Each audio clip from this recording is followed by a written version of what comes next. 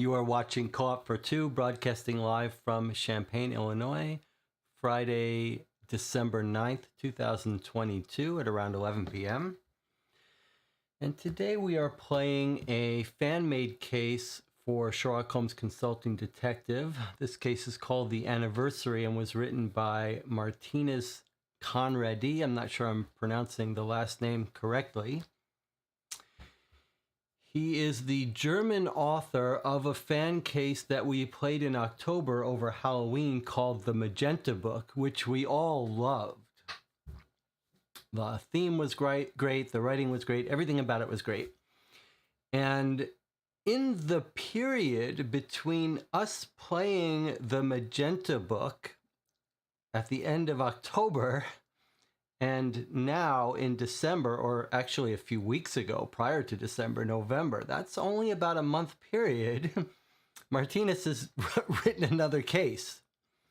And that's what we're playing today. So we're going to approach this sort of half to play it and enjoy it, and half in the role of playtester. I think it's an incredible achievement to write a new full case in basically a month.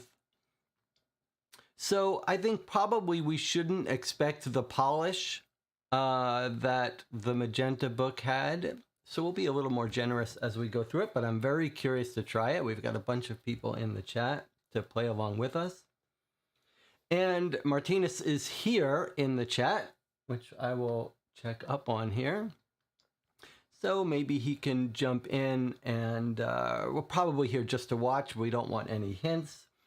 Now, if I understand correctly, this isn't for sale. The Magenta Book is a free download on the Sherlock Holmes Consulting Detective files page. All of the fan cases tend to be put in the Thames Murders, Sherlock Holmes Consulting Detective Thames Murder, the first box. But I don't know if this one is available yet. Marthinus says he's from South Africa, not Germany. So I don't know if you can actually download this yet, but eventually you will be able to.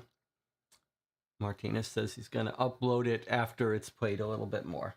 Okay, so before we jump into this, and this uses the normal Sherlock Holmes Consulting Detective map, which I have here from the Thames Murders cases and the directory, and it has its own little newspaper.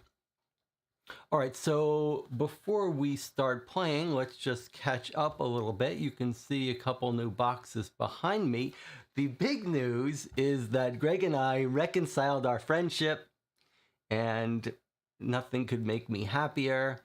And we've also been playing board games and filming some stuff as well. We filmed some, I didn't talk about this yet, right? We filmed a couple videos for his movie channel, which you can check out, although they're not up yet because Greg is still learning the ropes of editing. So I can edit a little bit faster now. So my board game videos are going up quicker. We put up a playthrough and a review of Rear Window, which is behind me somewhere. A very cool game. A little bit of deduction there. To me, I've been hunting for this kind of game for a long time, trying Mysterium, Mysterium Park, Obscurio, one of these games that uses Dixit-like cards where one person is trying to give clues to the other. Rear Window is finally the game that seems to get that right. Yesterday, we played, finally, World of Warcraft Wrath of the Lich King. Wrath of the Lich King? I believe that was it. Which is a pandemic game. That's behind me, actually, right there. We did a playthrough and a review and a quick before you buy it. Those are going up and encoding now. Logan says, is that a Bikini Kill shirt? Absolutely. Bikini Kill, one of my favorite bands. Okay. Another thing that's new is I got a new Stream Deck here, a bigger one. So you may see me hunting for keys a little bit more than I normally do as I get used to the new layout of my buttons here. All right, what else? I also completely revamped my code for my OBS plugin that tracks markers. And I hope that will, whoops, that's not the right screen. I hope that will work properly, but we'll see. It should be actually better once I get it all tuned, but it may take a little bit. All right. What more do we need to talk about before we start? Anything new with you guys? I guess the only other thing I should say is that I've scheduled on Sunday at 3 p.m. Our second turn of the Blinded Birder. This is the Murders by Mail, play-by-mail game that we played the first turn of 2 weeks ago and really surprisingly liked it, much more than we thought. However, it's now been almost 2 weeks and I still have not gotten the reply by mail. It's a really unfortunate thing that it's taking so long for them to turn over replies. You're playing by mail. It would be nice if you got your reply in a few days. Instead, it's been 2 weeks. So I've scheduled that for Sunday at 3 p.m. We're going to try to do them all on the weekends during the day, just to change things up and let people watch that don't normally watch. However, the reply hasn't come yet, and so if it doesn't come tomorrow, we won't be able to play that on Sunday. That's just how it goes. Out of my control. All right. Anything else that you guys are up to that you want to talk about? I believe they are from the US somewhere. I'm not sure though. Murdersbymail.com is the company. I mean, we played 4 months of the other 2 cases by them, and typically it was taking them like 9 days to get a reply. A little unfortunate because it would be nice to have a weekly scheduled game.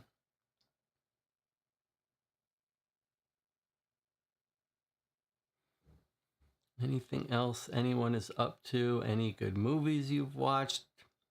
The movie review, the videos we filmed for Greg's channel were top 10 relationship movies, which I had 30, 40 that I really loved. That was easy. Then love romance movies, which was not really my wheelhouse, but we managed to get in 10. But I think maybe in the future we'll do westerns, which is much more in my wheelhouse, and maybe I can convince Greg to do top 10 samurai movies. So we'll see. What are you guys up to before we get started here? Nothing. Well, while I'm waiting for a reply, this is a good time to remind everyone that in general, I don't like, while playing these games, to sort of try to ask questions and wait for responses. That just feels like a weird pacing for me. So basically, I'll be playing this as if you guys can chat, talk amongst yourselves. If you have something you want me to do, you just shout it out and I'll try to catch up. I'll try to see it and do it, but don't wait for me to ask you what to do. Looks like Jonathan is talking about VR. I have an Oculus Quest. I never use it, but I keep meaning to. Jonathan says he went to watch a VR movie in a VR headset. Megan is playing Curtain Call. That's a hunt a killer game. Had some Korean barbecue. Logan is watching Yellow Jackets. I don't know what that is. Ice skating. I haven't been ice skating in decades. I do love roller skating. There's a roller skating rink in a nearby town here that I really do enjoy going to. You know, they play music. You're sort of dancing as you're roller skating. It's quite fun. But ice skating is a different matter. Ice skating feels a little dangerous. Like one small mistake and someone gets cut. And if you fall, you're falling, I don't know, the ice seems harder, more risky than in a roller skating rink. One thing that we should mention, well, I guess while I have you all here, is that there is a Board Game Geek guild for this channel. There's a link in the YouTube channel under community. You'll find a link to it where we discuss what games to play next. And one of the things we've been discussing is, can we play some epic games over Christmas or between Christmas and New Year? And it looks like the current plan is to tackle Adventures by Gaslight. Adventures by Gaslight was one of the most epic experiences we've had on the channel. Jonathan Warner and I basically hit that, the two of us. and it took us a week. But the one game next to it, the Queen's Park Affair, the last big epic case, one of the original expansion cases for Sherlock Holmes Consulting Detective. So the current plan is to try to play that between Christmas and New Year. It'll take us several days, and we'll probably throw in there a little Christmas-themed Deadbolt Mystery Society game and maybe something else. Maybe we'll play one of those old 1930s dossiers we've been meaning to play. Martinez says, currently playing Queen's Park now. Well, that would be fun to have you come by and see how we play differently. Decision to leave. I don't know that. And then we have been playing last couple weeks, 2 episodes playing Key Enigma, which was really rough. And I don't know if I have the stomach to continue playing it. We've played it twice now. It's sort of a puzzle game, but it's more like a computer game. Most of it so far, a lot of it has been on the computer, and it's been frustrating for various reasons. You can watch the videos if you dare. All right. Let's dig into the anniversary here. Let's see, what's the best way to do this? Let's try this little scene here. All right, so this is how I do these. I print these out. I have a couple of these 3-ring binders of different sizes, and I just, whatever the latest game I'm playing, I put in one of these and cycle the old ones out. All right. Martinez, we've already talked about. All right, let's see if we can get a good view of this. All right, so very nice, kind little, what page would you call that in a book? It's sort of like the plate here. So nice of Martinez to acknowledge the channel. Definitely not necessary, but very kind. Okay, here we go.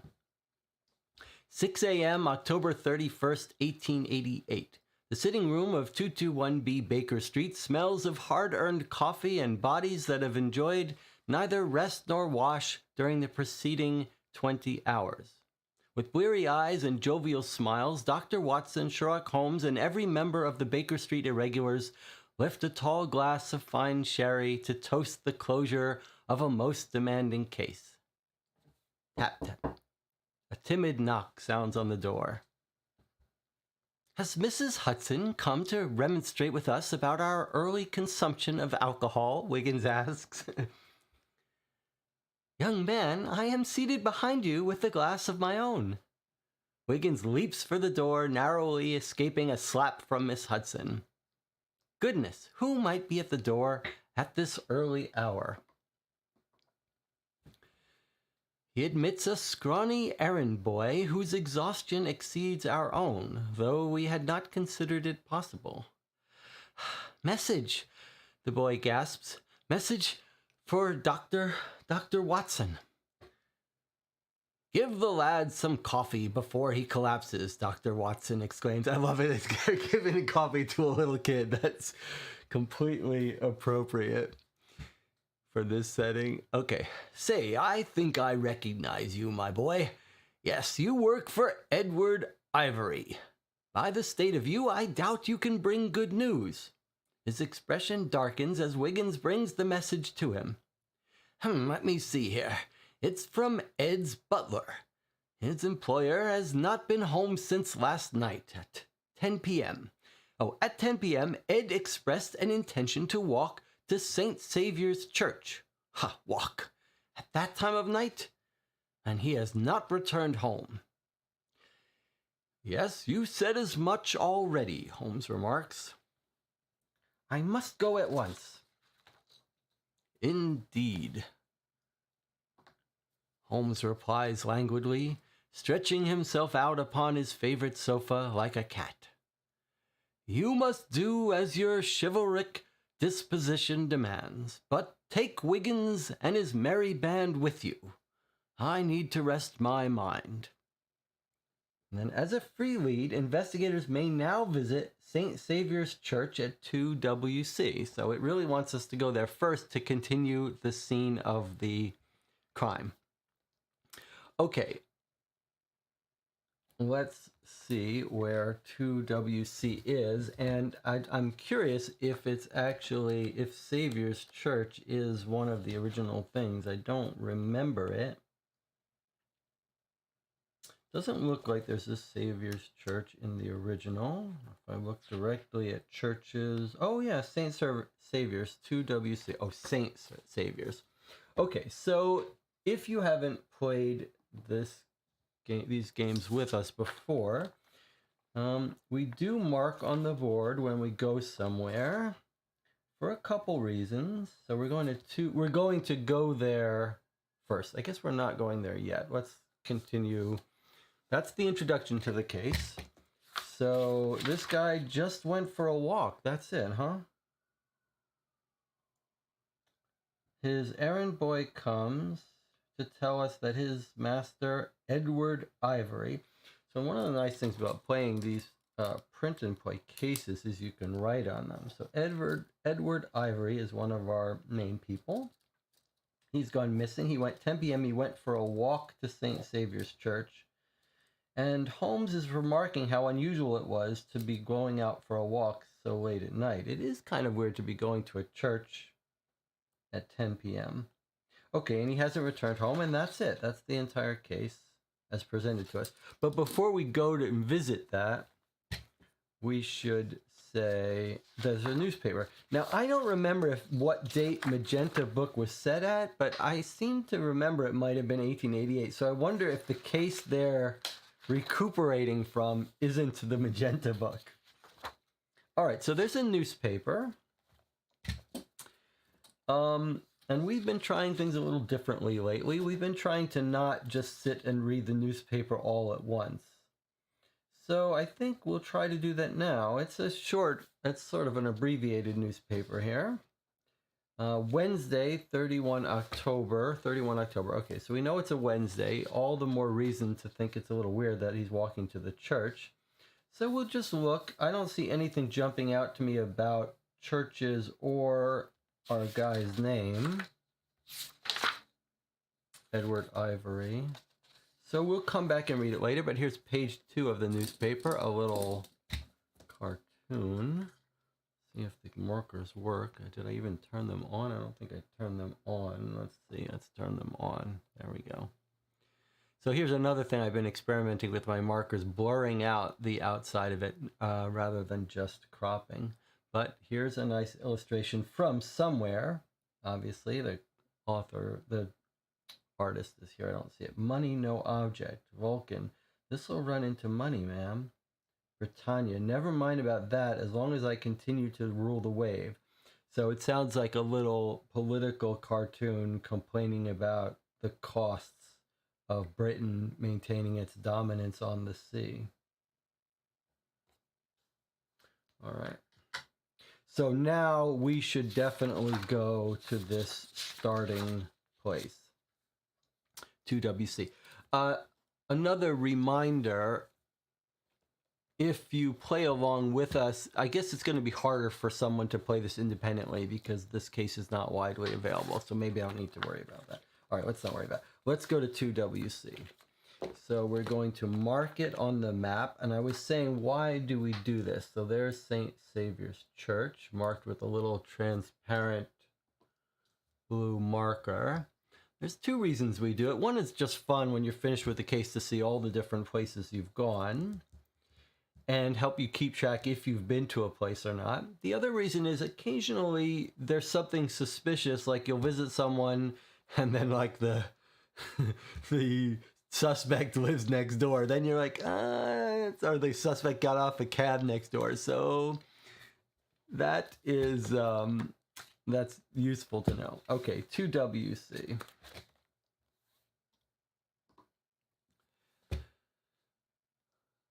The cemetery adjoining St. Saviour's Church offers a haven of solitude from the frenetic city. However, we cannot enjoy it, giving our yearning for sleep. Our self-pity vanishes upon encountering a man seated on a stone bench. He's staring at an impressive tombstone lovingly carved with floral designs. Ed, Watson whispers, as if fearful of disturbing the dead. Ed, my good man, by the look of you, you have been sitting there all night. Your butler fears for your safety. He's not dead. I just assumed he was going to be dead. The man responds as passionately as a statue. He wears a fashionable gray suit with a gray top hat. Red hair flows down to his shoulders.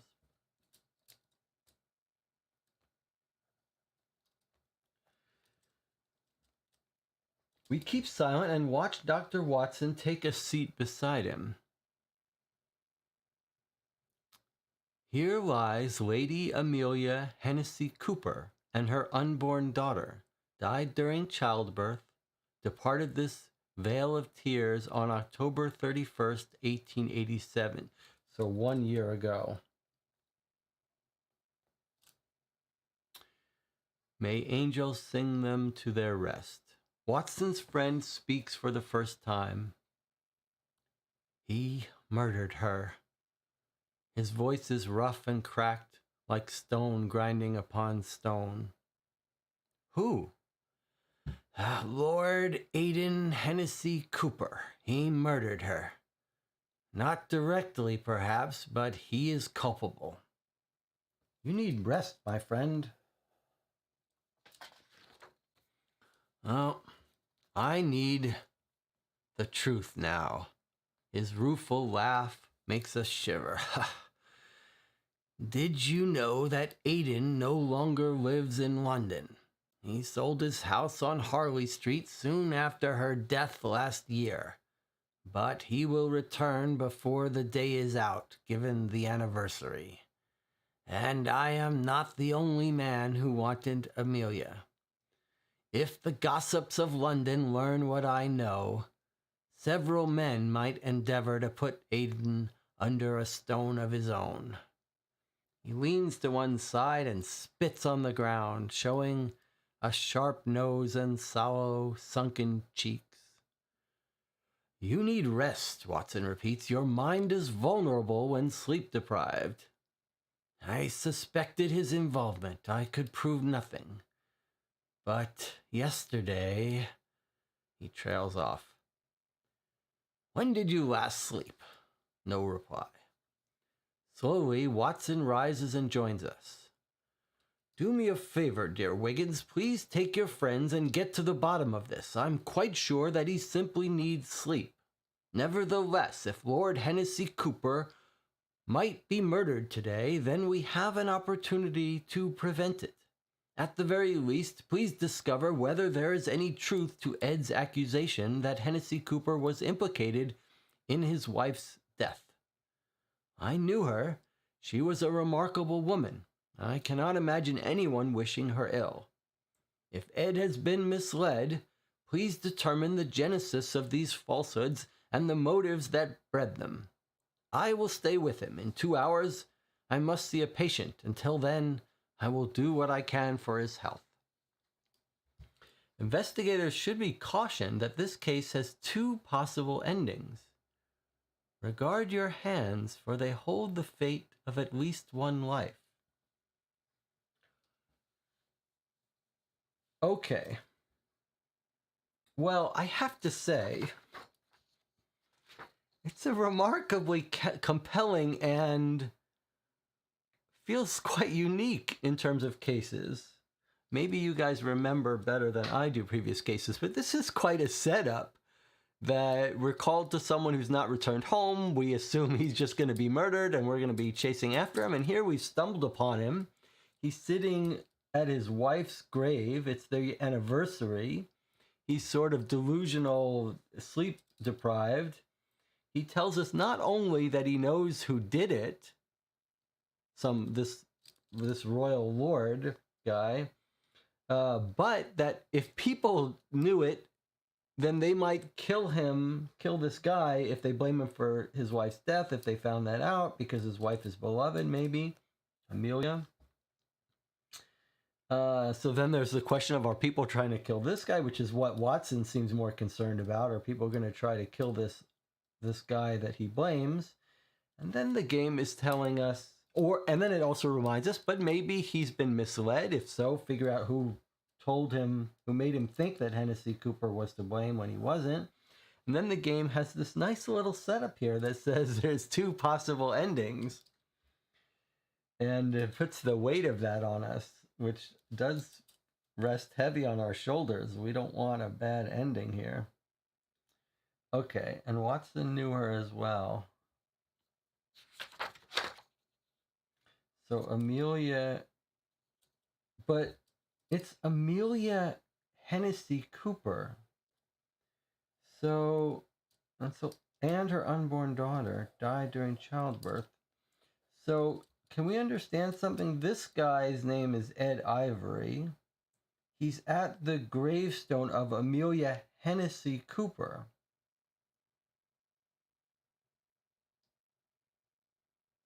And he's saying her husband murdered her, I guess. Aiden Hennessy Cooper has to be her husband, right? So who is she to Edward Ivory is my question. He sold his house on Harley Street, so we may want to check out Harley Street. And then Aiden no longer lives in London, but he will return given the anniversary. I'm not the only man who wanted Amelia. I see. Okay, so Amelia is just someone that this guy fell in love with, but maybe Hennessy Cooper sort of seduced her and married her, and then she died during childbirth. But she's not the wife of Ed. She's just someone that he loved, and a lot of people loved, I guess he's saying.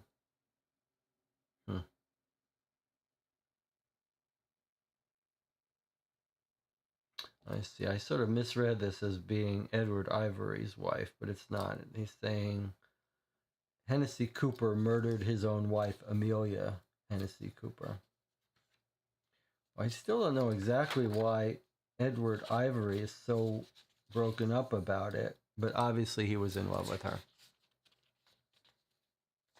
For sure we know that Hennessy Cooper is the husband, because it says right here, Hennessy Cooper was implicated in his wife's death. I guess it's not Edward Ivory's wife, or she would have his name, I assume.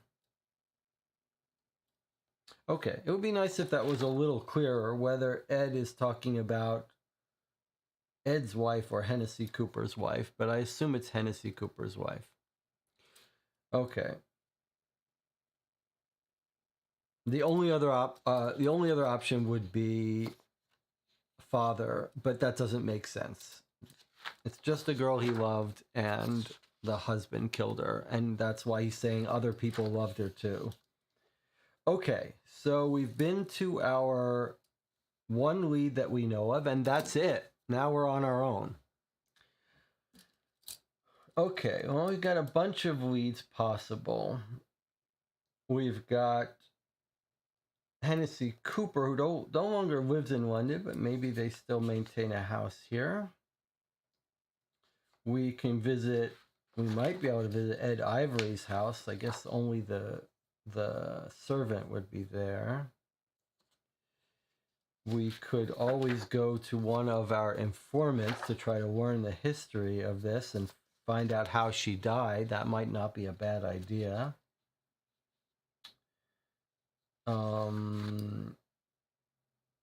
We heard also about their old house on Harley Street.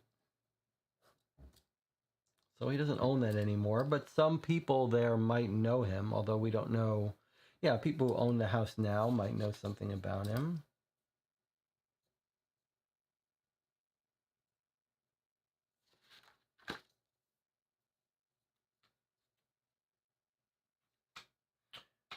For all we know, Ed Ivory's married. We could visit his house and talk to his wife. She might not be too happy that he's so obsessed. I'm just trying to brainstorm about other leads we might consider that we've read about here. The most It's very unusual for us to go directly to informants, but this does seem like a case where maybe our best track might be to go to the Office of Records, Births and Deaths, and find out about her death and marriage. So if you'll remember, like Sherlock Holmes, these fan cases will use the same informant system. So we've got Somerset House, which has records of births, deaths, marriages, and wills. So that would be a very good place to go to find out if there's a will, if he married her for her money, any notes on how she died. And then we could even, he said that Edward Ivory says that this Lord Hennessy Cooper is no doubt going to be back in town for his wife's anniversary of his wife's death, but we don't know where we'd find him. What else am I overlooking? And then there's the newspaper. We could take a closer look at the newspaper. That's what Jonathan suggests. Jonathan says, should we take another look at the newspaper now that we know the introduction? I think probably we should. Let's take a closer look. We're looking for Hennessy Cooper. We're looking for Edward Ivory. Let's see. Any stories about her death anniversary? No. Okay, we've got some personals. Mercy, I'm certain when we play these games, we do read the entire newspaper eventually. It's just we've been changing the pacing, but maybe this is short enough that we should look through it. Here's a personal ad. Mercy, I'm certain it would amuse readers of the Times to learn. Let's see if I can test my markers out. I'm certain it would amuse readers of the Times to learn of your present financial predicament. Oh, he's writing to Mercy, whoever that is. More interesting still, readers might be amazed, nay shocked, to discover that one such as yourself owes greatly to the likes of the establishment by which I am employed. Pay or be truly named a reasonable credit. So someone is threatening someone like, you better pay me what you owe me or I'm going to make it public that you owe me money. Okay. Advertising. Poole & Company offer a unique selection of fashionable canes, watches, hats, and suits for the discerning gentleman at Finsbury Square.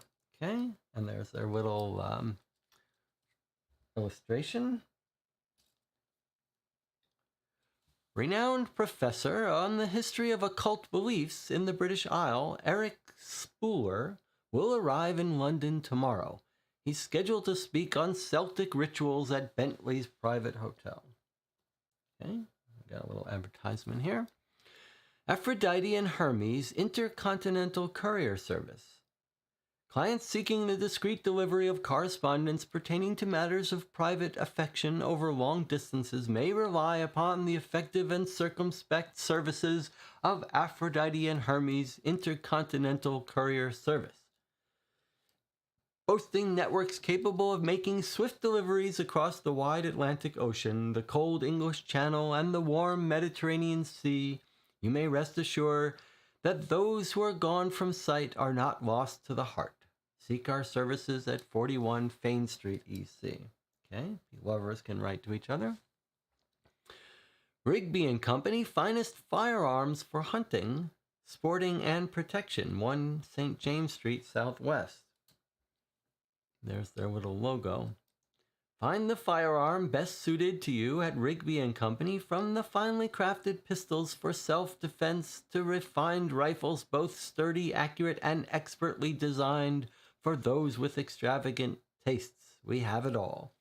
So are we going to need to buy ourselves a gun in this case to complete that to one of the endings? That's a little scary. Crime.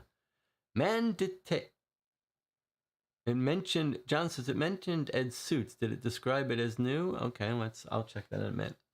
Crime. Man detained for assaulting London medical examiner. Esteemed London-based medical examiner Sir Jasper Meeks was yesterday assaulted by a man whom authorities have refused to identify. The examiner is unharmed and claims that the assault was simply the result of heated emotions. No injuries were sustained by anyone. Okay, so Jasper Meeks is one of our characters we like, and he's one of our informants. And you could imagine that this could be Lord Hennessy Cooper who assaulted him. And that's why they're not naming him, because he's a lord. So we might want to go visit him. And we definitely want to visit him to see what he says about this assault. So far, the markers are working well. Labor, postal workers in the West Central District of London have threatened to continue their disruption of the delivery of mail if their demands for improvements to their working conditions are not met. This follows weeks of disruptions by workers in other districts across London. Fortunately, the Times is happy to report that matters have been temporarily resolved by the intervention of cool heads from all parties involved. We are hopeful that the temporary cessation of discontent will permit worthy representatives to arrive at a permanent solution for all concerned. And here's our last article in the paper. Auditions at the Allegro Theatre. Experienced actors and actresses required for upcoming play written by Johannes Windermere. Excellent references and reviews a must. Applicants must be comfortable with wearing heavy makeup and costumes for the full duration of the play. Precise roles to be announced soon. Okay.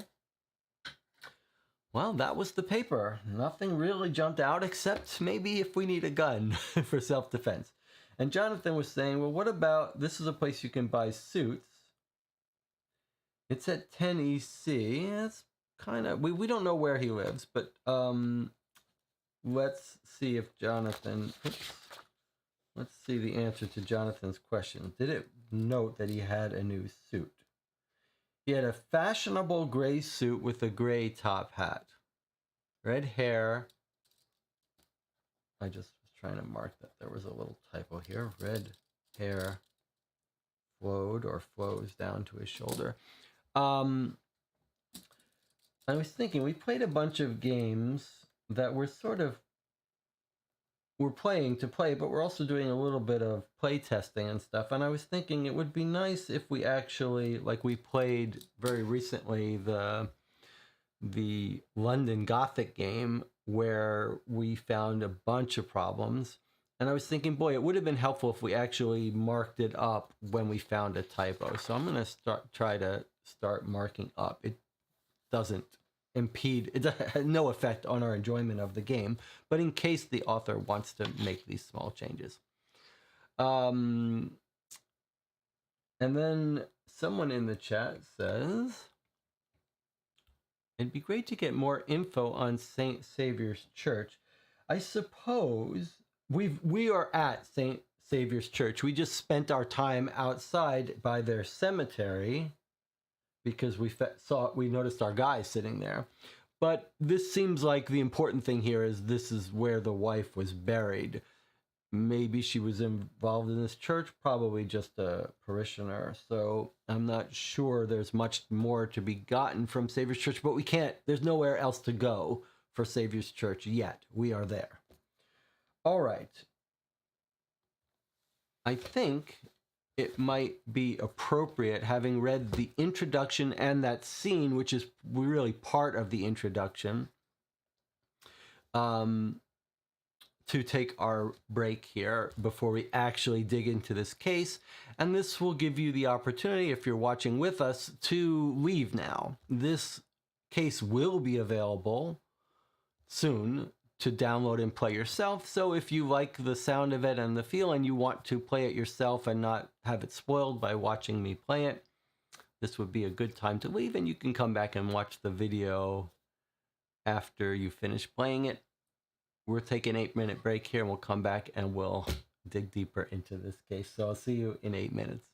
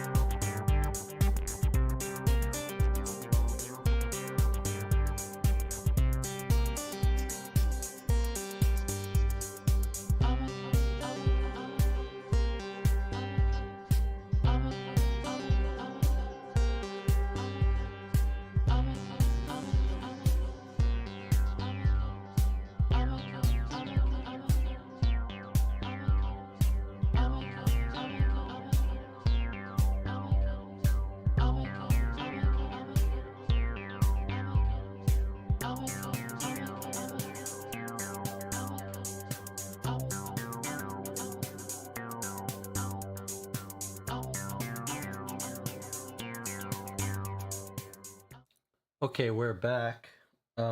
Let's talk a little about our thoughts on where to go next, leads to follow. Often we try to avoid the informants till we need help, till we run out of other stuff. But it does seem like in this case, Going to the births and Somerset House to check out records of births and deaths would be a very important lead to get a lead on the wife. As several people pointed out in the channel, Langdale Pike, our informant who's the gossip columnist and knows frequently about sort of the higher up in society, might know about the Lord Cooper, whatever his name was, and about the wife and stuff like that. Then Hennessy Cooper. And then, of course, we could try visiting this guy, Ed Ivory's house. I mean, this isn't his wife who died, so he may be married or have other people. He might be living with his parents, so it might make sense to visit his house, look it up in the directory, and see what they can tell us about him and why he might have liked this woman. Like, maybe we'll speak to Ed Ivory's wife, and she'll be like, he's obsessed with this woman and he's lost his mind. The other thing that's worth doing is we're told that Hennessy Cooper sold his house on Harley Street. It's a little bit interesting that we've been given such a detail about exactly what street he used to live on. We might want to find that just to get a picture of it. But it might be that he's got relatives still in London that we could talk to, right? I mean, if you're a ward, he might still have a house, a different house in London, or relatives that know about him and know when he's arriving. The other thing that did occur to me is this is a long shot, but it is an intriguing possibility. He's got this hyphenated name, right? Hennessy Cooper. And that's a little unusual. And we might want to at least consider the possibility of looking up the Coopers and see if maybe that family still has homes in London and might be where he's going, right? Like, you could imagine we might look up in the directory and there's no Hennessy Cooper, but maybe his other ties to his family. So what I suggest is that we first go in the directory and at least get a feel for, see if these leads that we might look up by name are in the directory. So that would be Edward Ivory's house and Hennessy Cooper's house. And then I think we should jump to those two informants. But first, let's look up and see if Edward Ivory, the guy who we've just run into at the church cemetery, let's see if he's got a house we can visit. So I'm looking for Ivory.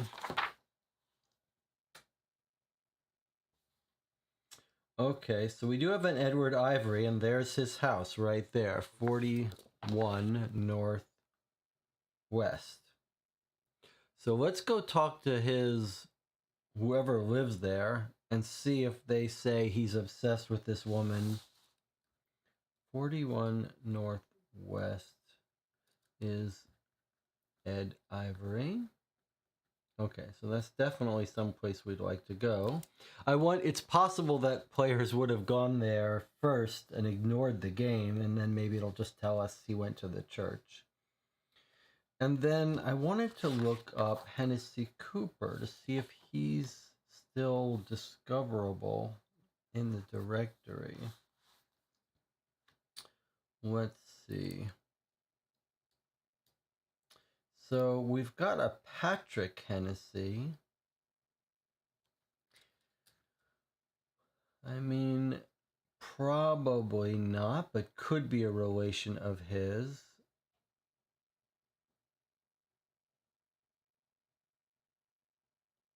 Patrick Hennessy. That's 75 Southeast. And then what if we look up Cooper just for the hell of it?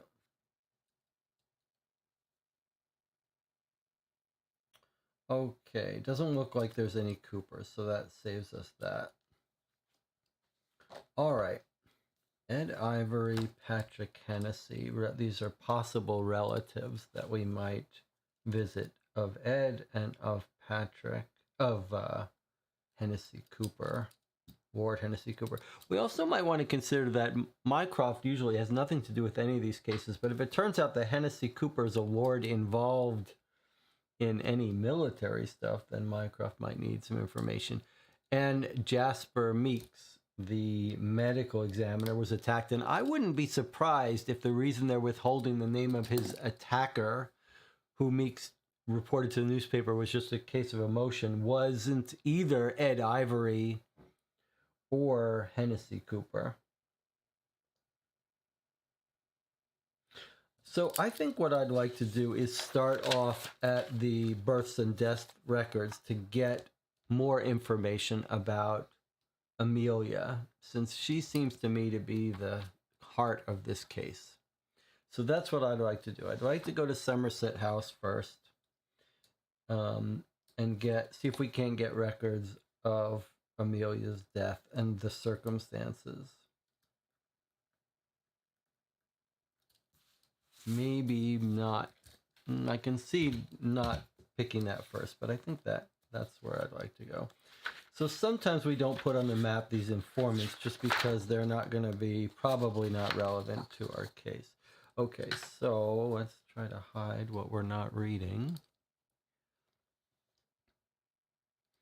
At Somerset House, we learn that Lady Hennessy Cooper was born Amelia Esseff to Logan and Denise Esseff, who died 4 years ago of natural causes. Each of the Esseffs' 3 daughters were left financially independent. According to Amelia's will, should Lord Aidan Hennessy Cooper die without having fathered children by her, her estate and all assets are to be transferred to her older sister, Grace Esseff.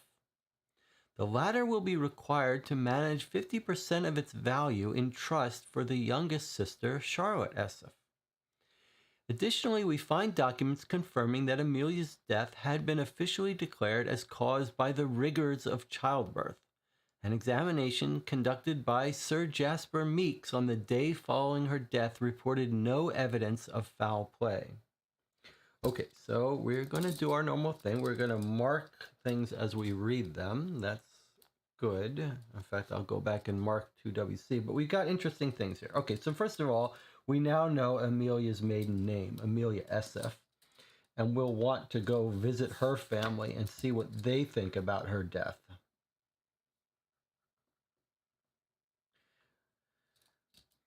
And then so we're told that she basically had money. She came from a family of money.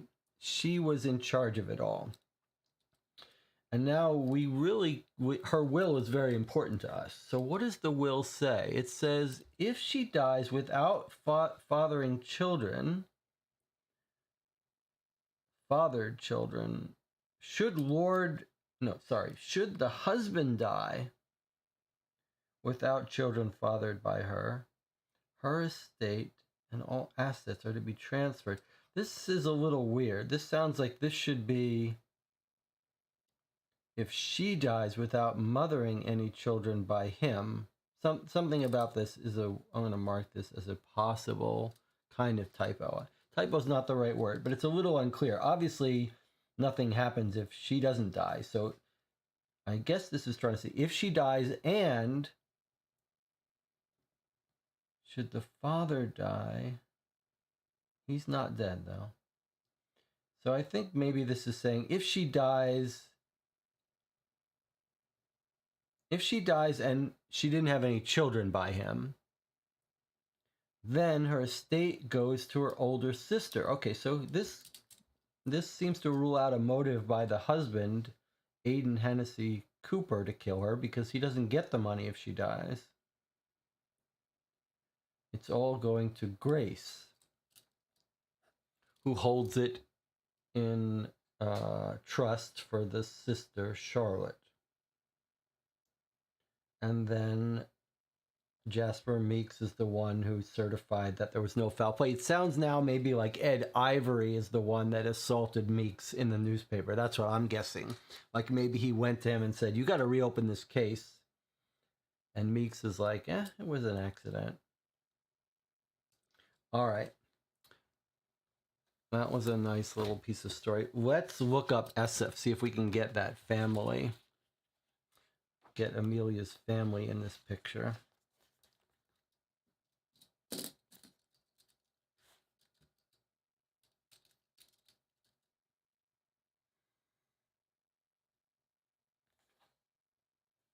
There's Grace Esif, 67 Northwest.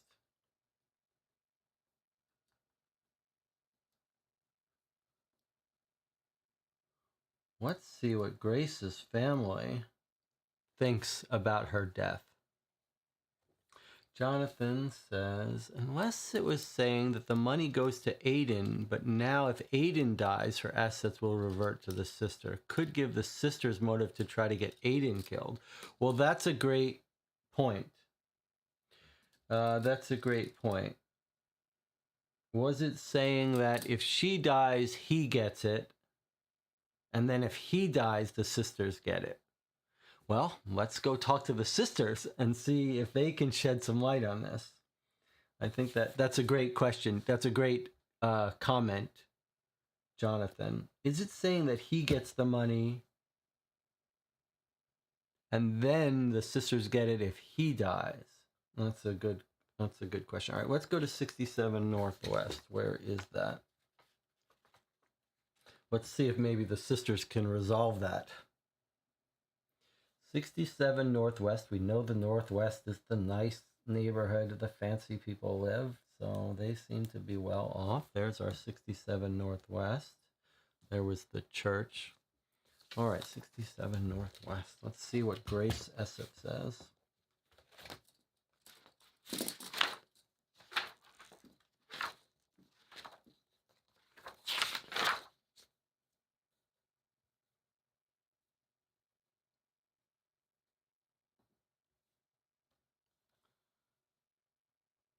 Where's my... Oh, I see it wasn't flipped over properly. For a small eternity, we wait inside Grace Esif's lavish parlor. Sounds like she's got money. Scores of Esif ancestors regard us with painted eyes while we organize the questions buzzing in our brains. Finally, a footman announces her arrival. Unmarried and independent, Grace Esif is a statuesque woman. She carries herself with supreme confidence and unerring poise. A glittering dress flows over her form, while a matching hat perches over her light brown hair. A dark spot decorates the center of her chin. I am currently engaged with my personal tailor. You have 5 minutes, which you will not exceed by a heartbeat. Our business is simple. We require only a fraction of your time. Wiggins makes a low, flamboyant bow with a grin that only we can see.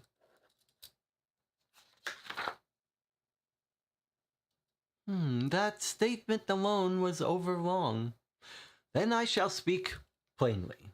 Are you aware of rumors that Lord Aidan Hennessy Cooper might not be innocent in Amelia's passing? That was the question we had selected as the first of many. I have no time for this. You will leave now. She turns her back on us, but Wiggins steps closer, approaching one of the many portraits on her parlor wall. It depicts Miss Grace Esif and 2 slightly younger women, each of whom appear to be around 20 or 22 years old. One boasts dark brown hair, a porcelain complexion, and a dark spot beneath her right eye. The third woman is as beautiful as the other 2, and the dark spot that is clearly the hallmark of this family appears in the center of her forehead. All 3 of them could pummel poets into silence. Your sisters, Wiggins takes a last shot. To our surprise, his question arrests her as if he had cast a spell. Without turning, she answers, Yes, I am alone in London. I am now alone in London. As you know, one of them is lost to me forever. Now leave before I summon my dogs. Hardly had we exited the grand house when we notice a huge man drawing closer and knocking on the very door from which we had left. His Goliathan hands clutch a small envelope. We step closer, attempting to read the envelope, but he glares at us until we beat a retreat. Wow, okay, so we got a bunch of stuff here. First of all, we get this little teaser about each one of the Esif sisters has a dark spot, like a birthmark, and tells us where. That could be important if we hear someone describe a woman with a birthmark on her face, then that might tell us it's one of the Esseff sisters. And then she says, one of them is lost to me forever. I guess she's probably talking about Amelia. I'm assuming that she's not talking about being estranged with one of the others. But she doesn't want to answer this question. She says, you got 5 minutes. And then we ask her about Lord Aidan Hennessy Cooper's involvement. And she doesn't want to talk to us at all. Okay, and then we spot a guy knocking on the door. Huge man with a small envelope. And this is a little bit of little teasing. This is a nice little flourish by Martinez, the author of this case, to like tease us with this information we wish we could find out about, but we're gonna have to wait because obviously we can't get that information here. Okay, so let me just circle the other one that I forgot to circle. All right, so let's put on our list of things to not forget about. We've got a tall man, small envelope at the Esseff house, and that was 67 Northwest. We want to figure out what that's all about, and I'll just mark that we've been to this place. Very interesting. She's got plenty of money, probably comes from a very independent family, so she doesn't have any motive to try to get Amelia's money. But she didn't clear up for us whether that will part. All right. That could have been Lord Hennessy Cooper knocking on that door. We'll want to keep an ear out to hear if he's a big giant man. Okay, so I think now it's either Langdale Pike or Jasper Meeks.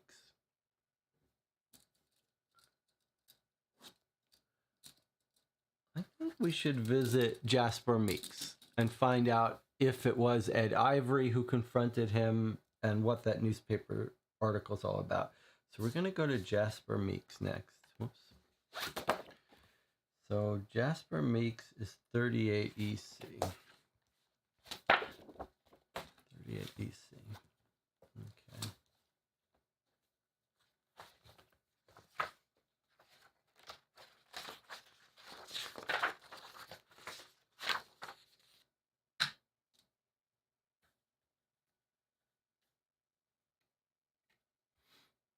Okay. Catching up with the chat.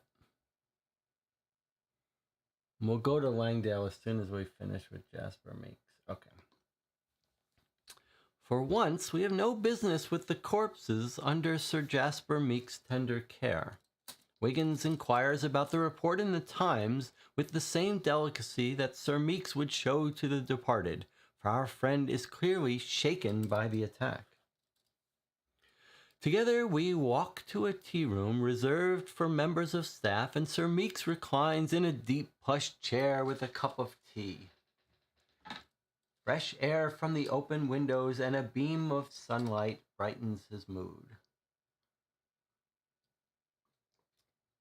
The name is Arnold Gregory von Trier. His state of distress is understandable. He accosted me about a medical report I filed last year on this very day. The report concerned a woman with whom he was in love. I concluded she had succumbed to natural causes, childbirth specifically. Upon the very day I filed that report, he arrived here and demanded access to it. I complied. He seemed to accept my verdict, but anniversaries are strange things. They can reanimate ancient hurts hook them like a fisherman's bait, and reel them to the surface with enough force to shatter an otherwise rational mind.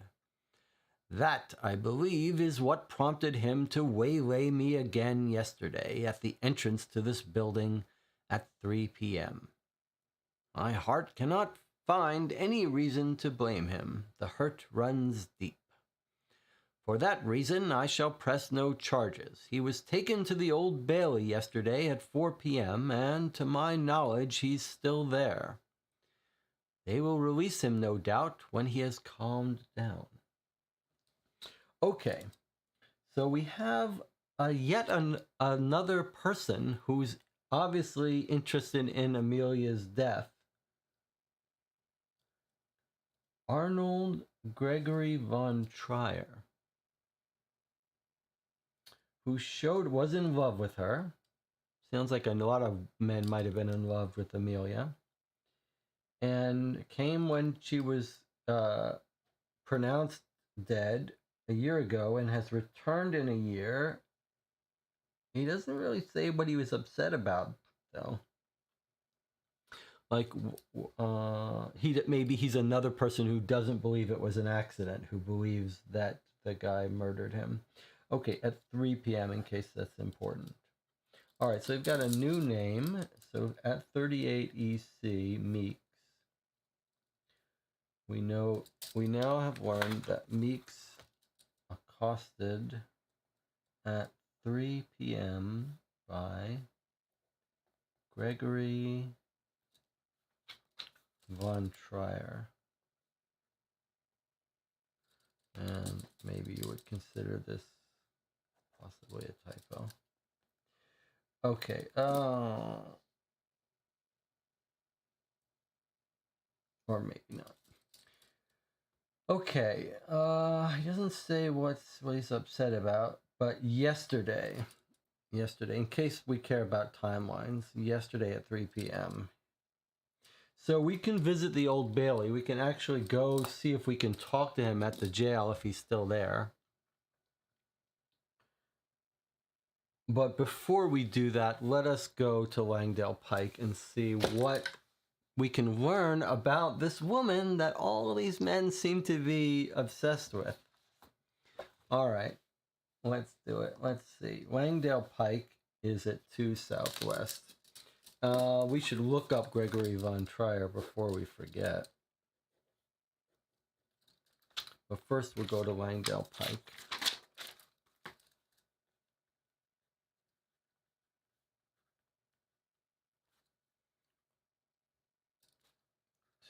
Southwest. All right, let's go there.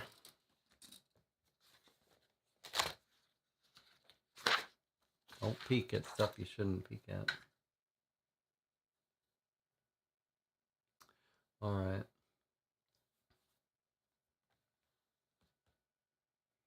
Langdale Pike's red eyes testify to an extravagant night. He responds to our inquiries with all the humility of a sultan, but we indulge him. Where would Holmes and his faithful irregulars be without my encyclopedic knowledge of London gossip? Anyway, Ed Ivory's quite right. Several men idealized Amelia, and who can blame them? She was gorgeous, wealthy beyond belief, intelligent. Wiggins clears its throat. Does your encyclopedic knowledge include names? Langdale enjoys a long sip from a glass of champagne. Hair of the dog. Well, James Smith was the strangest one. One of the people that fancied Amelia. Oh, how so? Well, he adores the arcane nearly as much as he worshipped Amelia. Every week sees a seance at his London abode. In fact, prior to her death last year, he often invited Lord Hennessy Cooper to his little congregations. James told me himself that the spirits, or whatever, could convince Aidan that Amelia belonged with him. Of course, Aidan never acquiesced to his invitations, being a level-headed sort of fellow. Do you know anything else about James? Oh, save for that one fact, I rank him among the dullards of this city. He has a face like an undertaker and a dour demeanor to match. And the other suitors? Well, there is Carl Sanders, I suppose. He was in love with Amelia at some point, but only for a little while, until his attentions shifted. Whence they shifted, I cannot say. Then again, perhaps he only feigned a change of heart. He is acquainted with Ed, and he also attended many of James's seances. Although 6 months ago, he started his own little club of arcane explorers. Honestly, I wish he'd try something truly interesting like an affair. That said, I cannot imagine a woman or man desperate enough. If you wanted to interview him, you can probably find him at the Cafe Monaco at this time of the morning. Okay, only 2 suitors? Be patient, Wiggins. My mind is fogged by a tortuous hangover. Honestly, for a man in my state, my memory is remarkably clear. There was an Arnold von Trapp or Van Trieger, something along those lines, but he lives somewhere in Scotland. I know Scottish with a surname like that. Would you credit it? Anyway, he only ever snuck down to London to see Amelia. Never stayed long, and as far as I know, he has never returned after his death. Well, we know differently, don't we? He did return and confronted Meeks. The 4th man was an actor of some kind. Farley something. I believe he's prancing about America. Either way, I was never very sure about the depth of his affection for Amelia. Are you quite certain that these men would kill to avenge Lady Hennessy Cooper? Jilted lovers are as rare as chimney sweeps. Would they really risk the noose? Risk the noose. Langdon takes another long sip. Perhaps the safer strategy would be for one suitor to maneuver another into committing the act. Dear me, your devious mind is rubbing off on me. Now please, I need some rest, and frankly, by the look of your rumpled clothes and bleary eyes, you should consider hitting the hay yourselves. Have some coffee. In fact, have some champagne. All right, so we've learned about a bunch of suspects here. And all of these men loved Amelia. Okay, let's see. We've got James Smith. Let's go. James Smith. He's going to be hard to locate in the directory with a name like that. But he worshipped Amelia. And he had these seances. That he invited Hennessy Cooper because he had a theory that he could use his magic seance to get Amelia to leave Hennessy Cooper and go to him. He's a dullard, face like an undertaker. And then there's Carl Sanders. Okay, what do we know about Carl Sanders? But he's saying he went off Amelia at some point, but maybe he was just faking it, he says. But he says he knows Ed, Carl Sanders does, and attended the seances. Why? They're all... This is a connection between a bunch of them now that loved her. The people that went to these seances. And then he says 6 months ago, he started his own little club. And tells us where we can find him at Cafe Monaco. Okay. And then he's got one more. Arnold von Trieger, who is the same guy who confronted Meeks.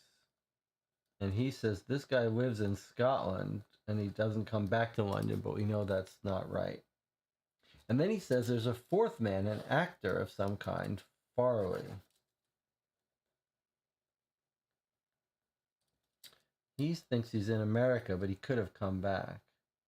And then he gives us his own little outlandish theory that the best way to get this guy killed and avenge her is for one to manipulate another into doing it. All right, let's just write down our suspects here, because these are clearly going to be important people for us to alibi, consider. So we've got James Smith. We've got Carl Sanders. Does anyone want to make an early guess as to whether they think one of these people did it? If you had to guess, it would probably be Arnold Trigger, right? The guy who showed up and beat up Meeks. I mean, he's obviously heavily invested in this. And then we've got Farley. Okay, so Farley is the actor. Von Trigger is the guy who assaulted Meeks. Making my notes here. And then James is the guy, let's see, Carl Sanders is the guy at Cafe Monaco.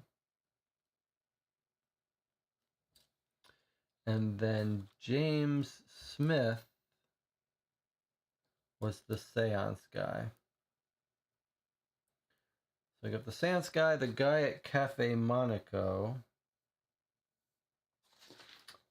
Arcane Explorers. So we've got actually a bunch of people that seem to be into the occult, right? Because we know it's James, Carl, and Ed. That's three of these people that loved Amelia seem to be a little bit into the occult. I don't know how seriously they're into it, but they're into it. And maybe even Hennessy Cooper, although according to Langdale Pike, Cooper didn't join them. Okay, that's some good leads. Maybe let's try to look up some of these people in the directory and see if we can't get addresses for them.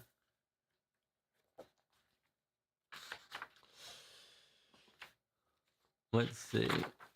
One of them is baiting the other one to act, but to do what? Kill the husband. We still don't know what the husband did to Amelia besides getting her pregnant. That's right. Maybe nothing. They may just blame him.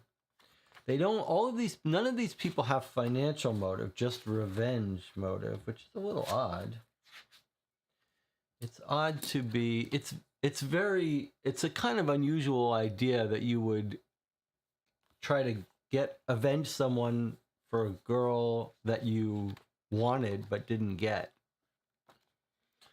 But okay, let's see if we can't find, first let's find Cafe Monaco. We're going to find addresses for all these contacts so we have our stuff ready to go. Cafe Monaco is 90 Northwest.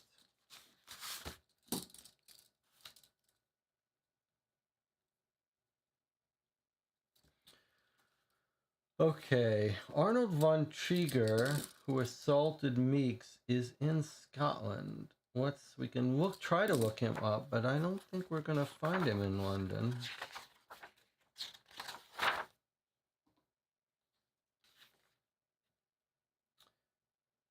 There's no Von Trigger. Let's see if he's on, and then so that would be under V for Von Trigger, right? We wouldn't expect to find it under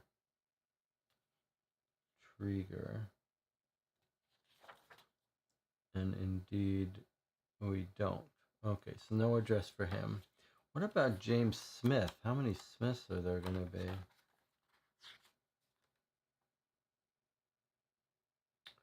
Maybe Smith is not as common. No, there's a whole bunch of them. Okay, but there is a James Smith, 31 Northwest. Okay, 31 Northwest, James Smith. And Arnold von Trigger, it could be locked up, right? The guy who attacked Meeks was taken to the Old Bailey, so that's maybe where we can find him. And then Farley.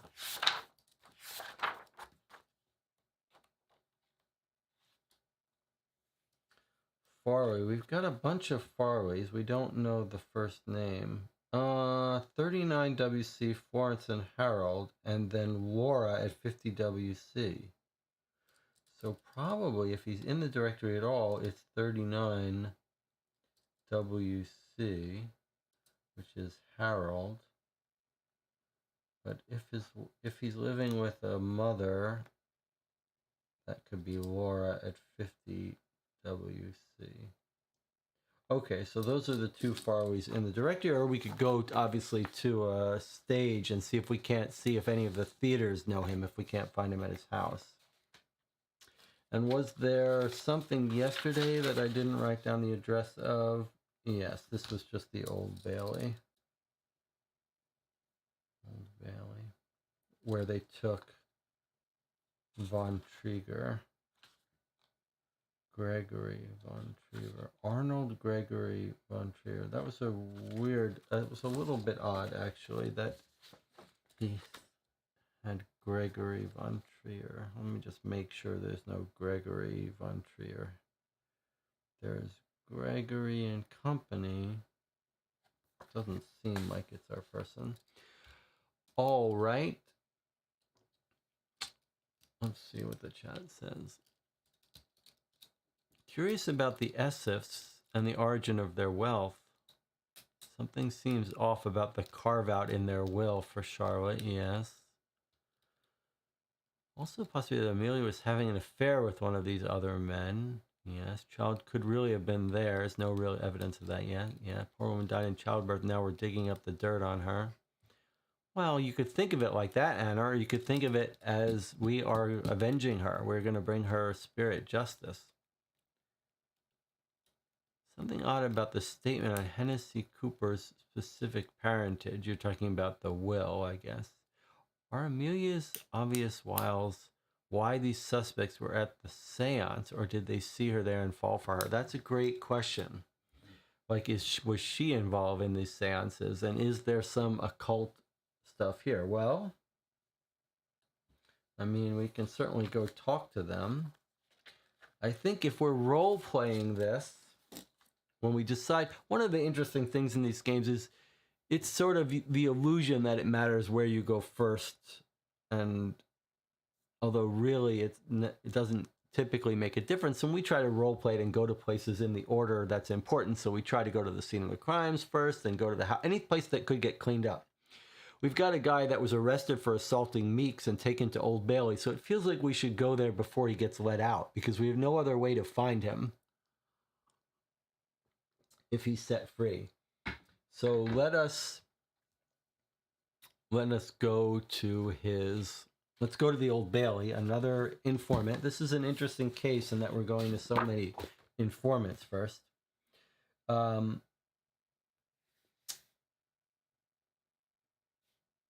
thought the Old Bailey was a location. It is. It's going to be one of the people that works there. Okay, Edward Hall, a lawyer at the Old Bailey, 36 EC. Let's do that.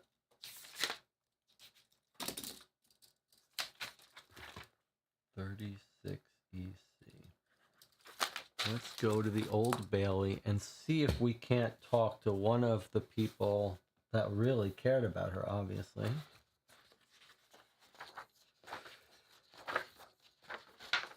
Okay, here we are.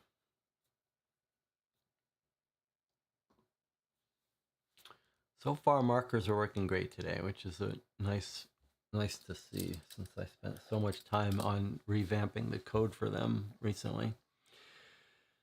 At the Old Bailey, Edward Hall secures permission for us to interview the man guilty of assailing Sir Jasper Meeks. We take a few minutes to cool our blood, lest we introduce the miscreant to our knuckles. Mr. Arnold Gregory Von Trier is strikingly handsome.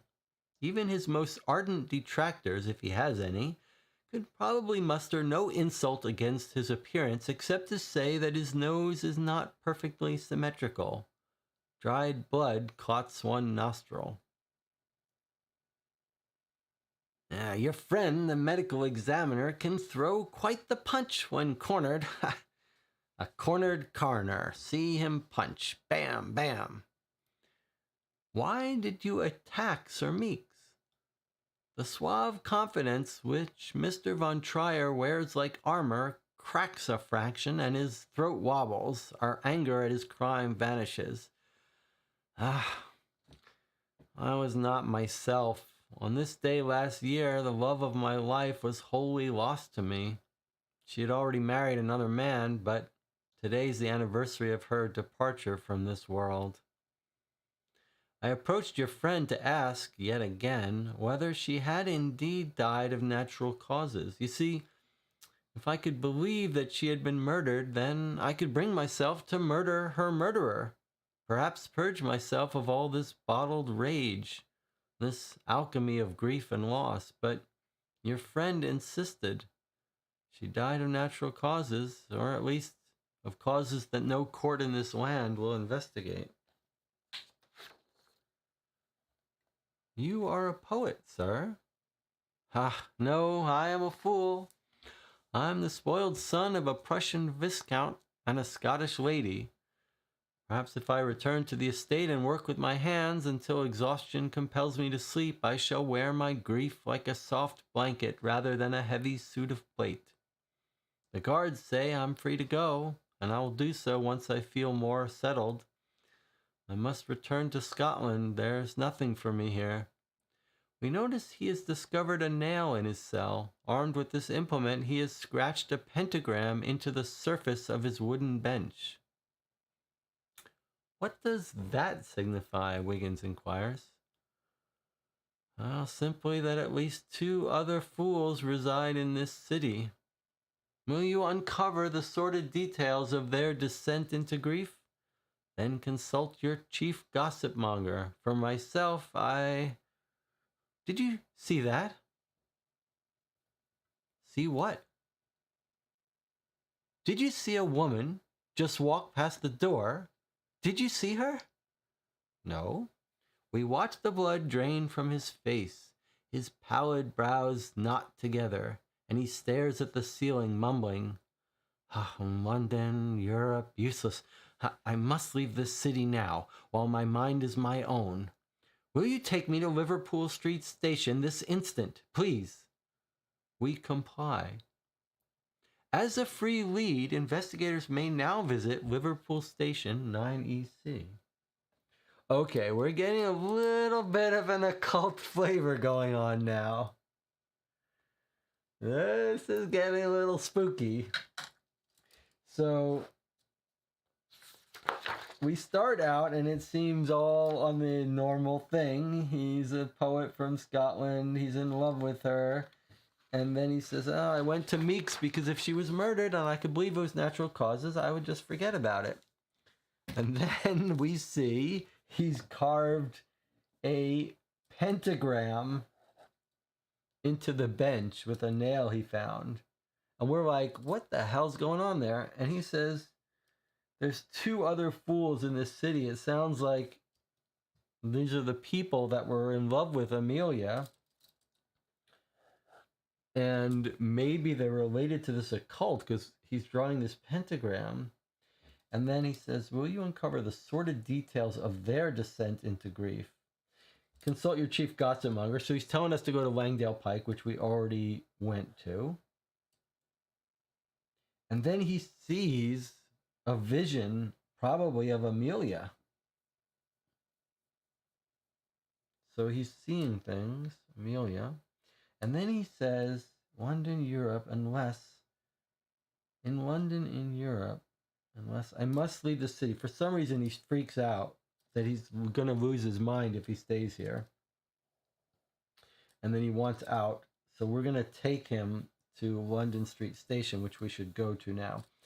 If you're not used to these games, you'll see here it says a free lead. And that's because the way nominally you're supposed to play these games is keep track of how many leads it takes you to solve the case, and that affects your score. And so this is just saying you wouldn't count this one against you.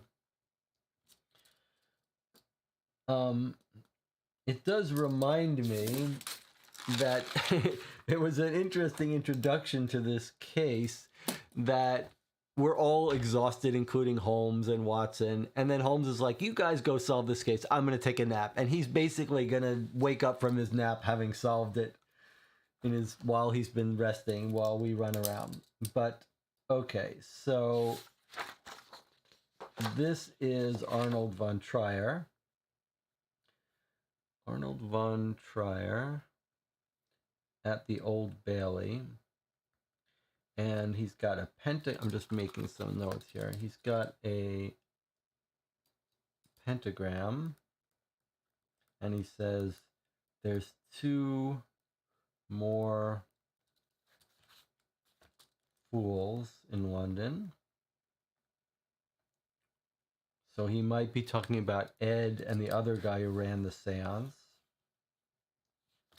And then he says, in London, in Europe. I don't know what that's all about. This is the vision he sees.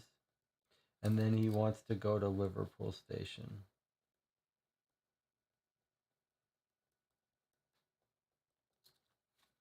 Okay, well, I think we're supposed to go to Liverpool Station now. So let's figure out where that is. Probably we should know. And we do know. We do know because we've played this enough. We're starting to get a little bit of memory of some of these places. Okay, Liverpool Station is right here. So we're going to go to Liverpool Station. This guy's fleeing town. So probably this guy doesn't sound like he's going to be a suspect now of anything. Okay, so 9EC, Liverpool Station.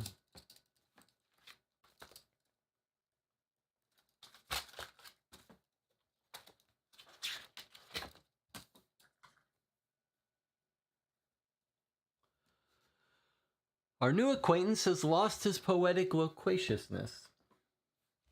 Soon he's boarded the 9 a.m. train for Edinburgh. We ask what to do about his luggage, and he confesses that he has none. I traveled to London yesterday on a whim. My mind was not... He waves towards his own noggin.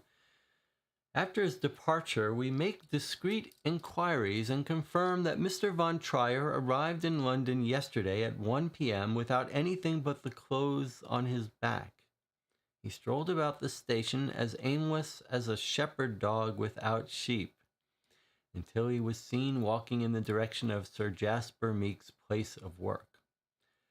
Suddenly, Wiggins stops. He pats his pockets. Hold on. What's this? Von Trier must have slipped it into my pocket. What he produces appears to be the last page of a crumpled letter. Okay, so we get a little timeline for Von Trier. I gotta say,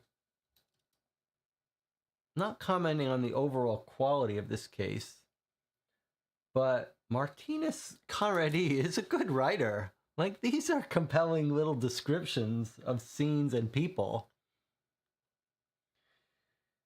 Okay, let's see what this letter is. Oh, look at that. We've got the letter right here. I therefore conclude that Charlotte's connection to Amelia remains strong. She possesses a power all of her own. If Charlotte attends our séance on the anniversary, we might succeed. She must return to London. Her older sister must not know. She has no sight. She will not understand. As for you, I beseech you to find in your poet's heart to join us. Carl refuses. Ditto, Ed. But the depth of your emotion mixed with mine might, if added to Charlotte's connection, call Amelia forth. We will persist from morning until midnight. Yours in grief, James Smith. And Anna says, Charlotte is the youngest, right? That's right. So Charlotte, this person being mentioned, which might... I was thinking his vision was of Amelia walking about, but it could also have been Charlotte. So Charlotte is the sister of Amelia. She's the one who the money was being held in trust. I believe. We might want to recheck that to make sure. But they're obviously all in some occult little circle here. And then he says her older sister, that's the one we talked to that didn't want to talk to us. She's obviously not in the picture. Must not know, she has no sight. In other words, she's not part of their little occult circle here. And then he says Carl refuses. So Carl doesn't want anything to do with this magic occult group anymore. Either does Ed. Ditto Ed. But the two of us combined with Charlotte. So that's the little triplet that seem to be gathering back here to do something. So James Smith is organizing Charlotte. Where do we find Charlotte?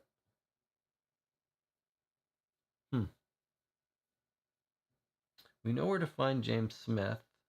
And this is the letter that was sent to our guy, Arnold von Trier, that brought him in, but he's leaving now. But we want to speak to James Smith for sure, and we'd like to speak to Charlotte. It is Charlotte, right? We should make sure that we didn't... Yeah, Grace Esseff is the older sister that we did speak to. And Charlotte is the younger sister that we saw in the photo, but we didn't know how to get to her. But we're not done yet here. At the bottom of this page, there's something more. Next, with a cynicism carefully cultivated in us by Mr. Holmes, we visit the tickets office to determine whether Mr. von Trier would be able to return from Edinburgh to London today. So we're checking the timetables and we're finding that it goes from, we've got a train from London to Edinburgh and then a train from Edinburgh to London. Okay, and what train does he get on? He has boarded the 9 a.m. train for Edinburgh. So let's look at this. We just put him on this train. He's going to arrive at 1 p.m. He will have missed the only train that day back to London. So he's stuck for the night in Edinburgh. In other words, here's his timeline alibi. If something happens today, it couldn't be him. We've put him on the train. There is no train back until tomorrow at 4:30 p.m. Okay, so here's his alibi for anything that happens tonight. And then we've got a little bit more. We also confirm that no other London stations are running trains to or from Edinburgh today. Investigators may return to 9EC later and read the entry below. This will count as a separate lead. So there's another lead. There's another lead if we come back. I'm not sure what that's about. Let's make a note on a card so we don't forget it. We can return to Liverpool Station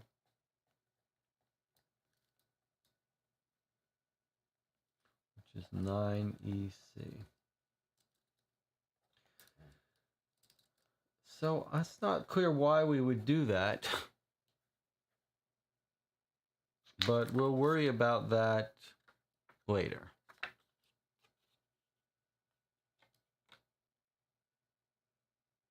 Oh, Jonathan's saying I read it wrong.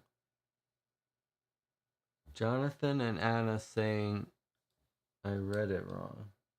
I see. Okay, thank you for catching that. So departure times are here.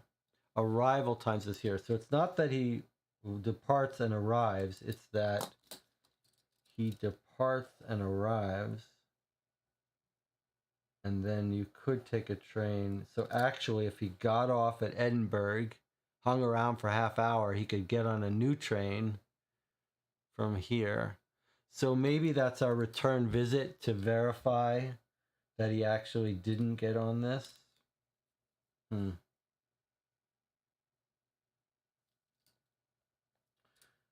we'd have to come back at 4:30 to ask if he got on the thing. That's tricky. Okay, so that was a good catch that you guys did. London to Edinburgh, Edinburgh to London. Okay. This is an interesting case. If I was playing this alone, I would have missed that. And that's a fair little trick that the author has played on us to sort of make it so maybe we would fall into that trap. But it is very clear these are departures, these are arrivals. So that's a fair little trap. Okay. So we can come back here maybe and verify that he didn't get on it. But let's keep this in mind. I guess he's got an alibi until 4:30 at least, right? 4:30 today. He's between now and 4:30 p.m. He's not going to be back in London, but he could be back later today. All right, well, we're not going to do that follow-up lead yet because we don't really understand why we would do it. Okay, Anna says, let us go visit the seance guy, James Smith. And then maybe we can talk to Carl Sanders and find out from an outsider what was going on at the seance place. Okay, but it is time for a break first. I'll see you in 8 minutes.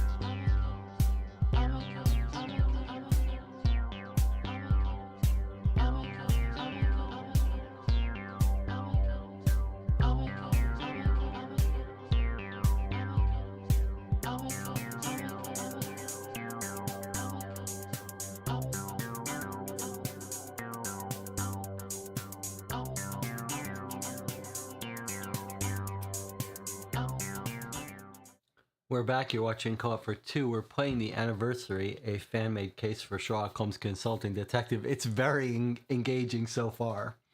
I was just making a little note to myself. Let's not forget that we'd like to find Charlotte.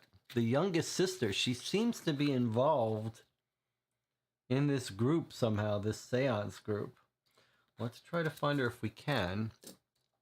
But it does feel like the next logical place for us to go is the guy running the seance who wrote the letter to this guy who's going a little bit crazy. Clearly, the guy who fought Jasper Meeks was not involved in her death. And it doesn't sound like this guy, James Smith, is either. Otherwise, why would they be trying? They seem to be wanting to get revenge for her or something. Well, let's visit him at his house, 31 Northwest.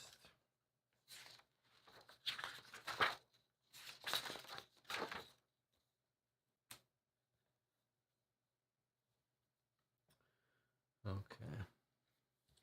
James Smith's abode sits in a row of respectable townhouses. Once we enter the foyer, all semblance of respectability shatters. A woman's voice hums at a steady, monotonous tone, while a cacophony of other voices chant in some obscure language that makes our skin crawl. A gray-haired butler approaches us, stolid and mute as a golem amid the noise. That's what he hears.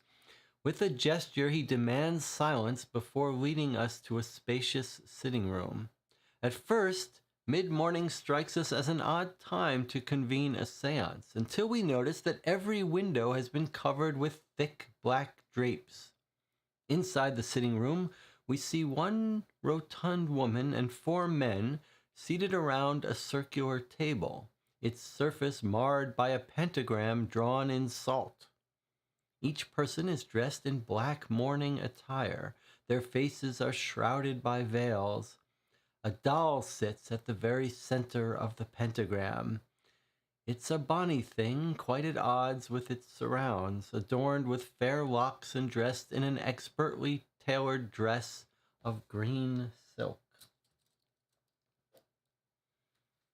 We are approached by a bald man with a painfully gaunt face, like a villain from some penny dreadful. He, too, is attired in mourning garb.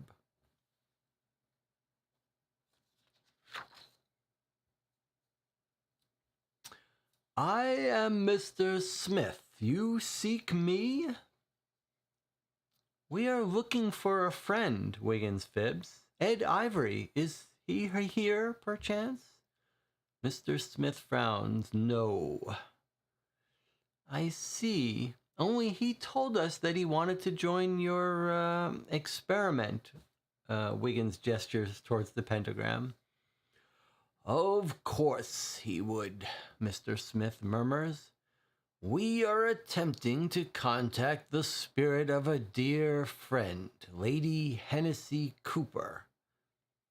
This is the anniversary of her departure, and the borders between the realms weakens.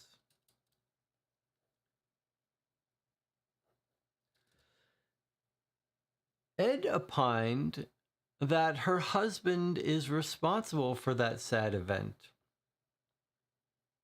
I have been exposed to the same rumor. In fact, I suspect that his source and mine are the same. His source, interesting. The chanting rises in pitch until we have trouble hearing ourselves think. Has Lord Aidan Hennessy Cooper attended any of your seances recently? No, never.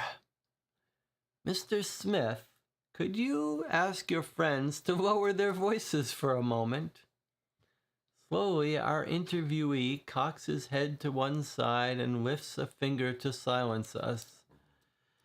Do you hear that? That is the sound of inevitability. It is our petition for contact with the beyond that awaits us all. No, they must not stop. Mr. Smith, we are associates of Sherlock Holmes. If you possess information regarding the culpability of Hennessy Cooper, you must share it. Who informed you that he played a role in his wife's death? James Smith grins, making himself even more suitable to a penny dreadful, while the chanting grows louder. Oh, a fellow contender for Amelia's heart. Now, since you are not official members of Scotland Yard, you will leave. He turns on his heel and abandons us. We are elated to escape into the fresh air and bright sunlight. Excuse me? A soft feminine voice nearly makes us jump out of our skins. We turn to see a young woman in a white dress regarding us. Is this going to be Charlotte? She boasts a complexion that strikes Wiggins dumb.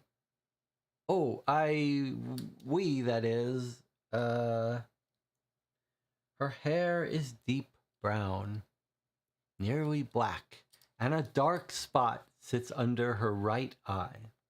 We notice she is carrying the doll we saw in the center of the pentagram. She's got the dark spot under her right eye.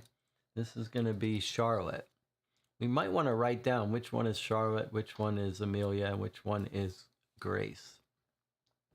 She's carrying the doll. Apologies, Wiggins tries again. Who are you? I am Charlotte. Amelia was my older sister. That's why I'm attending this seance. I brought her favorite doll, hoping it might help. She planned to gift it to her daughter, but of course she never had the chance.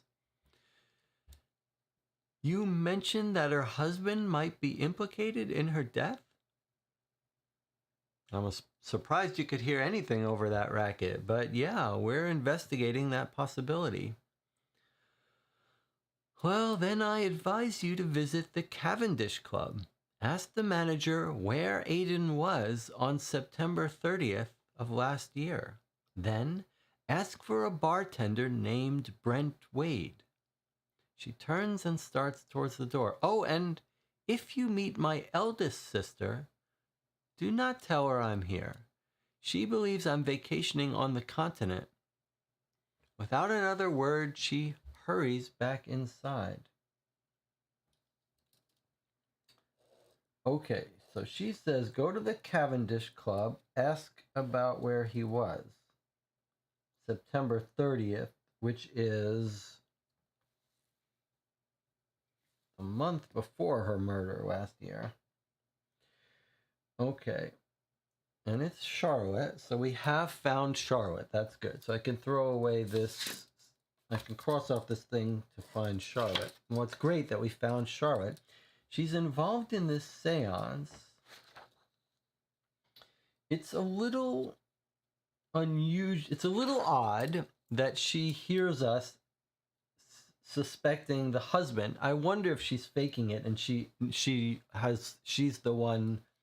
She already knew about this rumor. I think it is actually also important for us to make note of where he says he heard that the husband was involved. So we ask him, we say, Ed opined that her husband is responsible for her death. He says, I've heard that too. And then he says, in fact, I suspect his source and mine are the same. So now we're getting the first inkling that there is a singular person who is spreading the rumor that Hennessy Cooper killed her. And we get a little clue about it because we say, well, we don't question him about that. He just says his source and mine are the same. So someone is telling both of them that the husband's involved. And then we ask if he's been involved in the seances. He says he's never been involved. Okay.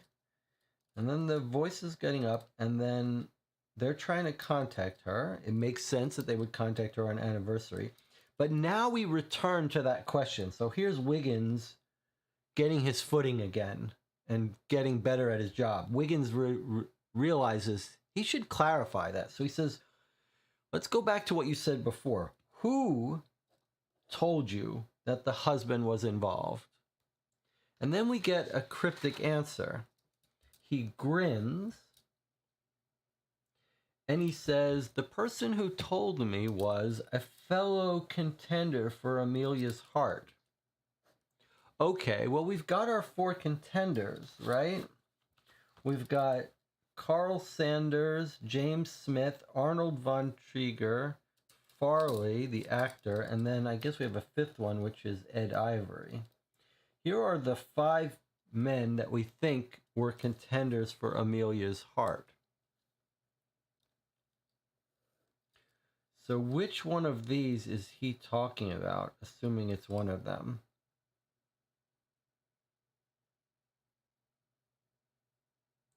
Well, it's probably not von Trieger, right? Because von Trieger, well, we don't know, but he's coming to investigate it. It sounds like someone told him that the husband was involved, and he's not sure. So, and Ed is the person who this guy said, James says, was also told. So that leaves Carl and Farley as the chief candidates. Carl is not part of their group anymore, so I'm inclined to guess it would be Farley. But okay, let's make a little note so we don't forget. Who is the source? Who's the contender for Amelia? And I'm going to remind myself that it's 31 Northwest, where we get an inkling about that first. Okay, let us do 2 things as bookkeeping. Let us mark this location on our map. 31 Northwest, all these rich people. Okay, that's where James Smith is conducting the seance, and where we also meet Charlotte, who says, don't tell my older sister. We know from the letter that she doesn't want the older sister to know. And what else did she tell us? I didn't write it down. She told us something important, right? She gave us the name of someone we should go to. Let me just go back to that. She says, go to the Cavendish Club. I find it suspicious that she overheard us. We have no notion of seeing her, and all of a sudden she says, you mentioned, and then he says, I'm surprised you could hear anything. Is she lying? Is she lying that she overheard us and is just trying to send us here, or did she really? Okay, so 31 Northwest was James Smith, and then Charlotte sends us to the Cavendish Club, and bartender Brent Wade, and then she says, ask about Hennessy Cooper on September 30th. Is that, I wonder if that's a typo and it should be October 30th. I mean, we'll find out, but October 30th would have been the day before her death a year ago. September 30th is a month before that. So we'll see. All right, let's find out where the Cavendish Club is. And then we could also talk to Brent Wade at his house. We might be able to find him, but probably if he's at the Cavendish Club, that's good enough. Let's find the Cavendish Club. The Cavendish Club is 25 Northwest.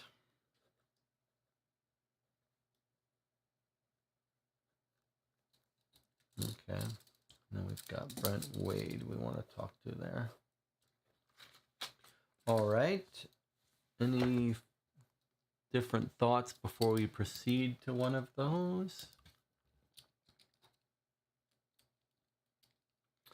There was an article in the paper about theater auditions. Might be where we find the actor. Absolutely. We'll have, if we can't find Farley directly at his house, we'll check the theater.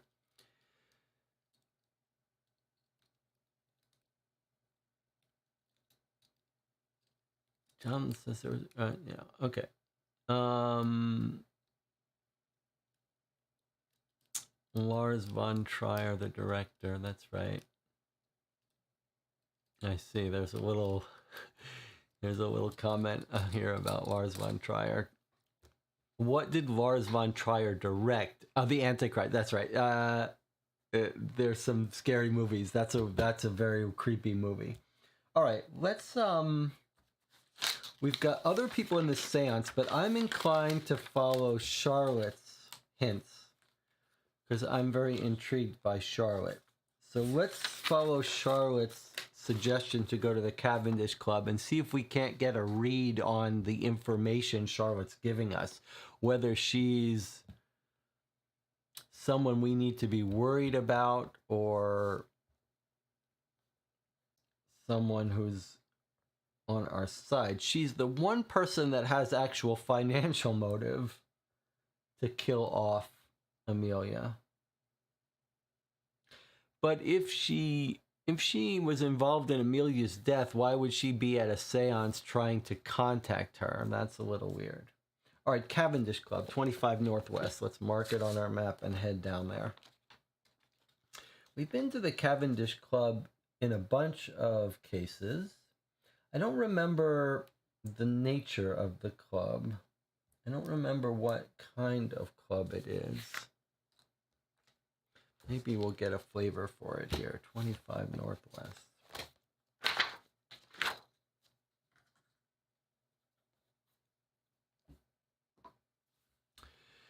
The doorman at the entrance of the Cavendish Club seems as though he might have been a military man some years ago. His physique certainly resembles a cannon. Nevertheless, Mr. Holmes's name secures our entry.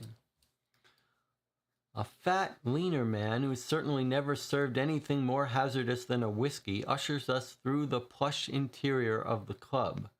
We pass numerous rooms dedicated to vices, including cards, snooker, and alcohol, until we reach the manager's office. Okay, so it's like a gentleman's club. I don't know if it's gentlemen only, but they're smoking, they're playing pool, playing cards.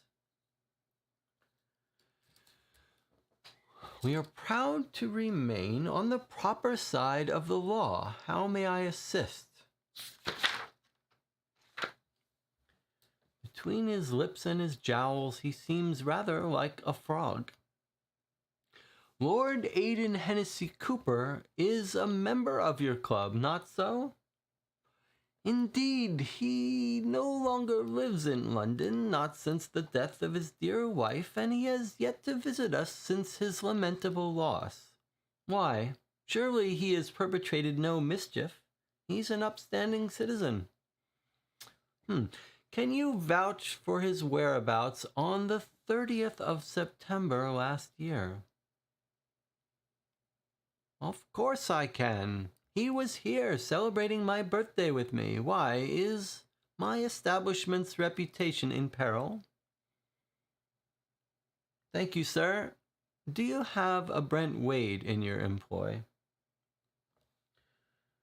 No, he says, we do not. Wiggins raises an eyebrow and spears the manager with a glare. Sighing heavily, the frogman relents. Well, Brent no longer counts among my staff. He was dismissed for accepting bribes. We keep our silence, hoping the manager will continue. He does not disappoint. Well, last night, in fact, I caught him red-handed. He was standing by the back entrance. Some woman was talking to him, but I could not see her properly. And she mentioned something about Brent lying about the whereabouts of one of our members. Who? Well, Hennessy Cooper, as it turns out. Brent accepted money to say that Aidan had not attended my birthday last year. What an odd thing. Should I rehire him? Let me ask a different question. Is Edward Ivory a member of your club? Goodness, no, he says. I've been attempting to lure him into our establishment for some time. However, he did visit yesterday. When was that? Oh, around mid-morning. In fact, he spoke with Brent. I cannot say what they discussed. Should I rehire Brent? Perhaps I should. Oh, thank you, sir. You've been most helpful. Okay, that was a weird little interaction there. Let's see if we can make sense of it.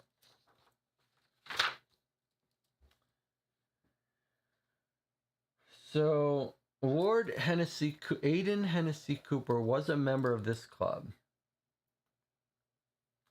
And we ask him again about the exact date that Charlotte told us to ask about, the 30th of September. And he alibis him. He says he was here celebrating my birthday. Now, I'm a little confused why it's September 30th and not October 30th. If her gravestone is all about her death on October 31st, I'm a little bit confused about why we care about September 30th. Should this be October? I mean, maybe we're going to hear that something happened on the 30th, a month before her death. In which case, this makes sense. But if not, Martinez says it is supposed to be September, not October. Okay. So we're going to find something out about 30 September, I guess, because our gravestone has her dying in October, does it not? Let's verify that. So it was 2WC was the cemetery. Yeah, okay. So she died on October 31st.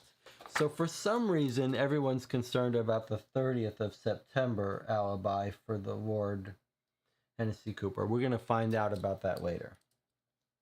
Okay, and it's this guy's birthday on that day. And then we ask about Brent Wade, and he first lies to us. Or it's not really a lie. He just doesn't elaborate. He says, no, we don't have him working. Then he says, okay, he used to work.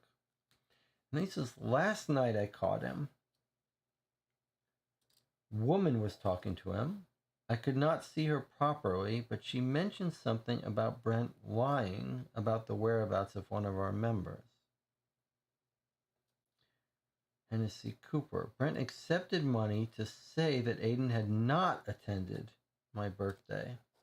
So some woman, maybe Charlotte, maybe Grace, maybe someone else, was trying to pay him to implicate Lord Hennessy Cooper. That's what it sounds like, right? Like, obviously it's important that you have an alibi for the 30th. I wonder if Charlotte sent us here hoping that Brent, Charlotte sent us here asking to, first of all, Charlotte seemed very suspicious that she overheard us. And then she deliberately tried to have us go to this club and speak to Brent Wade. And it sounds like maybe the night before she paid Brent to lie to us or anyone who inquires to make sure that it looked bad for Cooper, Hennessy Cooper.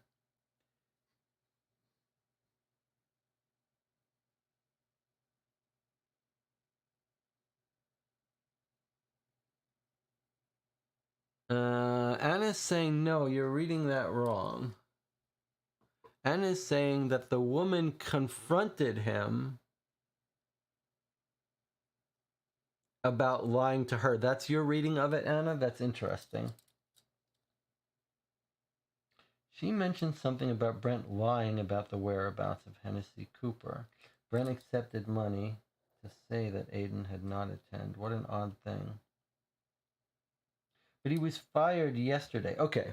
All right. So there's two ways to read this. I'm going to give Anna's reading, which I think might be right, and I'll give my reading, which sounds like maybe it was wrong. Okay. So I was reading it as saying that last night, a woman, probably Charlotte, came and paid him to lie to us or people. This guy says, I caught him red-handed last night and fired him. Anna is saying, the way she reads it is, even though he says I caught him red-handed, the way she reads it is, this woman, Charlotte or someone, came and confronted him that he had lied to her about Lord Hennessy Cooper. And that in hearing that, this guy fired him. Like, she came and she said, you lied. And then maybe he confessed, I was paid to lie. And then the owner of the club heard that and fired him. So one way to read it is, she came, and it's very subtle here. It says she mentioned something. So this is sort of ambiguous, whether she was confronting him about lying to her or whether she was paying him to lie. Interesting question. Is the woman paying or complaining? Not 100% sure. Any theories? Yeah, we're going to go talk to Wade. We are absolutely going to go talk to Wade. Maybe that will clear it up. If we can find him, we're going to go talk to him. She did want us to talk to him, but maybe she wants us, she was hoping that he would admit to us, like he admitted to her, that he was paid to lie. I'd like to hear what the other people in the chat think about which way to read this. The main reason I thought that she was paying him is because he says,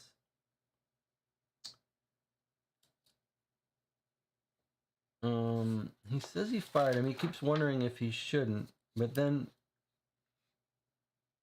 we have Brent Wade. He says he was dismissed for accepting bribes. Last night I caught him red-handed.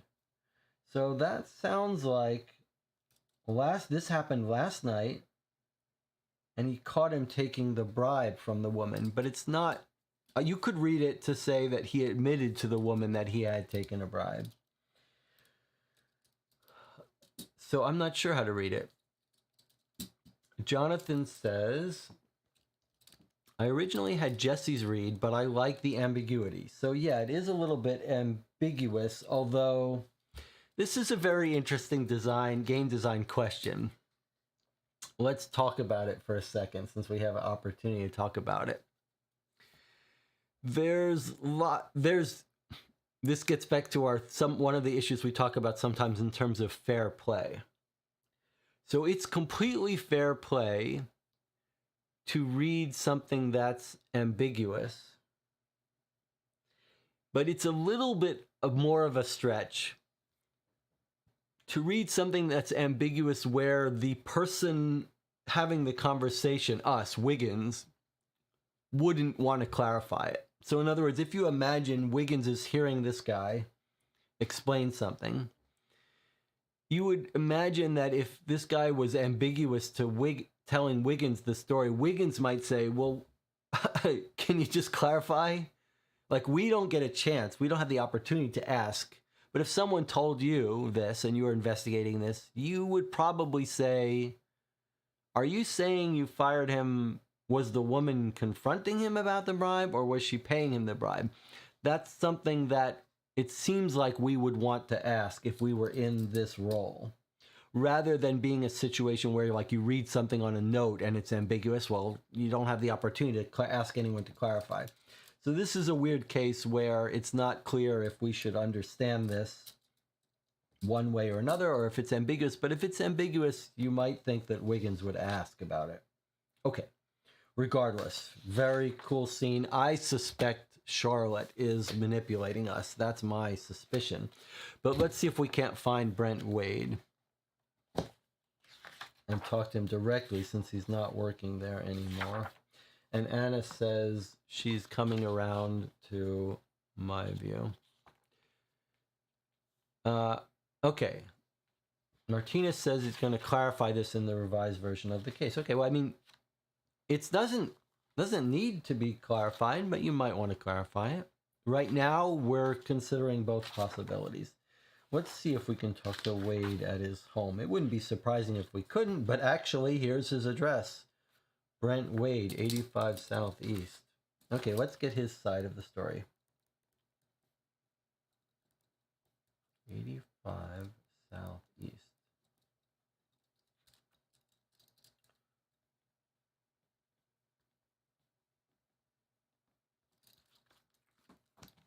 Okay. It makes sense that Brent Wade does not live in the posh Northwest. He's down here in the rougher neighborhoods in the Southeast. 85 is down here near the Thames. Let's knock on his door and see what Brent Wade can tell us if he wants to talk to us. I'm not sure he'll want to.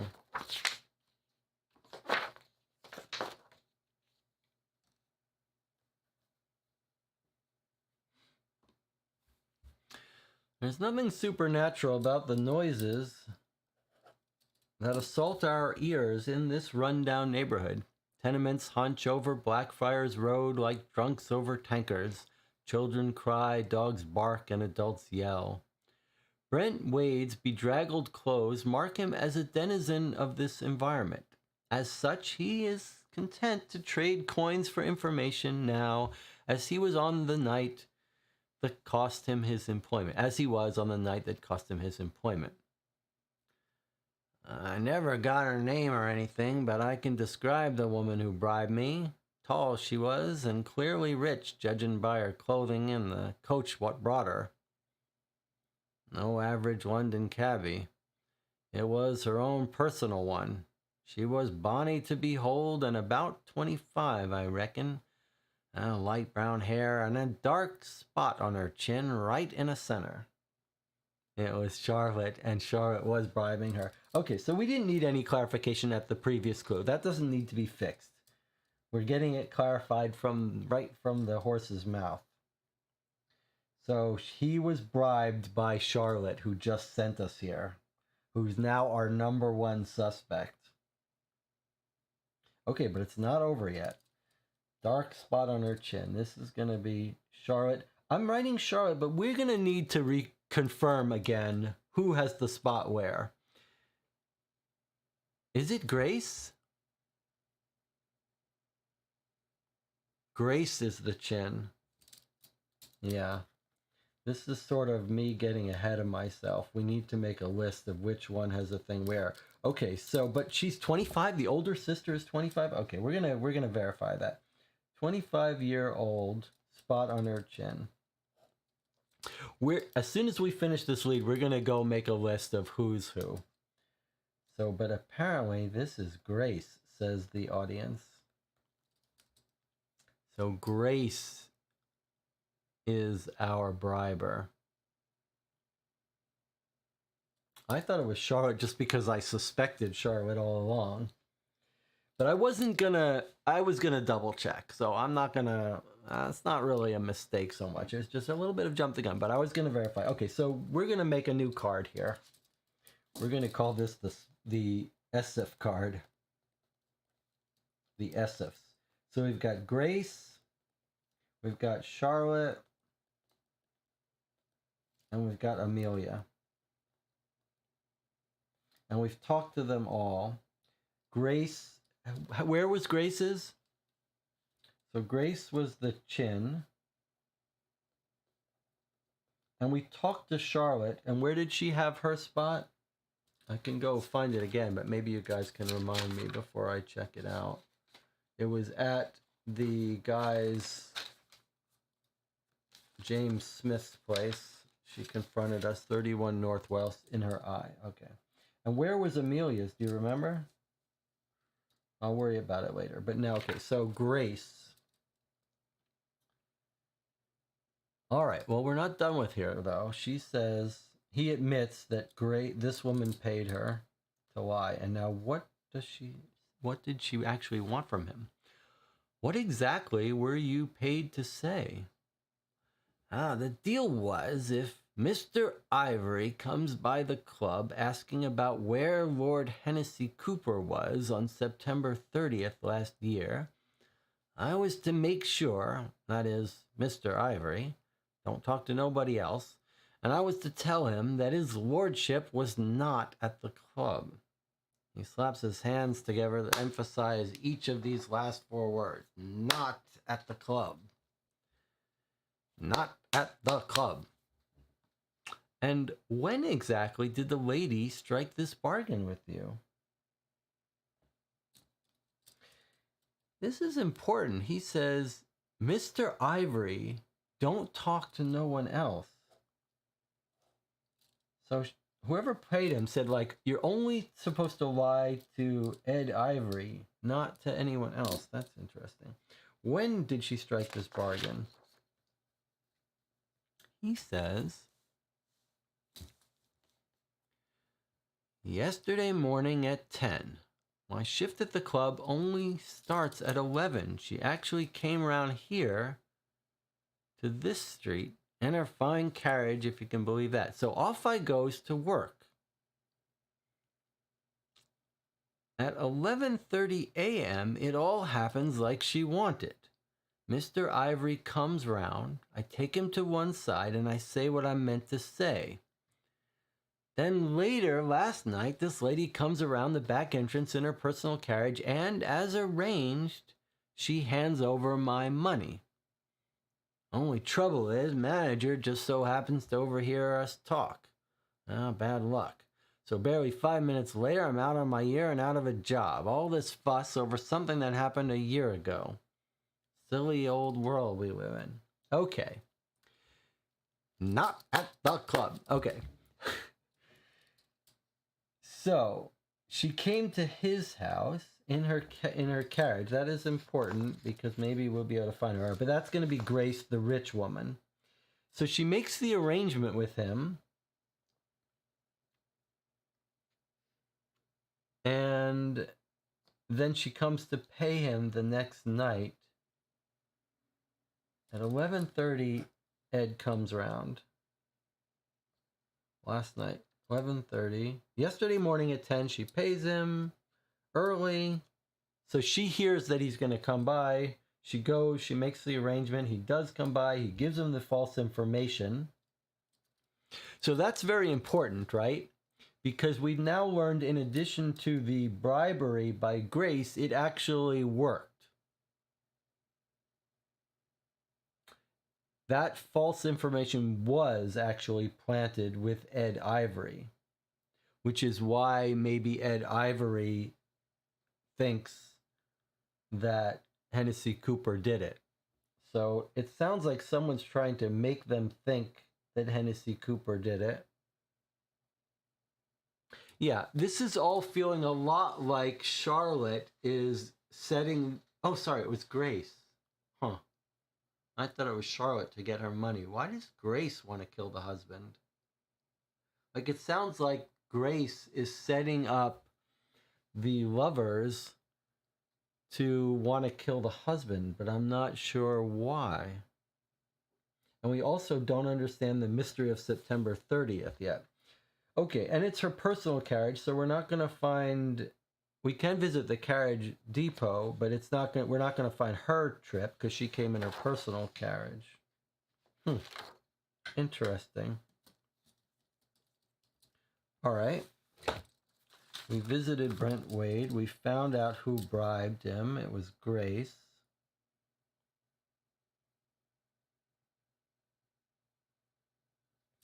I need to reread the description of Amelia, just because I want to make sure if we hear a woman described with a spot that we don't confuse Amelia for someone else. So we visited Grace at 67 Northwest. I'm going to go back there just to make sure I get this right. Okay, so younger sisters, she says, one is lost to me forever. Presumably that's Amelia. We ask if there's rumors that he might not be innocent. She doesn't want to talk about it for some reason. We look at what was the description of Grace? Dark spot, center of her chin. Okay, so we got that right. Grace has the chin center. Chin spot center. Okay, then we see the photos. Portraits. Grace SF, two slightly younger women. Both appear to be around 20 or 22 years old. So Grace is 25. The others are 20 to 22. Okay. Dark spot beneath her right eye. Dark spot at the center of forehead. One on the right eye and one on forehead. So does that mean Amelia has it on her forehead? Let's go confirm that Charlotte is the one with the... Let's remind ourselves if Charlotte was the one with the eye. We found that at James Smith's place, 31 Northwest. I just want to make sure that we're not going to make any mistakes about... So I'm Charlotte. Dark spot under her right eye. Okay, fine. So Charlotte is the right eye. That would make Amelia the one with the forehead. So if we come across any more spotted women, we know how to identify them. All right. Let's catch up on the chat. If the motive is money, Grace is the first heir. If Charlotte frames Grace getting killed, she gets rid of both sources in front of her. Grace is the first heir? I thought that Grace gets the money to hold in trust for Charlotte. 17 WC. Let me just clarify that. It was a little unclear. According to Amelia's will, should Lord Aidan Hennessy Cooper die without having fathered by children, her estate and her assets all to be transferred to her older sister Grace. But then it says the latter will be required to manage 50% of its value in trust. Okay, so Grace stands to get half of the estate if Hennessy Cooper dies. And then the other half goes to Charlotte. So they both have motivations. Both sisters have motive. However, both sisters have motive, but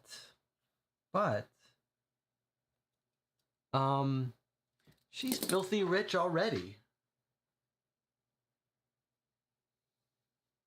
Does she really need more money? That's a big risk to take. Trying to frame someone and get someone killed to get a little bit more money. Oh, we don't know how much more money, but she does not seem to be wanting for money. You're risking a lot just to get more money. Okay, I think Jonathan makes a really great point that we really have to acknowledge, which is this. They're all very identifiable by their birthmarks, but we need to keep in mind that one of these sisters could be disguising their identity. They're all very young, very close in age.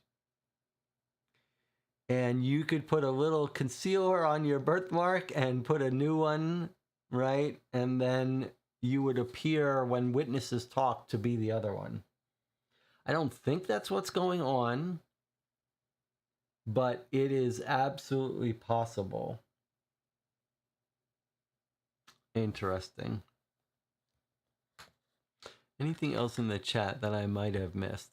I like that theory. That is a worthwhile theory. At the theater, they use lots of makeup. Yes, you're right. The theater advertisement in the paper said you have to be prepared to wear makeup for a long time. But why would you, like, I wonder if that might come into play later, but it is weird to bribe someone. It's a weird thing. Anna says, just because she has a big house and carriage doesn't mean she has no money troubles. But of course, it could be Charlotte as well. Yeah, I don't know. It's hard to have money troubles and still pay for this lavish place with a private carriage. That would be a place where you might cut costs. But yeah, just because you're rich doesn't mean you don't want more. All right, well, what's next on our list? We still have a couple more people that were involved in these who loved Amelia. Let's visit Carl Sanders, another one of our contenders, at the Cafe Monaco. That was at 90. And in fact, I do have to fix something, though. I see when I changed it, I didn't turn on my little timer here. So let's see. What's the way for me to do this with my new control? I think I go to the top down. I turn off the picture in picture. And then I can step aside and fix this.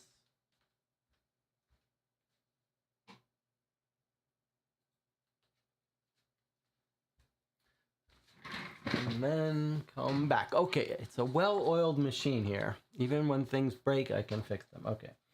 Let's visit Carl Sanders at Cafe Monaco and maybe hear from this disgruntled member of this seance group about anything fishy. And then maybe we'll go to try to get records on some of these people, as has been suggested.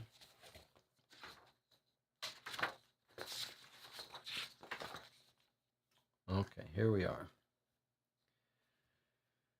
Cafe Monaco.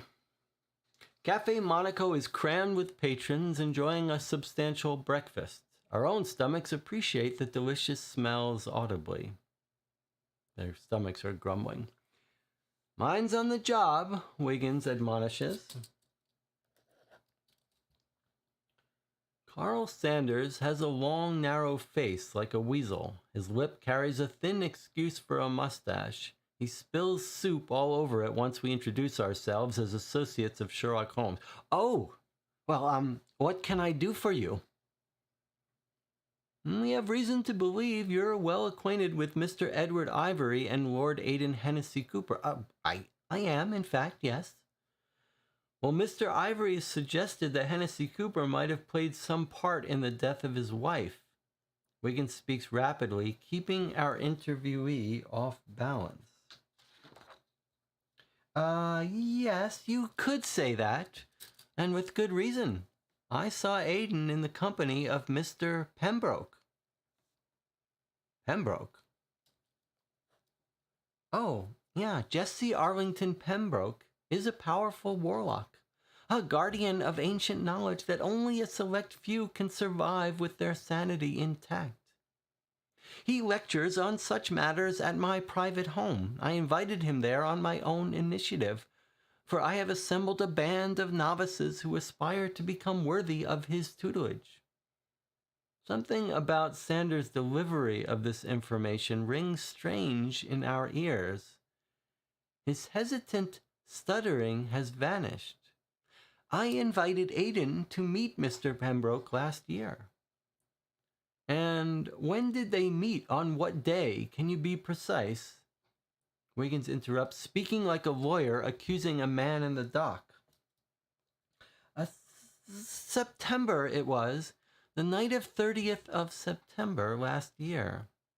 30th of September, 1887. I saw Aidan and Pembroke conversing on 30 September at my house. Look, I have no intention of provoking Mr. Holmes or Inspector Lestrade. Did you share this information with Mr. Ivory?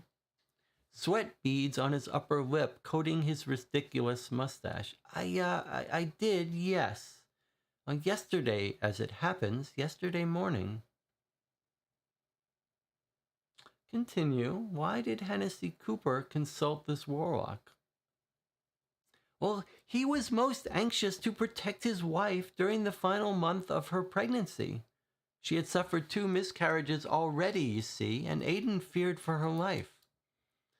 His faith in natural medicine, medical science, had been shaken by the earlier tragedies. Thus he became open to sciences of a different fashion. Again, his words flow as if rehearsed. But the tragedy he sought to avert came to pass. His wife died in childbirth. Regrettably, that is indeed so. His beady eyes grow restless. He glances over one shoulder, then the other. Finally, he leans forward as if about to impart some arcane lore. Look, my dear fellows, to learn the truth of what transpired, you should consult with Jesse Arlington Pembroke himself. He retrieves a pen from his pocket and pulls a napkin toward him. We notice his hands tremble as he writes an address down. Maiden Lane, 19 WC. Interesting. Okay, so what have we got here?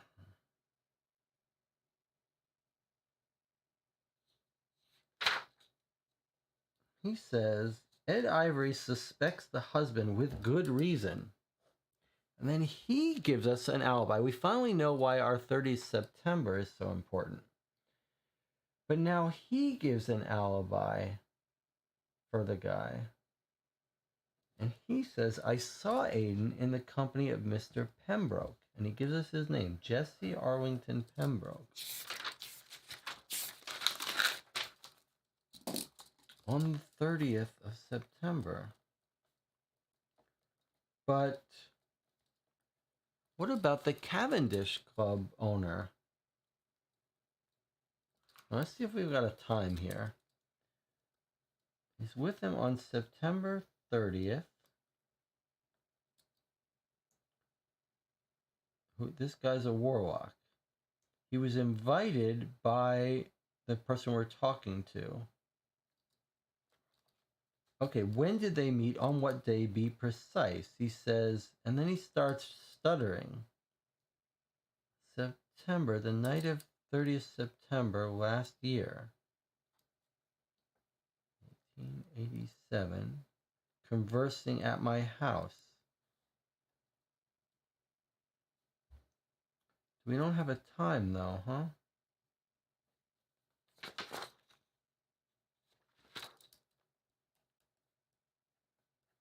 We don't know a time. The night. He says the night of September 30th. The night of September 30th.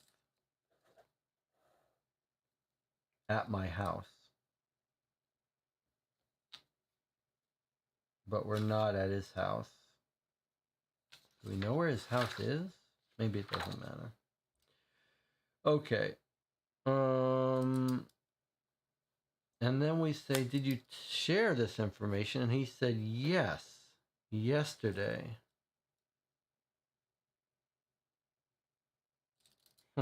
Yesterday morning.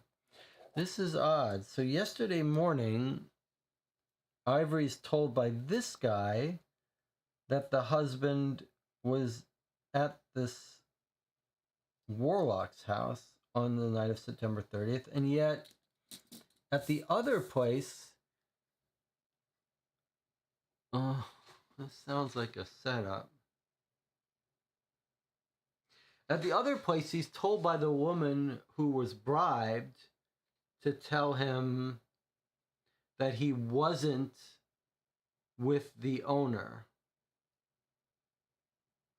Right? The owner says he was with me on September 30th. Then the woman is bribed to say he wasn't. And now this guy tells him that he gives him the alternative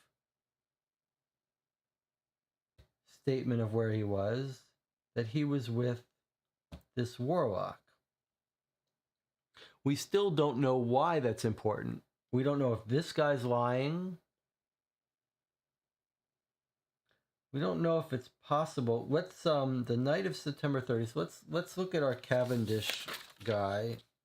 25 Northwest and see where he says, when that guy says that he was with him. Can you vouch he was here celebrating my birthday? So we don't have a timeline there.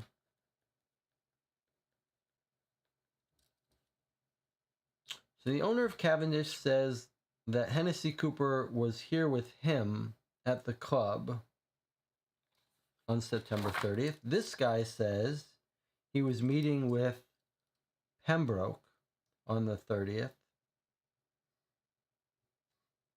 at my house. Did we even bother to look up this guy's house in case we can go to it? Or are we just told he was at Cafe Monaco? We might want to look up, I want to look up his house before I forget, in case you can visit him at his house also. I don't know why we would be able to go to both, but... Sanders Carl, 73 Northwest. So it looks like we can go directly to his house. I'm going to add that in there. So he's at the Cafe Monaco, where we're talking to him, but we can also visit him at his house. We may want to do that. Well, this is a weird situation. 2 different alibis for him on September 30th, and we don't even know why that's important, why anyone cares. And then there's some interesting thing here. This is actually pretty subtle, and it pays to go over this a little bit. Wiggins is noticing that this guy's breaking in and out of stuttering, right? And he even remarks to himself, his words flow as if rehearsed. So it kind of feels like you can see what paragraphs he's stuttering and nervous. Right? He's nervous here when he's saying on the night of September 30th. This is September, he says. September 30th at my house. And then there are occasional things where he's stuttering, and then he starts talking smoothly. And Wiggins notices it. Also, he talks about 2 miscarriages already. I missed that part. I remember that there was something about previous tragedies. So that's interesting, right? Like, why is she continuing to... Oh, someone's poisoning her so that, or doing something to keep her from having a kid. That's, again, sounds like it might be one of her sisters doesn't want the inheritance to go to a kid.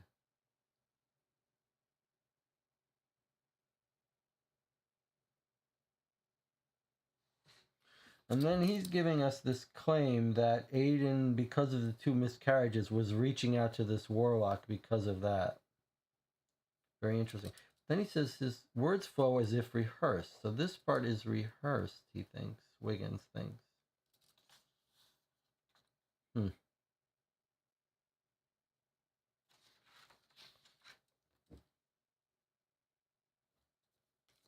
You should consult Jesse Arlington Pembroke. And he sends us to his address. Alright, well, we got this from 90 Northwest, and Pembroke is 19 WC Maiden Lane. So we're definitely going to talk to this warlock, but it's hard to tell whether this has all been a setup. Something about Sanders' delivery of this information rings strange in our ears. His stuttering has vanished.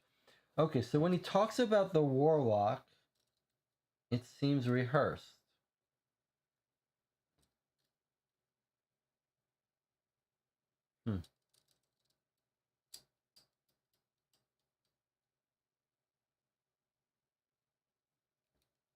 Interesting. Let's see what the chat is up to here. Another informant who might be paid by Grace. The guy's nervous, talks like he's reciting a script.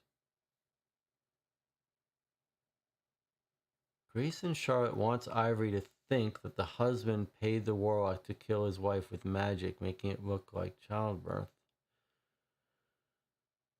The sisters look worse and worse. But the thing is, if the sisters are bribing, it doesn't, what you're saying doesn't quite make sense. Because if the sisters are bribing him to suspect the husband, look at what this guy is actually saying. This guy's actually saying Aiden feared, the husband feared for her life and was trying to get the warlock to protect her. So this guy, his rehearsed statements, if he's being bribed, paid to say this, he's being paid to say the husband was desperately concerned for his wife's life and was paying the warlock to protect her. So this does not implicate the husband.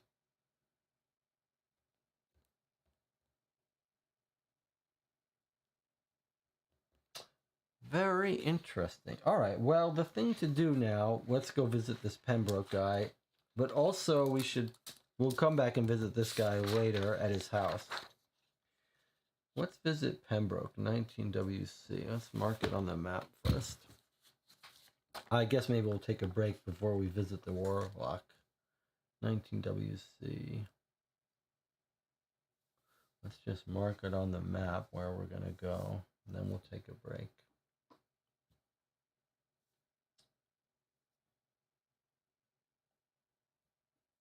1718. It's right in the middle of the theater district, this warlock. All right, we'll take a break for 8 minutes. We'll come back and we'll visit the warlock and we'll see if we can put some of these pieces together.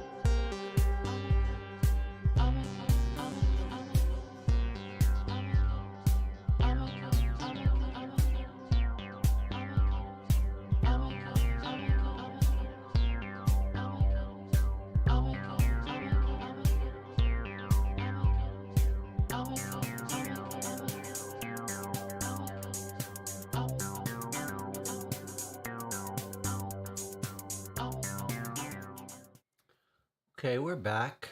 It's time to visit the Warlock. It is, checking in with the chat, it is interesting. People are being paid to give false information. We just talked to a guy. Seemed like he was almost had stuff planned to tell us. It's hard to tell how much we're being set up. All right, 19WC is Jesse Arlington Pembroke. Let's see, and see if we can catch this. See if we're trying to figure out if this guy's a real warlock or is this some sort of plot.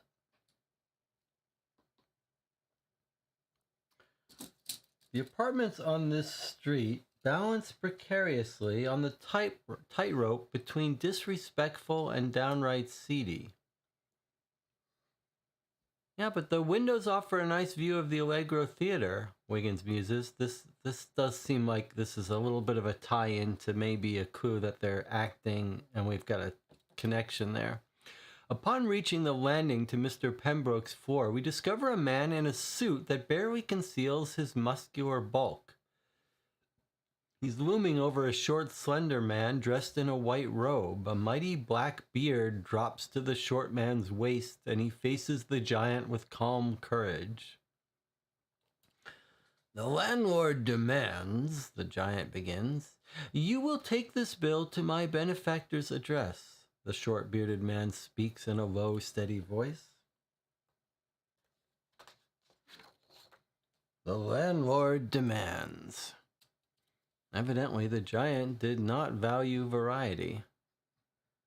"My benefactor," the huge man staggers as if struck across the face before trundling past us, making the floorboards creak. "You seek me," the short man declares, regarding us with dark eyes. "Follow me into my apartment."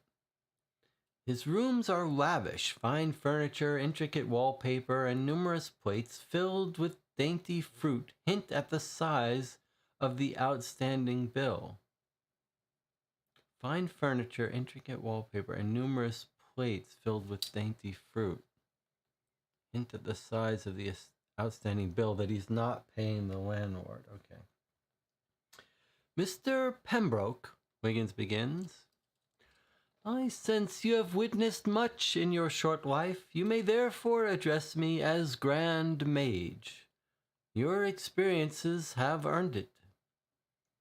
Yeah, well, Grand Mage, we need you to cast your mind back to last year, to the 30th of September. Do you recall Lord Aidan Hennessy Cooper? For the space of a heartbeat, the Grand Mage says nothing. Yes? He consulted me last year. He was most anxious to protect his wife during the final month of her pregnancy.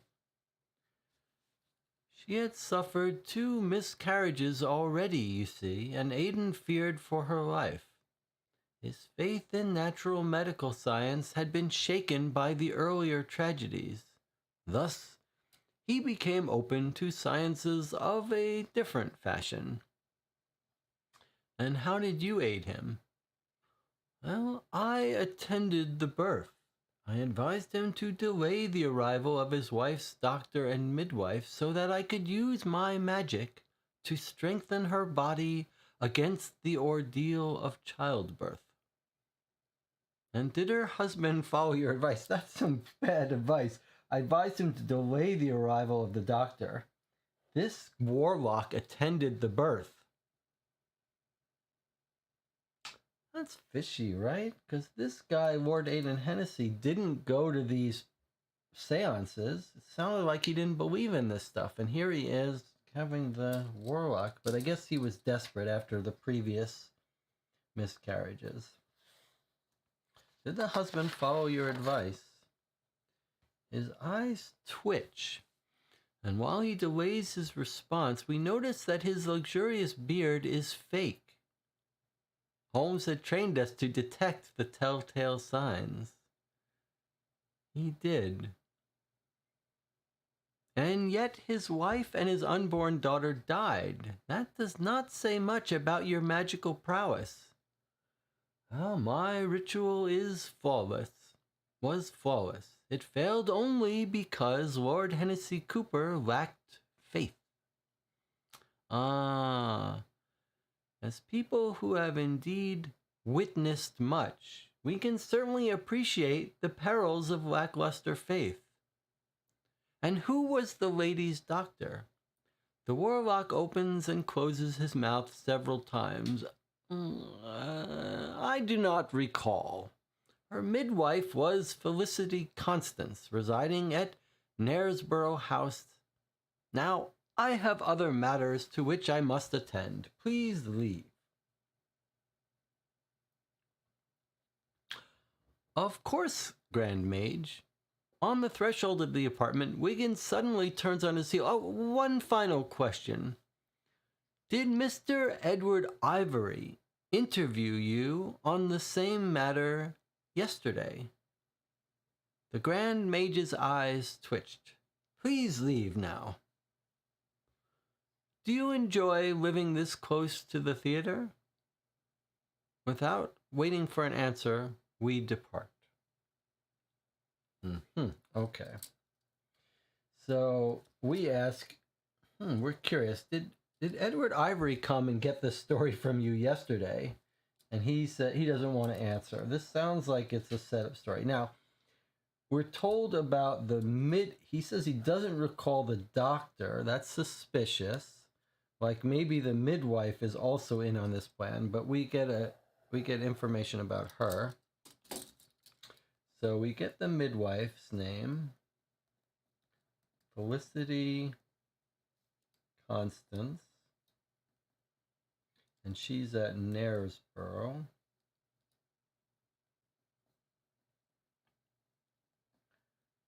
And we see that he's got a fake beard.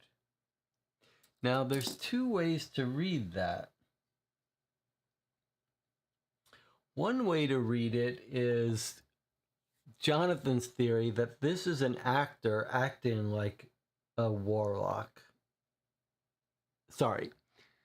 One way to read it is that this is someone newly hired to pretend to be this warlock to feed us false information. The other way to read it is that this is a guy who's always pretending to be this warlock. And it's all chicanery, but he's doesn't have a fake beard to fool us. He's got a fake beard as part of his persona. And then I noticed the chat was talking about Rosemary's Baby, a fantastic movie.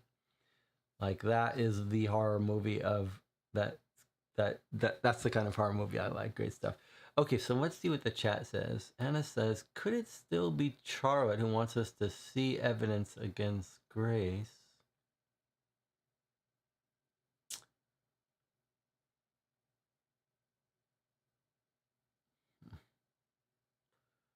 Anna says, we have the giant who we saw with the envelope. Yeah, I still haven't figured that out. Let's see if we can find the weak link in this conspiracy. Maybe by talking to this midwife.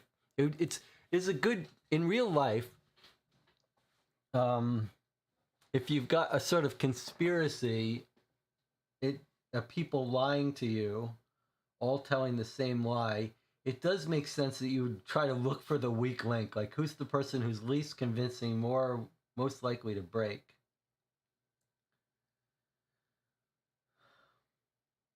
Jonathan says, could be Carl and Farley teaming up with the sisters. You guys want to go to the theater? Well, I'm willing to go to the theater to find Farley, but if we have Farley's house, we should check him first. So let's go to Farley's house and see if we can find him. They might send us to the theater. 39WC is a house that we think is Harold Farley, that we think might be our guy. So let's put a pin in his location and see if we can find him. He is near the theater district. Is he? 30. He's at 39 WC. 35, 36, 39. Okay, he's a little bit further away from the theater district, but here, let's talk to Farley. We know he's an actor of some sort. And then maybe we'll go to the newspaper theater about makeup and see if we can't catch a whiff of him. But first, let's see if going to his house points us there, rather than just randomly knocking on doors. Oh, and actually, when we visited this guy, he said, a nice view of the Allegro Theater.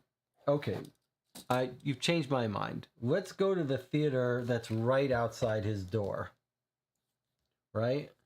Let's see if I've got the top down still working. Okay, so here is the guy we just talked to.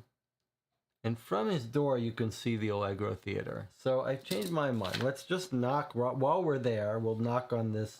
We're not going to go to all the theaters. But let's knock on the theater right next to his house to see if they know him. And they're like, oh yeah, that guy, that's his scam. All right, so let's go to 94 WC. Let's see if we can catch someone else and see if maybe that's 94 WC. Okay.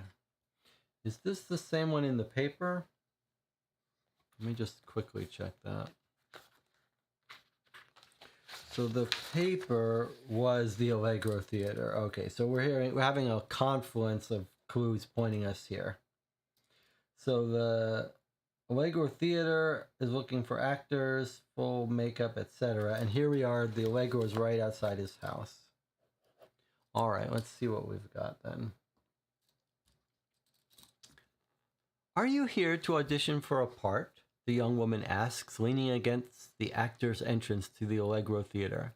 She sports luscious blonde hair worn in a thick braid over one shoulder, and her makeup is quite pronounced, even alluring.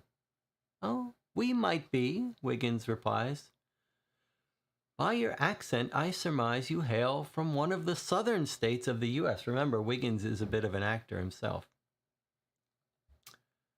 Yeah, you got a fine ear there. I surmise that the lot of you are fellow thespians. At the very least, I reckon you enjoy a long night's revel at the expense of sleep. She winks before enjoying a long pull from a slim cigarette. We engage her in conversation and, as naturally as possible, attempt to ascertain her familiarity with any of our suspects. Why, yes. I know the actor lives right across the street. His name is Philip Farley. What a lovely apartment he has, though you wouldn't guess as much from the outside. Ran into him a couple times back in the States. He's trying to make it big over there till roughly 6 months ago when some big deal called him home. Wouldn't say much about it, though, even when it got him drunk as a skunk. Must be wonderfully convenient living so close to the theater. Certainly helps him to hear about new plays first and to audition for suitable parts as early as possible. She reaches out to straighten Wiggins' hat. I love it. Though it seemed perfectly straight already. Then again, I am an actress. You know what your mother would say about that. Never trust an actress. At least that's what mothers back home would say. For all you know, he paid me to say all this. She winks again, leaving us in little doubt that audiences would soon fall in love with the Southern belle. Wiggins, however, remains undistracted. Perhaps his mind is settled on another young lady. I see. Wiggins has got his eye on someone else off camera that is not part of this case. Okay. Well, that was fascinating. So, it turns out our warlock is Farley. One of the other people mentioned as being in love with Amelia.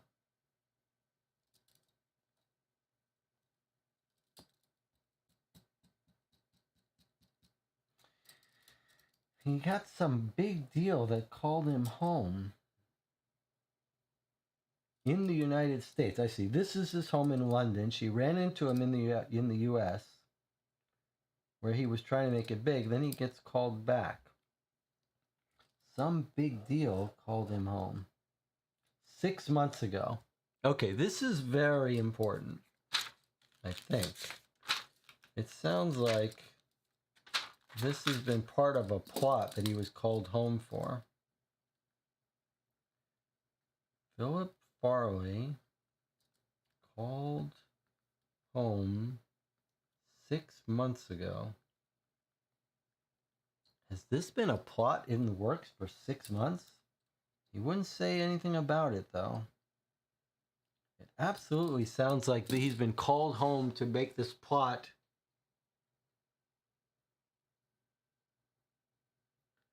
for the husband. But boy, the plot is to paint the husband as being so concerned about his wife's health that he would hire this person to protect her. Aren't you framing him for having bad judgment then? That doesn't seem like that's going to get him killed. But maybe it is.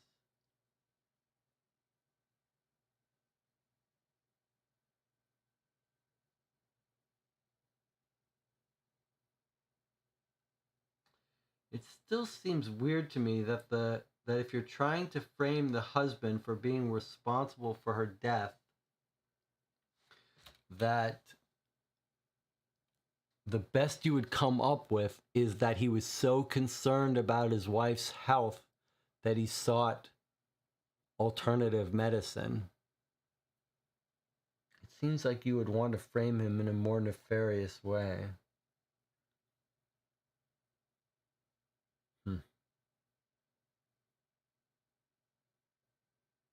But maybe not. Maybe it just needs to be believable. Okay, I like the 6 month thing.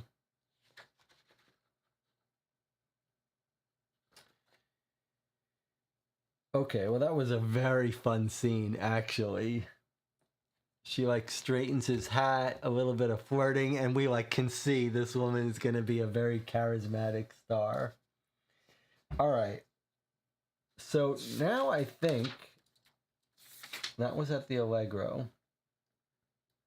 Okay, so we know he's an actor, and that solves our question about him being like, remember I said you could read it, the fake beard, as him like, this is his constant act as a warlock 24/7, you know, for 10 years he's pretending to be the warlock as a scam, or is this something new? Now it sounds like it's new. It sounds like came back 6 months ago to play this role as part of this scheme. All right, I want to visit Farley's house now because we got his address of A. Farley, maybe his parents, I think. So I think we should try to visit that and see. We've got actually 2 Farley addresses. Let's just see if any of these are related to him because they're in the same neighborhood, that 39 WC. Let me look it up before I... Okay, so there is a 39 WC before I mark it. So now we're going a little bit across the way and see and get more information about this Philip Farley, hopefully.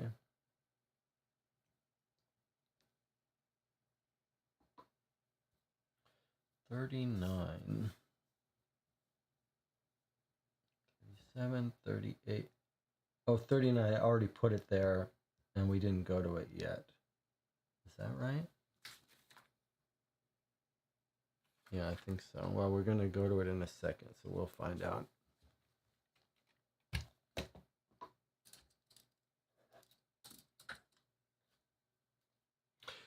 We are received warmly by Mr. and Mrs. Farley in their modest but scrupulously neat house. Okay, good. We go into his house. We're going to hear a little bit about Farley from his parents. Our son Philip is a talented actor and no mistake, his mother Florence proclaims after supplying us with tea and a generous slice of cake. Does he live in London?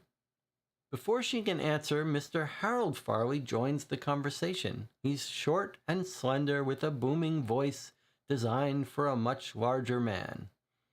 My boy mentioned taking an apartment somewhere in the city, but as far as the details are concerned, he has been as stingy as a tax collector.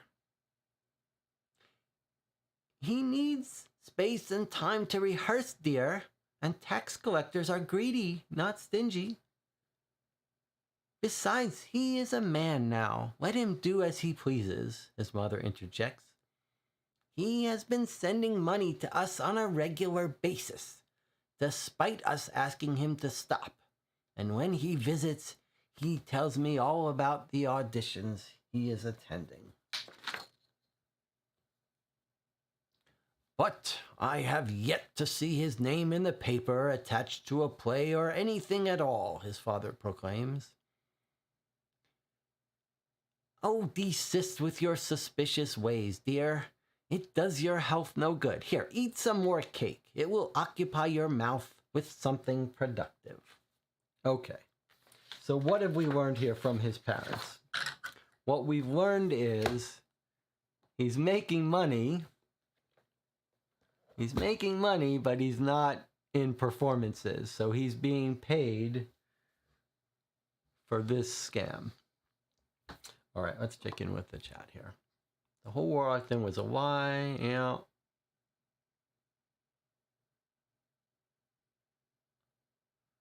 And it says, wait, so we did this Warlock thing a year ago, then went to the States and returned.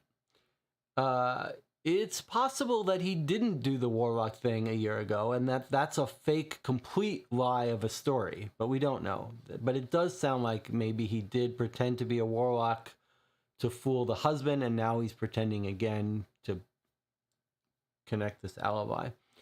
And Anna says, or a year ago it was a real Warlock. John says, I'm leaning to Carl and Farley teaming up with these two sisters to get rid of Cooper. Maybe each sister wooed one of them since they were originally interested in their sister. I like this theory. We still have to go to Ivory's house. That's right. We need to go to Ivory's house. And Tina says, Carl maybe asked him to come back 6 months before to swindle other people. He's going to auditions. He doesn't have a job, but sending money. Definitely worth considering. I don't think we have a definitive answer till we get other suspect. Get rid of other suspects. Yes, at some point we're going to have to start considering how we're going to cut off some of our suspects and possibilities. Right now we're still gathering our lay of the land. But let's do what Jonathan said. Let's go to Ed Ivory's house. Did we find Ed Ivory's house? I've got a note for him, but not an address. But I thought we did. Let's look up Ed Ivory again and write his address. We've also got a bunch more informants, obviously. Edward Ivory.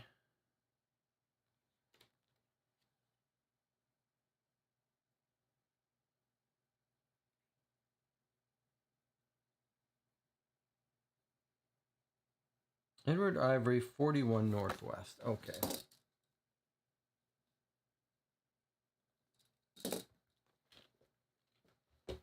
Okay, 41 Northwest. Let's mark it on our map.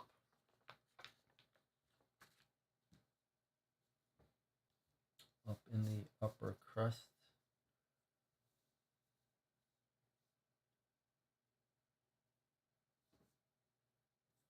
$39, $42, $41. Okay. On Paddington Street. Now, what are we going to find here? Are we going to talk to Edward again, or his relatives, or he's not going to be home? I wonder.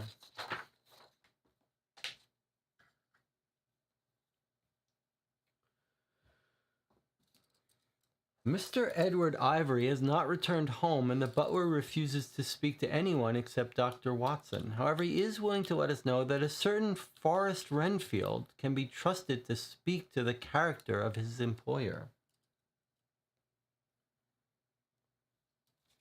Okay.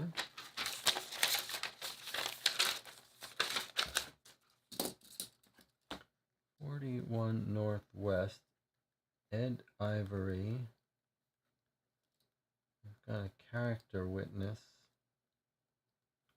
Forrest Renfield. Renfield is the name of the Dracula guy, right? Okay, Dracula's reporter or wherever he was that got corrupted. Let's look up Renfield. Forrest Renfield is 63 Southwest.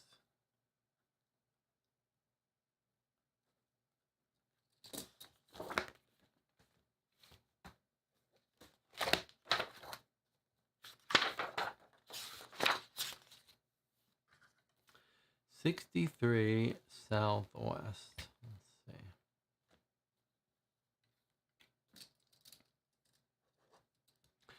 Barely had our knuckles touched the door when it swings wide open to reveal a man with wild eyes and hair to match. Red, uncombed hair stick out in every direction of the compass. He wears a maroon hairs stick out, or hair sticks out.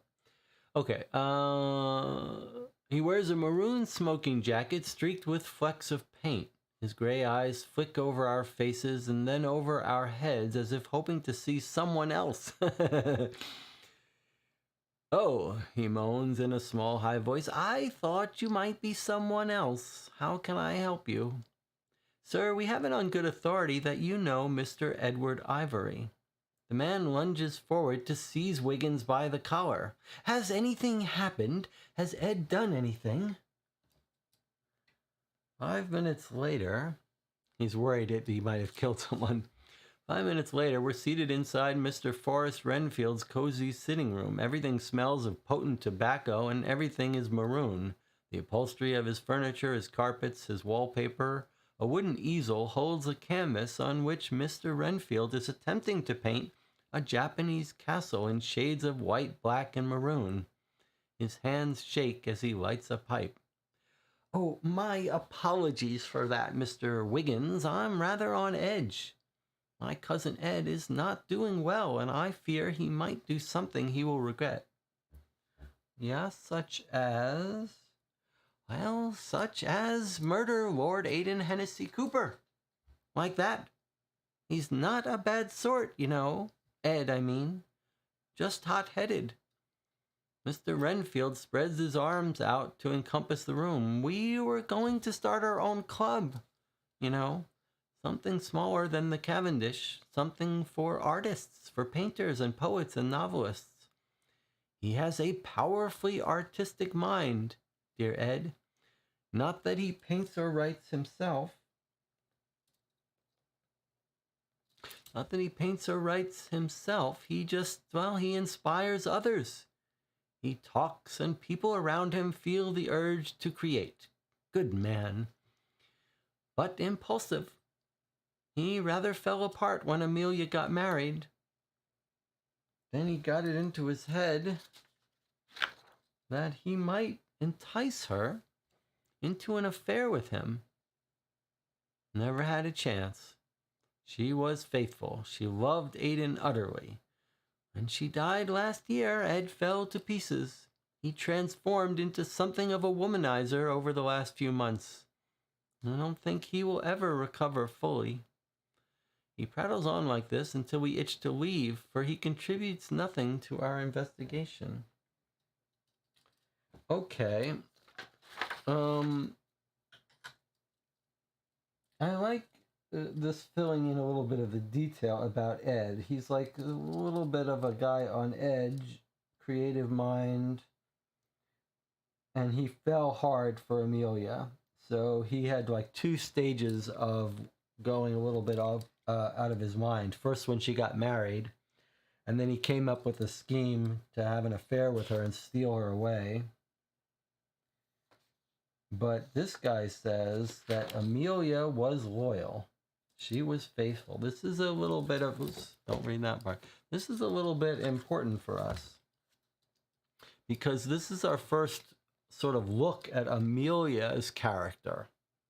This was more important for us for Amelia background. It sounds like Amelia was a good woman who loved her husband. So she dies, he falls to pieces. Okay, I'm just going to put Amelia is loyal and good. I believe it. I believe she is. I don't believe she's part of this coven stuff. All the more reason to suspect the sisters are the evil ones.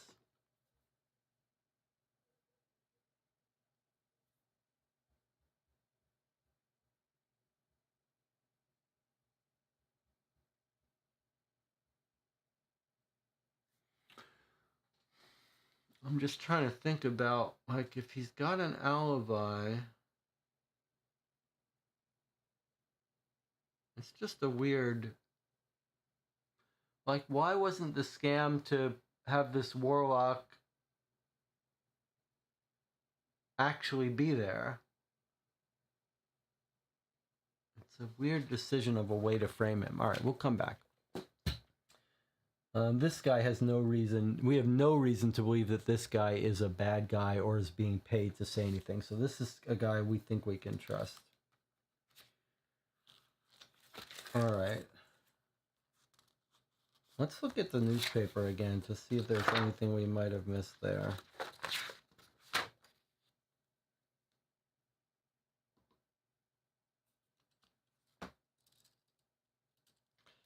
The close.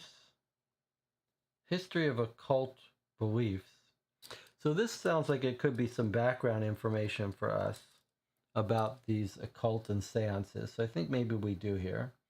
This is people writing back and forth who are in love. And we know a bunch of our people lived in the U.S., traveled. So it may very well be that it's possible that we'll find some records of them trying to... I'm not sure. Gun, we don't need a gun yet. We've already done this one. Postal workers. Weeks of disruptions. Yeah, I don't know. But you could imagine someone might be getting information back and forth using this service if the postal workers are acting up. We already went to the Allegro. Why don't we go to this guy just to get some little background on the occult beliefs? As a little bit of a change of pace. Bentley's Hotel. Let's find it. So we haven't used the back of the book at all yet. The directory sorted by business. So let's look it up here. Bentley's Private Hotel, 32 WC. Let's see if he can give us a little bit of flavor text or maybe even some information that we can use. 32 WC.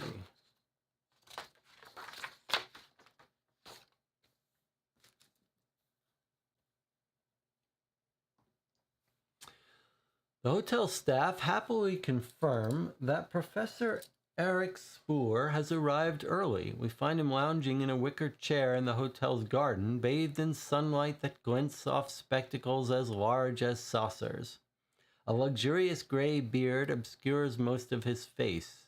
Only his generous bottom lip is visible, curling in a near-perpetual smile. He's a fascinating speaker who holds our attention with ease. However, he cannot contribute anything to our investigation. Okay. This is just like, this is fun. I mean, he could tell us something interesting, he could tell us not, but it's nice to be able to go to a place that's mentioned in the newspaper, get a little flowery description of someone, and then just tie that little bow off. It's not related to our case. Well, that's it. But it's nice that there is an entry for it rather than no entry. Okay, but that was nothing important. Well, let's do our thing. Let's spread these out a little bit more. So we're not going to, like, we could hit all of these at once, but I like our new approach of sprinkling the newspaper throughout our case, like when we run out of other stuff to do. So let's not go down into the newspaper again. What do we have still to investigate? There was a Patrick Hennessy I think we should see if we can't find Hennessy Cooper through his relative Patrick Hennessy, 75 Southeast. If we don't find this, we may have to have a moment to talk about. Okay, so 75 Southeast. That was just an address of someone with his same name, Hennessy Cooper. Okay, so that's not an entry.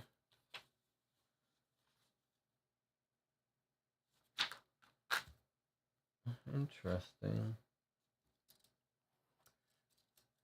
We went to Carl Sanders. We went to James Smith. We went to both of his addresses. I believe so. Let me just check and make sure. 73 WC. Actually, I think I could check it on the map. Maybe we didn't. We went to 31, but we didn't go to 73. How did we get 73 WC?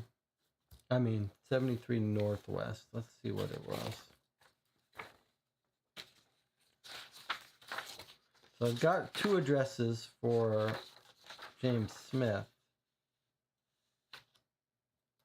But now, how did we get, before I turn to it, there is an entry for it. I have two addresses here for James Smith. 31 Northwest that we visited and 73 Northwest. How did we get both of these? Langdale Pike told us about some of them. 25 Southwest. Let me see. So we went to Langdon Pike.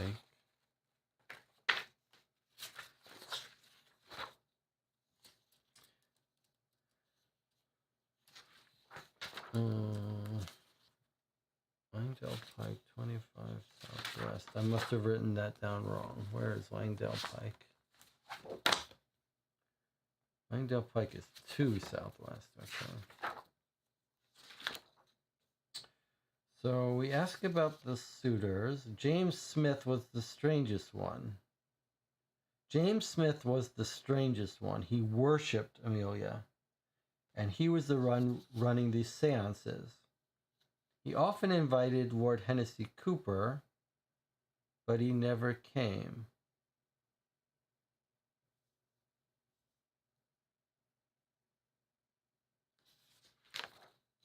So that guy is our good suspect. Then we must have looked up Smith.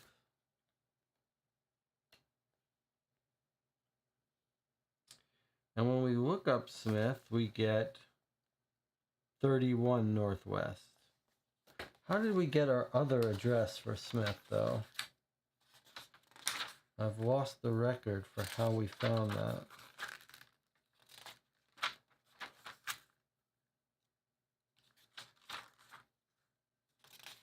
Maybe we get it from that first one. It's not important that I know where we found it, but I'd kind of like to. 31 Northwest first. So we go there. Everyone's in green, or that's the seance they're having.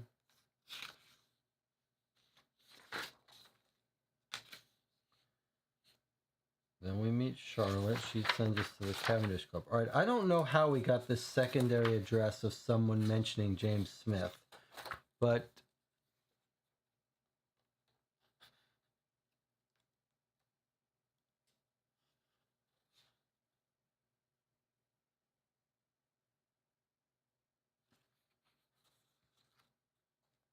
all right, well, let me see. Let's start with you're saying we have two addresses for Carl Sanders. That's right. Maybe it's Carl Sanders' address. Well, let me go to 73 Northwest and let's see. Maybe it's Carl Sanders and I put it in the wrong place. Is that what happened? Let's look it up. Let me look up if that's Carl Sanders' address. So yeah, Carl Sanders, we were told to go to Cafe Monaco. And I think we also looked him up and found that he had a separate address.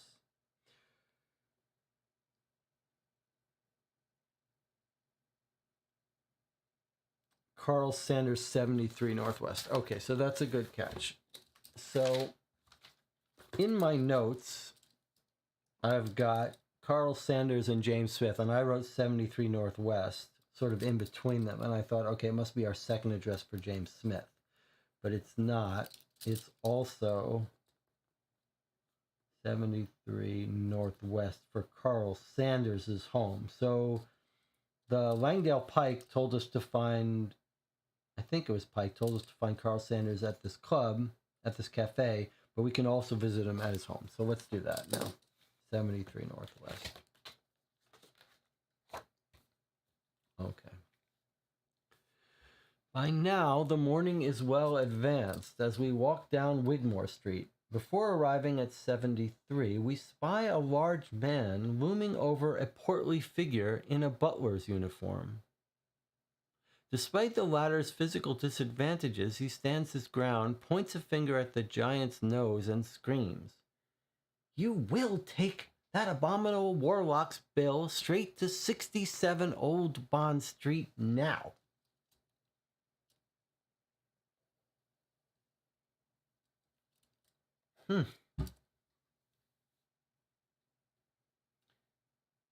It sounds like this is the same guy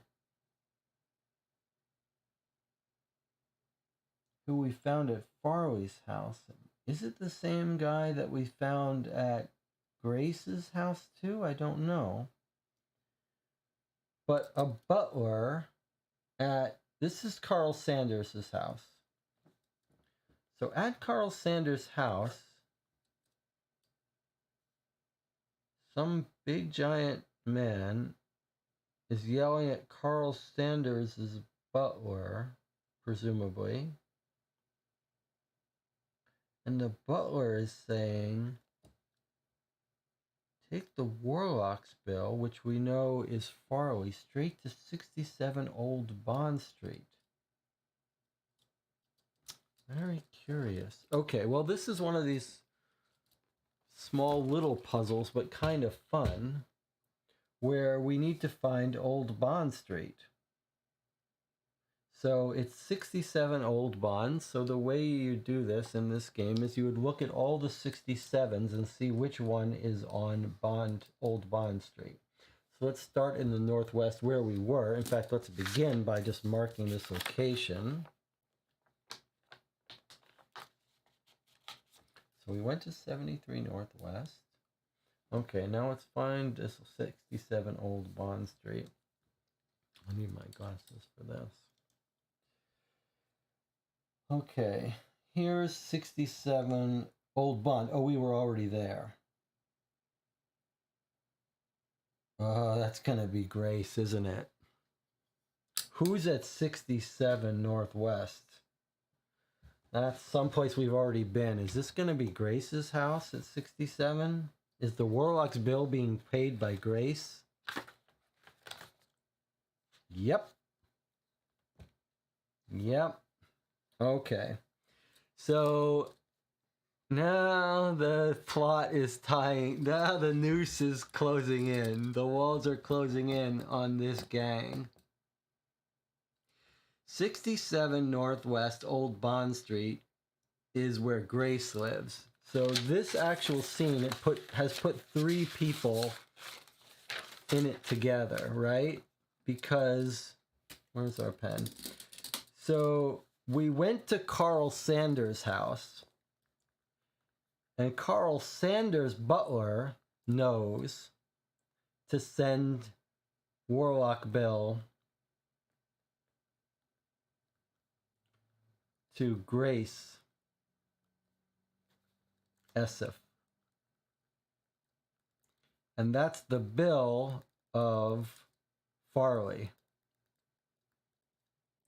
So these three people are in it together. Carl Sanders, Grace Esif, and Farley. Sorry, you can't see that, can you? Carl Sanders, Grace Esif, and Farley are all tied in together because Grace is paying the bill of Farley, who's the warlock. And Carl Sanders knows this, knows to direct the landlord to correct from Grace. So these three are in this plot together.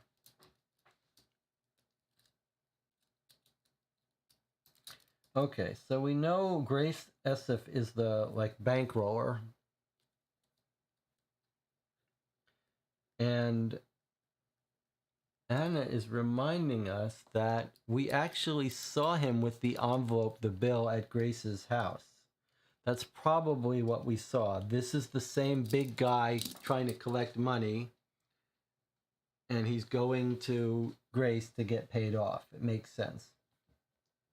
I need a reminder about Carl Sanders' particulars, where he's one of the other people that the gossip columnist said was in love with her, but I need to know more of the details of that.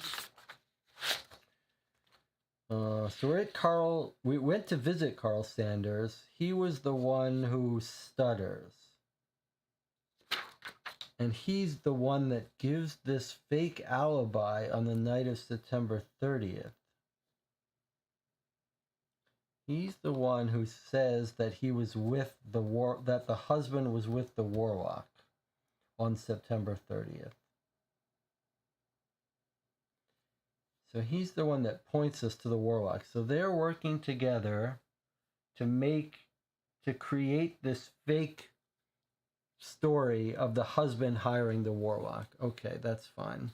And then to remind us what Langdale Pike said about Carl, he was in love with Amelia at some point, but only for a little while until his attentions shifted.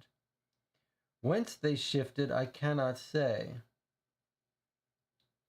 Then again, perhaps he only feigned a change of heart. He's acquainted with Ed and also attended many of James. Okay, so I have a theory here. Then 6 months ago, he started his own club. 6 months ago was when the warlock flew back for work. Club of Arcane Explorers. I think this is the club that's funded by Grace. Okay, so now,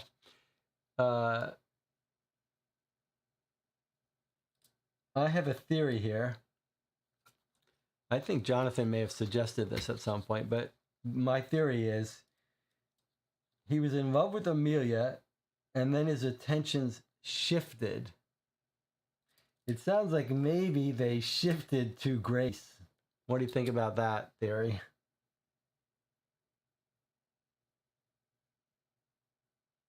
So then he falls in with Grace as part of her plot to get this money.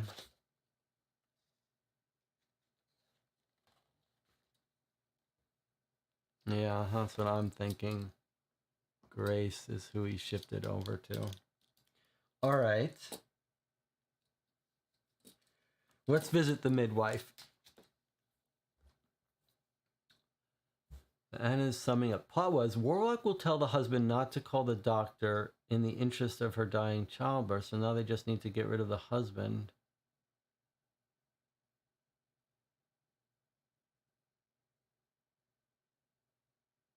I want to point out a little problem here with the Warlock tell the husband not to call the doctor. This is a little bit of the part where there's a tiny bit of a disconnect for me. It seems like you could have two different ways of implicating the husband and killing off the wife. One is for the warlock to, the person to pretend to be the warlock and convince the husband that the doctor shouldn't be there and that the warlock can save the wife. But then you wouldn't need all this fake, you wouldn't need these fake stories. The reason to plant the fake stories is if the husband never did involve this fake warlock, never did do anything like this. So then you have to create the fake stories that he was meeting with the warlock. Like, that's the disconnect. If you tricked him into meeting with the warlock and sending the doctor away, then you don't need to create the fake alibi stuff because you have succeeded in really having him hire the warlock. if he didn't hire the warlock, then you can make up fake stories that he did. But then how do you kill off the wife? I think she's being poisoned in all of these past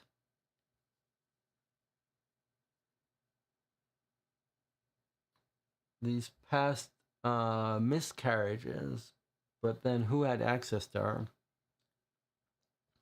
The fake story is to rattle up Ivory, but then it's a fake story.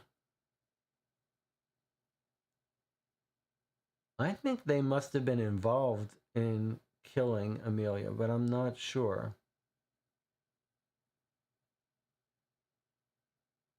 It's still a little bit clear. You're right that they're trying to rile up Ed Ivory and the other guy who just came in. But are they making up this entire story about the warlock? Is that all made up, or did any of that actually happen? And if it happened, why do you have to make it up?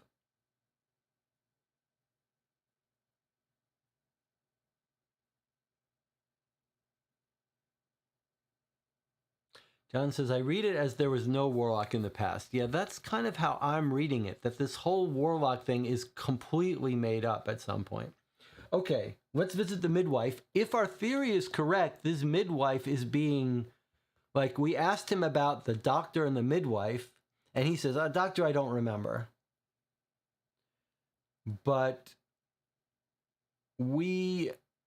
and then he remembers the midwife. So we think he's probably paid off this midwife. Maybe she's an actress. What if we run into that Southern woman as the midwife? And we're like, if you're planning to tell us some story about how you're the midwife, it's not going to work. We already met you. Let's go to the midwife. And then we might want to check for doctors around. We were told in the very beginning that the husband sold his house on Harley Street. And we remarked at that time in the introduction, it's a little interesting that it told us where he used to live. And we were thinking, you can't really use that information to find him. But what if we could use that information to find the doctor? How nice an idea is that? That knowing where he lived might help us find out what doctor he used.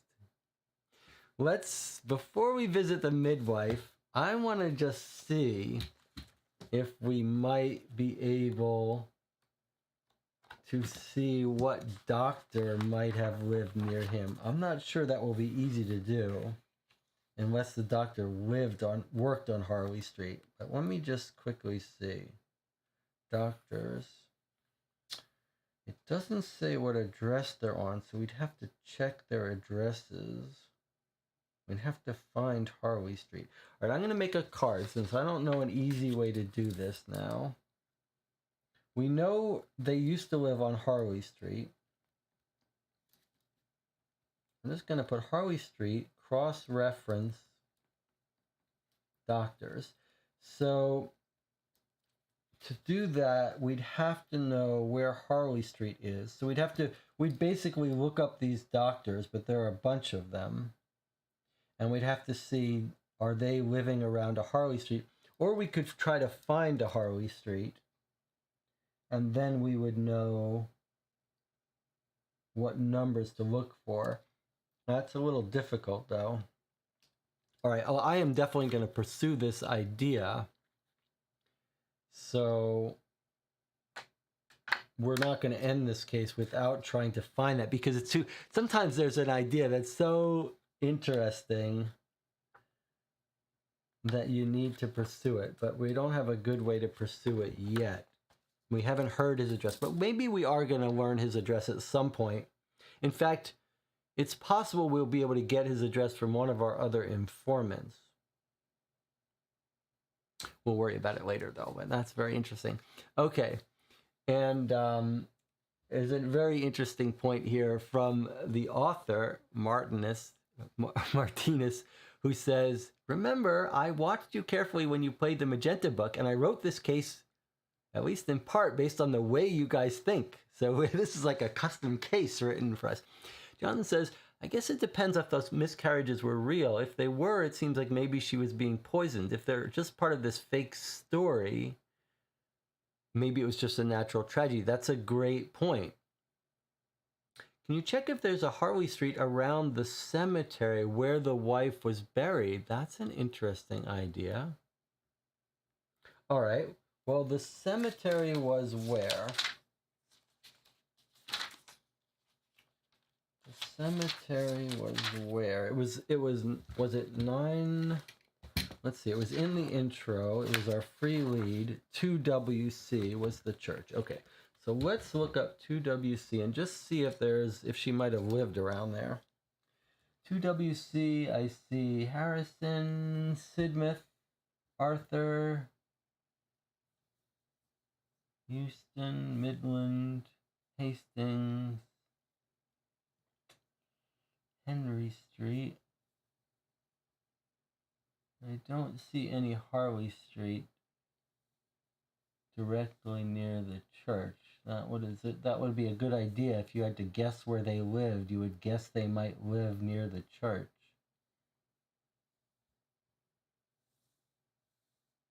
But I don't see it.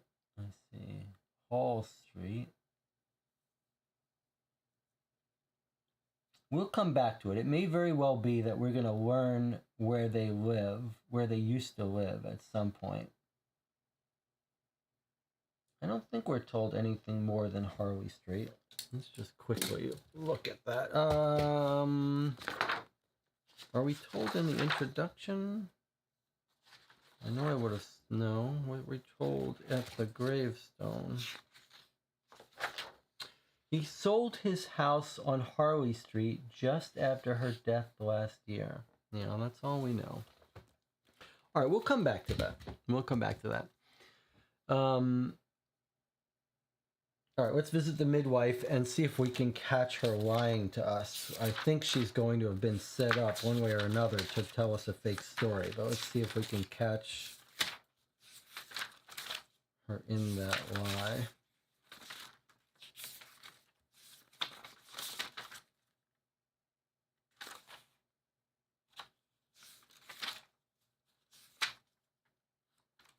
Felicity Constance at Knaresborough House. Okay. So we're going to have to visit her at Knaresborough House. She's probably not in the directory. She's probably in a boarding house. Knaresborough House is 30 Southeast.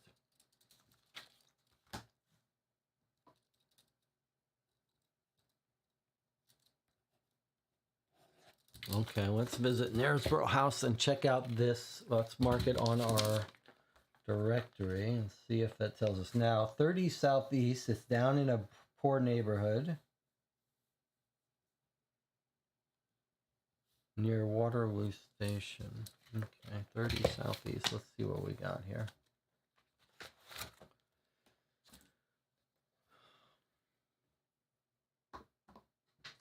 Knaresborough House is the sort of place we would describe as shabby, and which our mothers would denounce as a pigsty.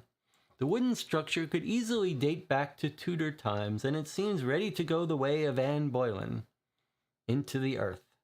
As we approach, who's Anne Boleyn? It's clearly it's a character from a story, the Boleyn sisters. I don't know the story. Someone can give us the history. And I must know who the Boylan sisters were, what story that's from. If I'm right, or maybe it's a historical figure. As we approach the door, something in the region of our shoes smells awful, but we lack the courage to look. We knock gingerly, fearing the door might collapse. A wizened old biddy opens and smiles a yellow smile. Yes? We ask after Felicity Constance, and the old woman responds by sucking on her teeth for at least 5 minutes. Felicity Constance, yeah. Oh, yeah, she left yesterday.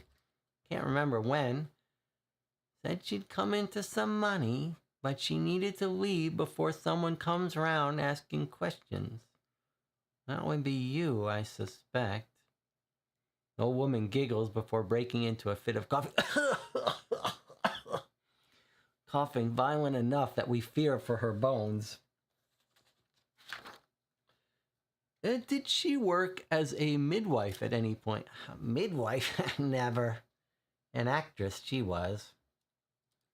Yeah. Okay. Well, this was not a great plot. These people came up with this fake plot to convince us. Like the warlock sent her to us as a midwife, paid her off, and she's left town. But now this gets back to our original question of, did any of this happen to fool the husband? Or is this a story that's being created now? In other words, was this woman a fake midwife that caused Amelia to die as part of a plot? Or is this all just been started now to produce a fake story for Edward? Like, has she been paid to pretend to be the midwife just so that when Edward goes checking, he goes to the warlock tells him, go talk to the midwife to confirm my story, and then Edward yesterday talked to the midwife actress, and she tells him, oh yeah, the husband hired me and that's why I wasn't there. All right, we're going to take a break and we'll come back in 8 minutes. We're getting a little bit closer here. I'll see you in 8 minutes.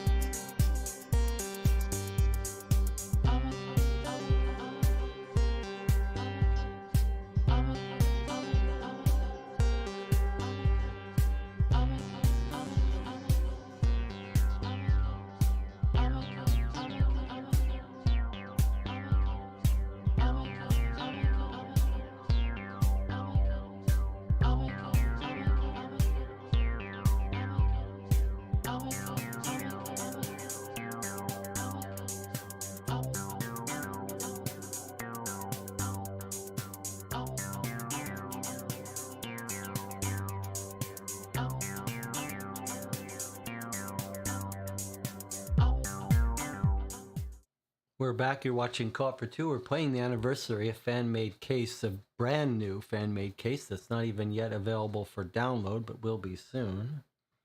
And we're deep into it, and I feel like we have some good conception of who the bad people are in this case.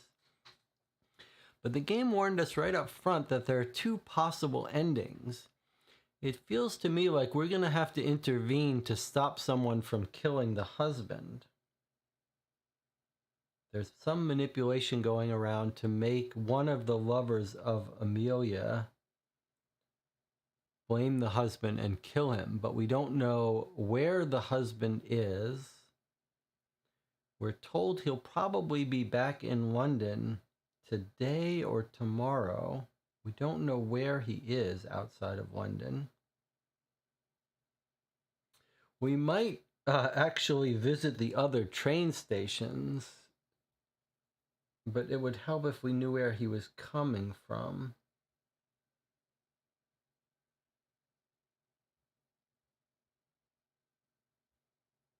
We don't know how to find him. Another question I have is that we don't know the role of Charlotte, the youngest sister, right? We know Charlotte was in that we found her at the seance. But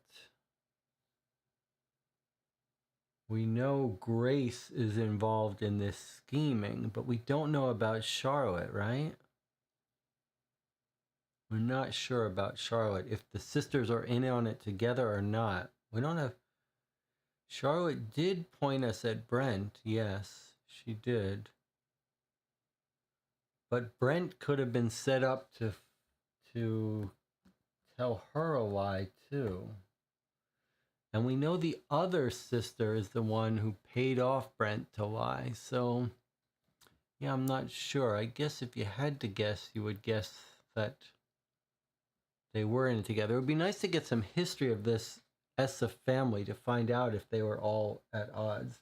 And then there's a little bit of a disconnect that we can check in on the chat. There's a little bit of a disconnect here in terms of, and Jonathan brought this up, in terms of, like, okay, there's two possibilities. One theory is that this is all new she died naturally after 2 miscarriages, and now the sisters have suddenly decided to frame and set up the husband so he'll be killed so they get the money. But if they're that determined to get their money, doesn't it seem like they would have been involved even earlier in killing off, preventing the births, and then maybe they're causing the miscarriages and causing her death? But if they're doing that, why did they have to concoct this new set of lies? Yeah. Okay. Well, what's next for us? Have we run out of easy leads? Are we back to informants now, or are there places we haven't been to in our list here? So far, Jonathan says, we don't even know that there were miscarriages. That could all be part of his story. Until we talk to the husband, we don't know. I think we may have done all of our easy leads, though. We could go back to Liverpool Station. That was a weird clue that told us we could go back. 19 W.C. Pembroke. We went to him.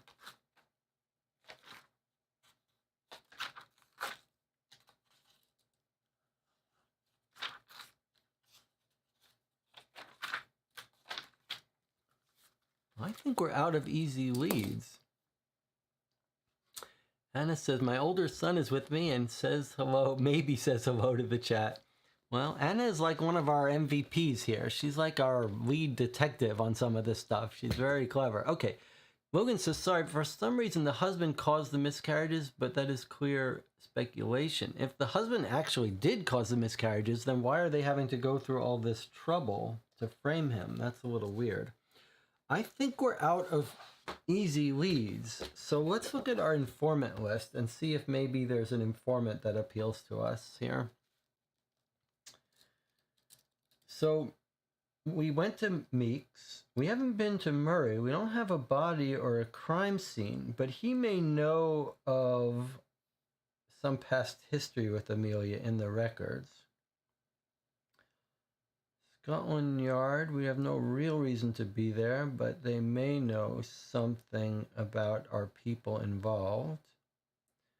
The National Archive, again, could have some background information on some of our players. We went to Somerset. We went to the Old Bailey. Porky Shinwell is in the same category as the rest of these, where he might know about, like, he might have some criminal history on the Warlock guy or any of these people that would tell us they're up to no good. Fred Porlock, secret messages. Well, it's hard to think how that would be useful for us. The London Times reporter could have some information on our Lord Cooper. Quentin Hogg might have some information on our players. Again, nothing really jumps out. Carriage Depot, we know she took her private carriage, we think, so there's nothing jumping out at us. I mean, we always go here eventually. It's always useful. Library, encyclopedic research. This could have information on Lord Cooper. And then Sherlock Holmes himself, which tends to be a hint. So I think we should, maybe we go back to Liverpool Station just to see what there was to see there going back. And then maybe we hit the informants that are most likely to have information about where Cooper might be. He's the one I'm sort of worried about, his life in danger. Maybe the encyclopedia will have some information about him. Carriage Depot might also tell us that he was picked up somewhere and taken somewhere. So that might be it. If he's in town. If the Lord Cooper guy, Hennessy Cooper, is in town, the carriage might have picked him up. And there are also still notices in the paper. That's right. All right, let's start by going to 9 East C, back to the Liverpool station to understand what it means to visit that location twice. That was a very weird entry that said, investigators can come back. Now we're going to come back and read this. Having asked a man at the tickets office, as well as a friendly sergeant from Scotland Yard, to keep an eye out for Mr. Von Trier, we confirm that he has not returned to London. Okay, so I think that's a little bit weird, but it sounds like we're basically saying he didn't get on this train back to London. I think we're basically being told he is not going to be doing the killing, if there's any killing happening today.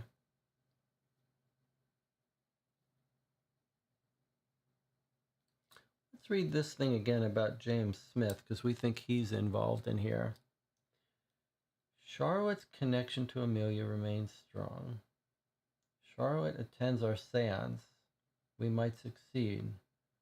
She must return to London. Her older sister must not know. This is a weird thing, because we think the older sister is involved in this plot.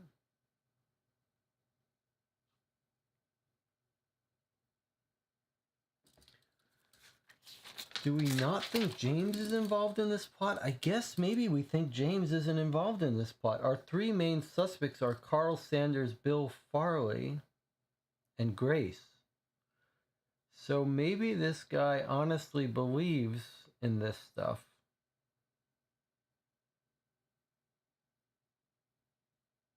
Carl refuses. Ditto Ed.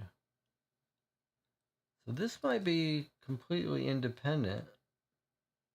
Strange. That's strange. Okay. I'm not sure exactly what to make of that. Yeah, it sounds like Jonathan might be on the same page as me, that Smith may be a true believer in the seance stuff. Okay.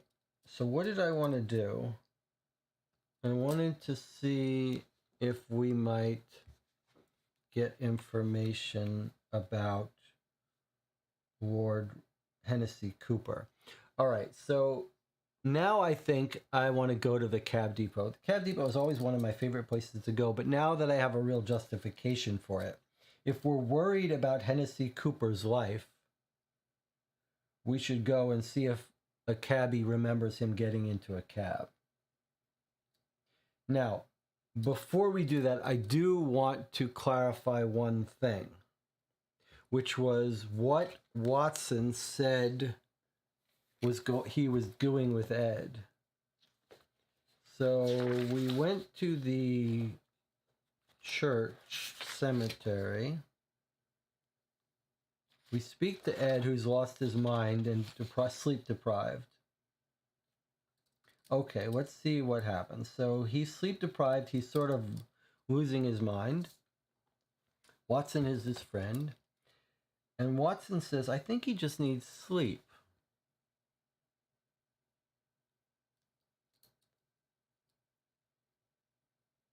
If Ed's been misled, determine the genesis of these falsehoods. That seems like the track we're on. I will do what I can for his health. I will stay with him for 2 hours. There we go. There's our end game thing, it sounds like. In other words, Watson is going to stay with this guy, keeping an eye on him for 2 hours. And then Watson has to leave and take care of other business, leaving Ed Ivory unmonitored. And Ed Ivory has been convinced by these charlatans to kill Hennessy Cooper. So I think Ed Ivory is going to be, we're going to have to stop him from killing Hennessy Cooper, which is going to stop an innocent man from being killed and stop an innocent man from going to jail for a terrible mistake. So I think that's our sort of ending that we're going for. That's my theory. All right, now let's see if we can't figure out where Hennessy Cooper is going so we can stop him from getting in trouble. Let's go to the carriage depot. See if anyone recognizes him. I don't know how you guys feel about that theory of what the case is going to do for us, expect for us. Okay, 5WC.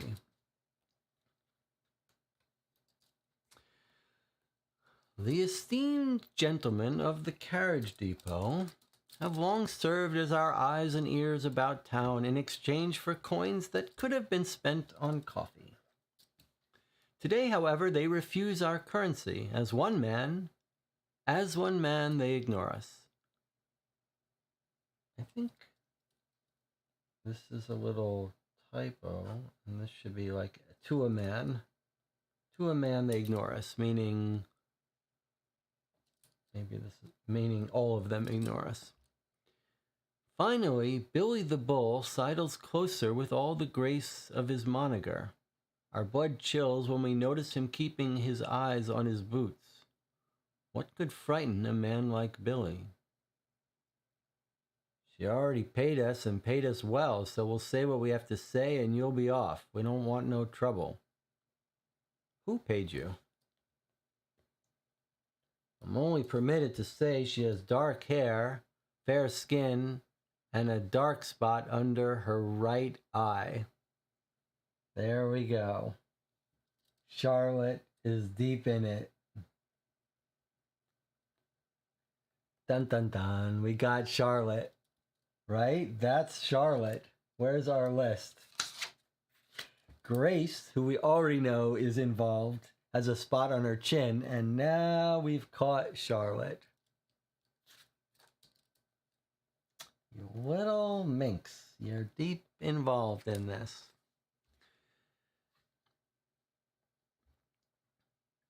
This also clarifies our theory that one person is wearing makeup to act like the other, because now both sisters, both birthmark locations have been spotted doing bad stuff. All right, then was the terms of the agreement on which we was paid. And what else are you permitted to disclose? Yesterday morning at 9, one of us takes Mr. Edward Ivory from his house on High Street to Cafe Monaco on Beak Street. The cabbie, no, I won't give no names, He was paid to wait outside Cafe Monaco. That he did until Mr. Ivory wanted to go to the Cavendish Club at 11:30. There, the cabbie hangs about until Mr. Ivory wants to go to 19 Maiden Lane. 10 minutes later, the cabbie takes him home again to 41 High Street. Okay, what else? A different cabbie, he takes Mr. Carl Sanders from Cafe Monaco to 67 Old Bond Street at 9:15. Billy the Bull stamps his feet like a nervous pony. There was some business the day before yesterday, what we was told to talk about too. On that day, that is October 29th at 10 a.m., one of us takes an errand boy from 73 Wigmore Street to 31 New Bond Street. Much later, at 5 p.m., a different cabbie takes the owner of the house on 31 New Bond Street to Rigby and Company and back home again. At 10 p.m.,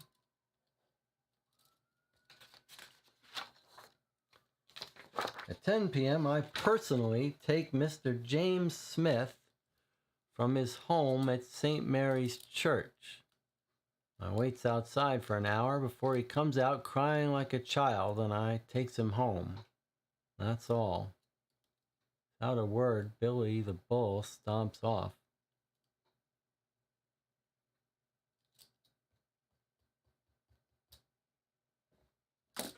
Wow, there's tons of information here.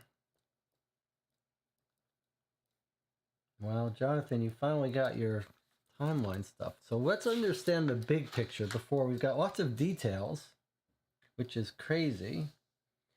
But, okay, let's understand the big picture of him telling us that he's telling us what he was told to tell us.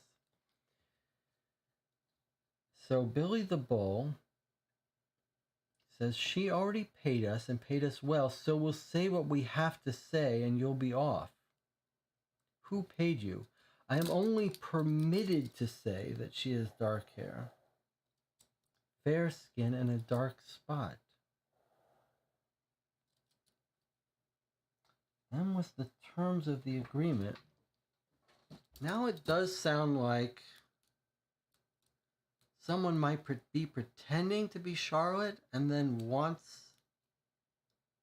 But why would you... I mean, by telling us that he was permitted to tell us this, doesn't that give up the trick? I'm permitted to say she has dark hair. That was the terms of the agreement. Okay, so I think this is how I would read this basic concept. A woman has come to this cabbie and said, I'm going to pay you. I want you to tell this story if someone asks. And if they ask what I looked like, you can tell them that I had a dark spot under my right eye. Now, she's not expecting that this guy is going to tell us that she said it was okay to tell us. So this does sound like someone is trying to frame Charlotte.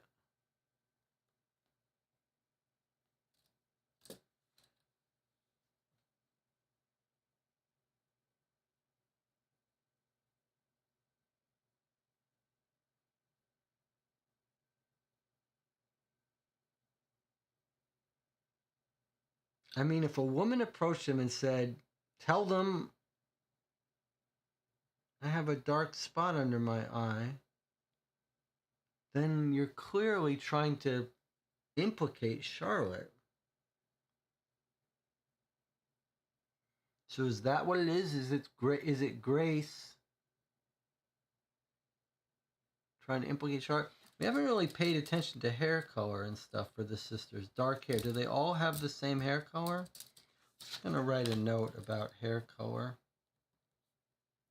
Hair colors, question mark. See page 27, which is 5WC in case we can carve from that way. But it's very odd that the person told him he could describe her. All right, so that's the bigger picture. Now let's see if we can figure out more of this timeline. So we've got a timeline for Edward Ivory. At 9, we pick him up at his house on High Street, which we've already been to. They go to Cafe Monaco, where our guy hangs out. Which one is that? That's at Cafe Monaco. Cafe Monaco is Carl Sanders, who we think is involved in this. And he's permitted to disclose this. Okay. Cafe Monaco waits outside, takes him to the Cavendish, where, remember, Wade was paid off, bribed to tell him that he had no alibi with the club owner. And maybe that he was with the warlock on that day. So the Ivory wants to go now to 19 Maiden Lane.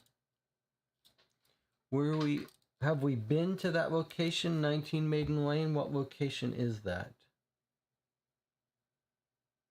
I'm not sure oh yes, we have been to 19 Maiden Lane. That's the warlock's house. Okay. So Cafe Monaco, let's make some notes here. Cafe Monaco is Carl Sanders, right? The Cavendish is the false alibi discrediting. And then 19 Maiden Lane is the warlock pretending guy, Farley. So this woman has set up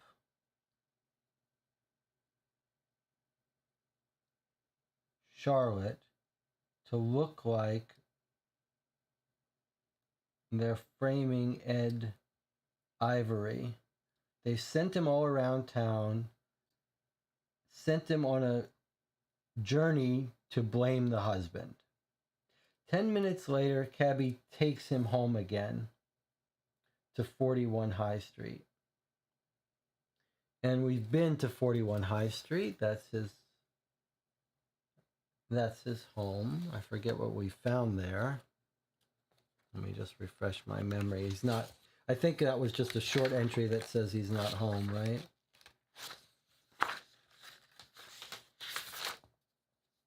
Yeah. And then that points us to his cousin. Okay.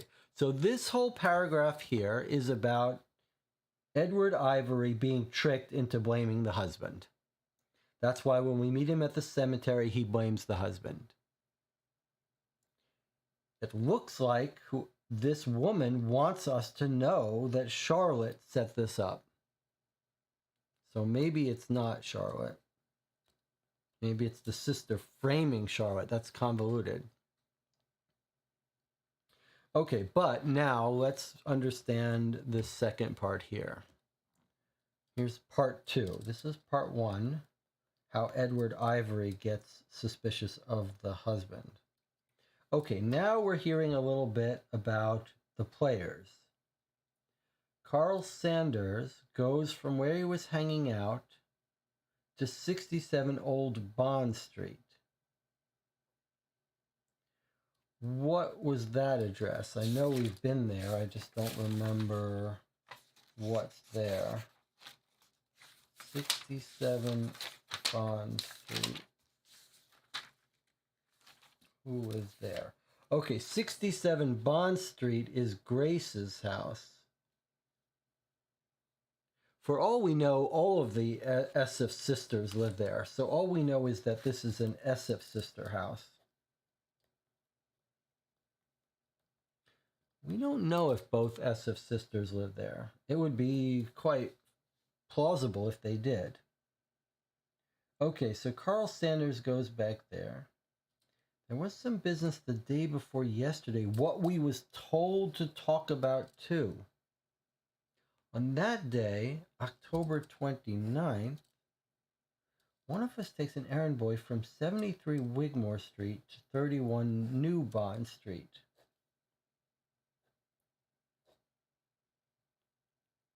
What are those locations? 73 Wigmore. 73 Wigmore is northwest. Let's remind ourselves what location that was. 73 Northwest. 73 Northwest was Carl Sanders' house.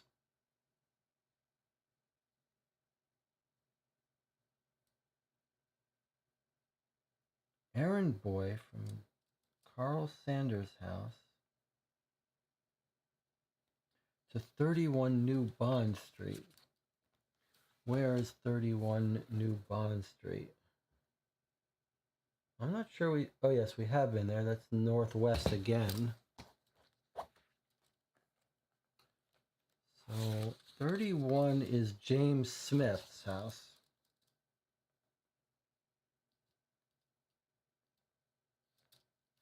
Errand boy goes from Carl Sanders' house to James Smith's house.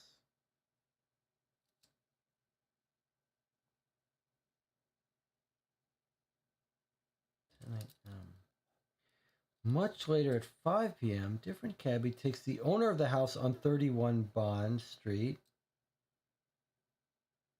which is James Smith, the seance guy, to Rigby & Co., which we haven't been to.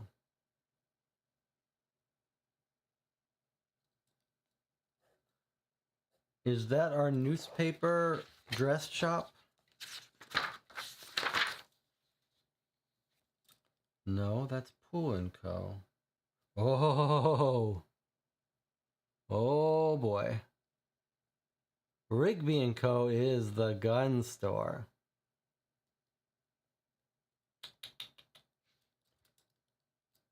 Gun! Exclamation points.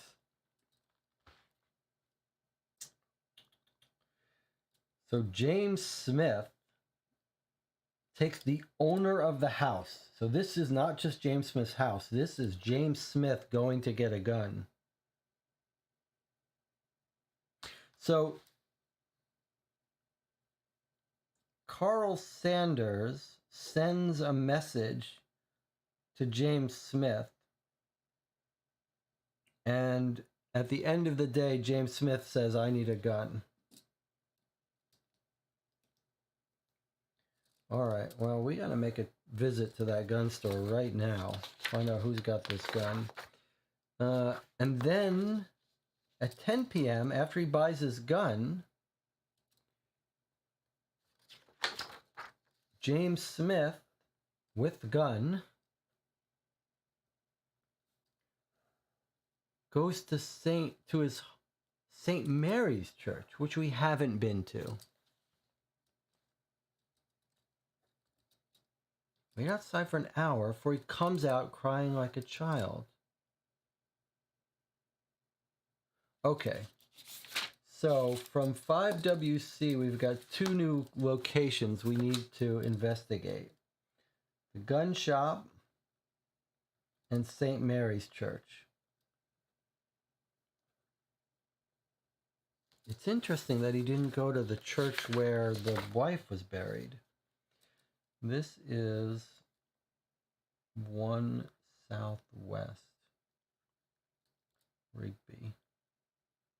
Okay, was a fascinating little thing. Logan is leaving us in the chat for now. We'll catch up with him. It feels like, yeah. It feels like Grace could be trying to kill 2 birds with 1 stone, almost literally.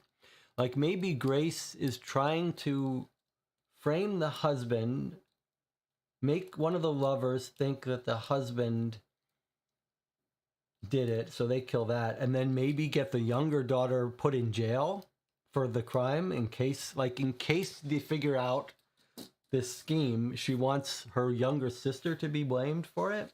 It's like an insurance policy. Let's find St. Mary's Church. I think St. Mary's Church is down in the center or off here somewhere, but I might be thinking of a different church.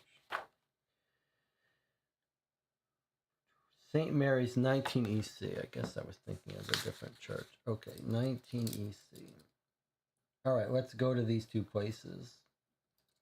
Let's go to the gun shop first, 1 Southwest.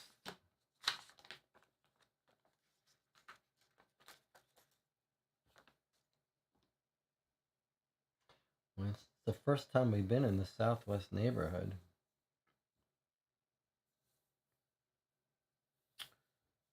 1 Southwest. Here it is. There's the gun shop.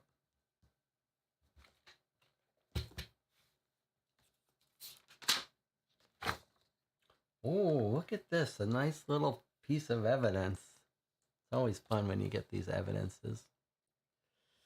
Okay. Upon hearing that we seek to preempt murder, the desk clerk at Rigby and Company shares his sales register for the last few days. This records sales for Webley and Price revolvers. They are the only items we sold this week. Just remember that some wealthy families pass firearms of many varieties down as heirlooms. I might have bought those weapons years ago. So what it's saying is, even though if we don't have someone who bought a gun recently, they could still have guns. Okay, Webley and Price revolver. Where is our people? There he is, right there. We know he went and bought a gun on October 31st. So he bought it today. He bought it today. There he is. Anyone else? Look how interesting this is. I have remarked that the person who joins our chats, Antina, has a very strange name to English American ears. But Lady Antina Kites McLean, and there's Anna, and there's Jonathan.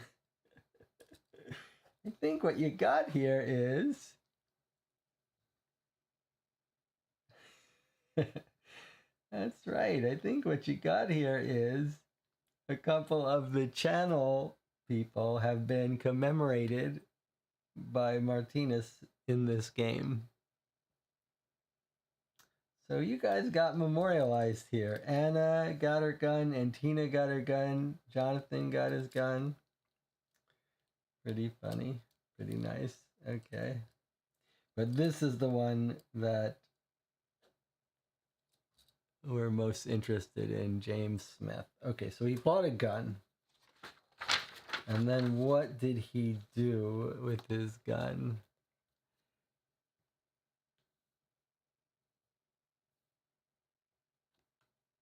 What did he do with his gun? All right, well, we went to the church later and came out crying. So let's see if we can't figure out what that was about. Let's read this in pieces here. I cannot divulge what is shared during the sacrament of confession, Father Conan J. Reichler says. That's me. With a patient smile that illuminates his blue eyes. He's giving us a tour of the beautiful garden surrounding St. Mary's while the music and song of choir practice dances on the air. Well, we respect your vocation, of course, Wiggins replies. Let me simply share a collection of possibilities. The man who visited you on the night of October 29th might have suffered from emotional distress. He might have been caught on the precipice of a great sin. We wonder whether this man will pull the trigger, as it were. Father Reichler stops to bend over a fine white rose. And now he's talking. Say that a bald man sought comfort that night. Say that he boldly confessed a yearning for vengeance. I will say that he has shunned that path. Still he suffers much anguish. Still he searches for solace among the dead. I will pray he eschews that practice also. Either way, this might afford you some peace of mind. Seemingly from nowhere, he produces a Webley and Price revolver and presses the weapon into Wiggins' hand. A suspicious mind, Wiggins observes once Father Reichler has left, might infer that this little drama was staged for our benefit, since a man like James Smith might already own a different firearm. Okay, this is pretty nice. What have we got here? We've got James Smith getting a message from a guy that we know is involved in this plot, Carl Sanders. And that message obviously disturbed him and made him think he needed a gun and he was going to go kill probably the husband. And we're told here that he sort of reaches his end of his rope and he goes to his church, his pastor. And the pastor tells us basically that the guy came in, James Smith, with a gun and was having a crisis of faith and was afraid he might go kill someone, the husband. And the priest talked him down. The priest says he was confessed a yearning for vengeance, but he can't tell us what happened because that's private, but he can tell us to not worry because the guy decided not to do it. And as a sort of visual demonstration, he says, "Here is the gun that the guy gave me." So here's his gun. So what do we know? I believe, and then there's this little clever little bit of doubt at the end. By the way, great movie, ties into the religious theme, is the movie Doubt with Philip Seymour Hoffman and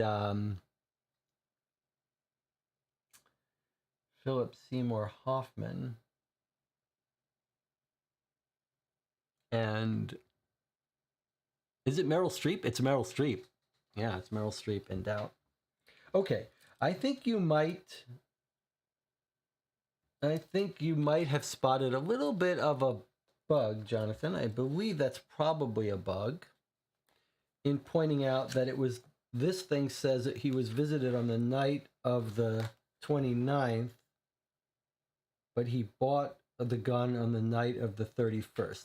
I believe that might be a bug, question mark, see entry 19 EC.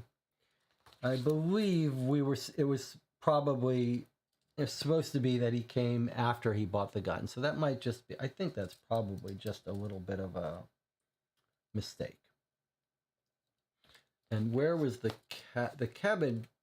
carriage ride tells us when the actual thing we think is. So on October 29th at 10 a.m., all this happened. On the 29th, he goes to the gun shop, and then he goes to the church later that night. So that's just a small bug that we know how to interpret. That gun receipt should be for the 29th. 1 Southwest. Let's just put it in there. I believe this should say the 29th, which is when the cabbie says and when the priest says he got there. So, yeah. And Martinez confirms our conclusion that it should have said he bought on the 20th. That's fine. You could also, let's just remark, we talk about when we play the idea of dietic mistakes. And there's a gun log that maybe the guy wasn't taking contemporaneous notes about purchases. So he's like, let me go get the logs for you. Who goes back? He's like, when did he buy that? So like maybe he's filled it out wrong. Okay, but that's okay. We completely got it. But then there was this little hint of doubt in here, like Wiggins just says, well, that all is a little too pat. Maybe it's the case that he actually set all this up to make it look like he didn't have a gun, but we don't believe it. It's too it pushes credulity. I don't know. I don't remember what the phrase is. But okay, so I think this is our alibi for James Smith. Like, this preacher is not making it up.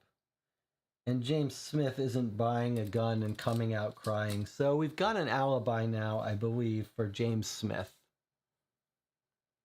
That's not going to be him. I do believe it's going to be Ed. But it could also be... Oh, and then we think we alibied the guy who left town on the train because we think we've come back later and found out he didn't get on another train.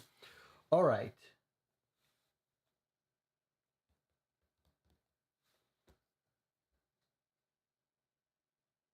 One question is, how are we going to stop this? At some point we're going to go, or maybe when we go to the answer at the end, we're going to be given a choice, possibly. But we still have informants, places to go, and I would love to find, we don't have any mention of there really being a doctor, but hospitals, she probably had to give birth at a hospital, right? Where's my note about doctors? Let's I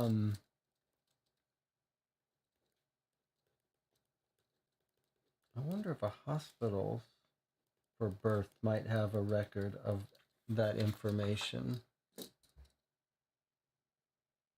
Did we, when we went, I want to just look at Somerset House again. Do they have a record of her death? Of where it happened? Amelia Esseff to Logan and Denise Esseff.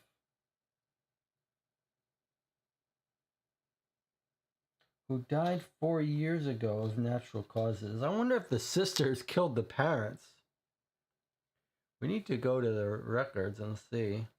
3 daughters were left financially independent. All 3 daughters got rich. Okay, and then there's the thing about her death. No evidence of foul play. All right. Fascinating. All right. Might have been a home birth. Yeah, it might have been. But if you're rich, do you have home births? Okay, how about, let's see, where do we want to go? What informant? I think we should go to the encyclopedic research. See if we can't get some history of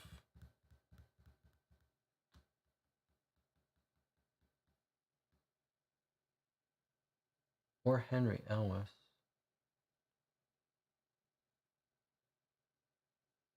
I want to see if we can't get a lead on Hennessy Cooper. I'm just trying to think who would be most likely to have that. Maybe Henry Ellis. Let's try Henry Ellis, 30 EC. Let's see if someone knows about Hennessy Cooper and what his background or profession is. Maybe we can get some lead on him. Although I wouldn't be surprised if we're not meant to. Okay, 30 EC says, Henry Ellis is not in his office at the time. A colleague claims that he mentioned something about visiting the Rat and Raven. So he's drinking at the bar with Porky. So we can kill 2 birds with 1 stone by going to Porky's. And there's, so we tried that, but then Porky Shinwell is at the Rat and Raven, 52 EC. So let's just head right over there while we're on our way. Okay, here we are. Nice long entry.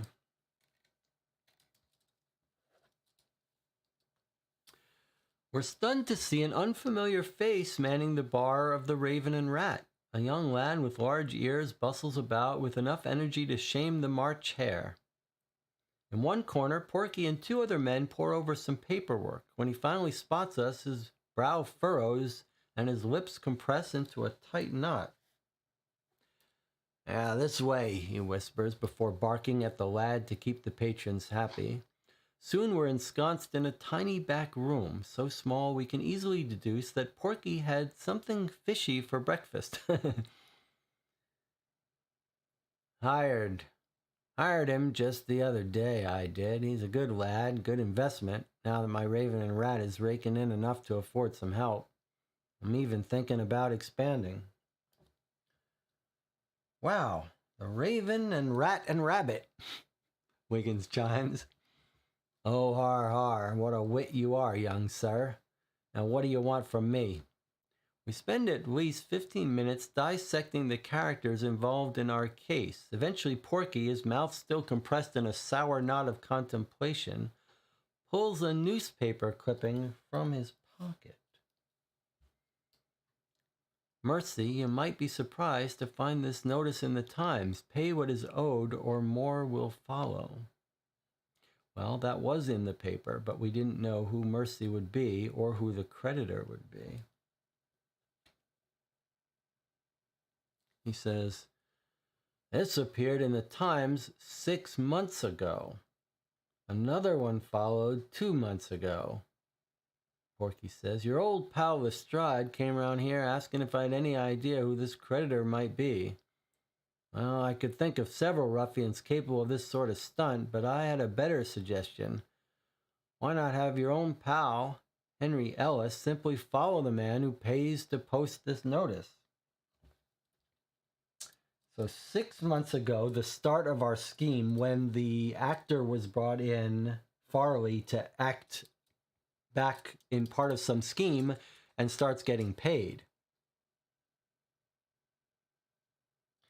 Now, this is some newspaper ethics. The guy at the Times is gonna follow someone who put an ad in the Times. Interesting. Let's continue. Something is amiss, Wiggins muses. We have no reason to suspect that this reasonable creditor committed a crime. If people incur debts, Wiggins shrugs, on their heads be it. Yeah, well, curb your generosity then and ask no further questions, Porky yells, making us all jump. I thought you fellas left no stone unturned, or whatever else one does to stones. Point is, Lestrade and Ellis came back here seeking more of my know-how. Ellis had followed the man from the Times to the Bagatelle Card Club. So I wanted to know whether I had any contacts in there, and I do.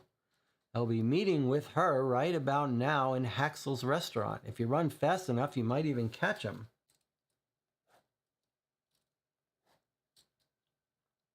And then Lestrade might know more too. Okay. So we're at 52 EC. Porky's, and he gave us a bunch of interesting information. So he tells us that it's the Mercy ad, and then follow the man who placed the ad. That's the person owed money. The ad placer goes to the Bagatelle Club, Card Club, and then they're meeting with his contact at the Bagatelle Card Club at Haxel's restaurant.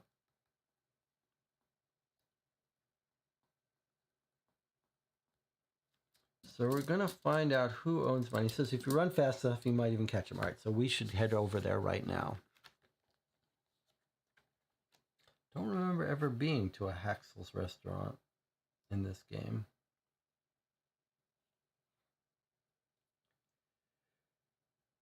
Haxel's restaurant, 19 Northwest. 19 Northwest.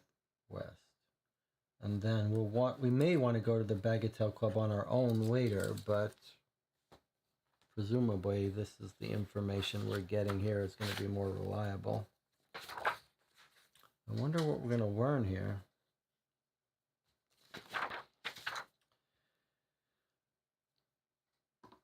Panting for breath, we barged through the door of Haxel's like dogs pursuing a fox, only to be stopped dead by two burly doormen.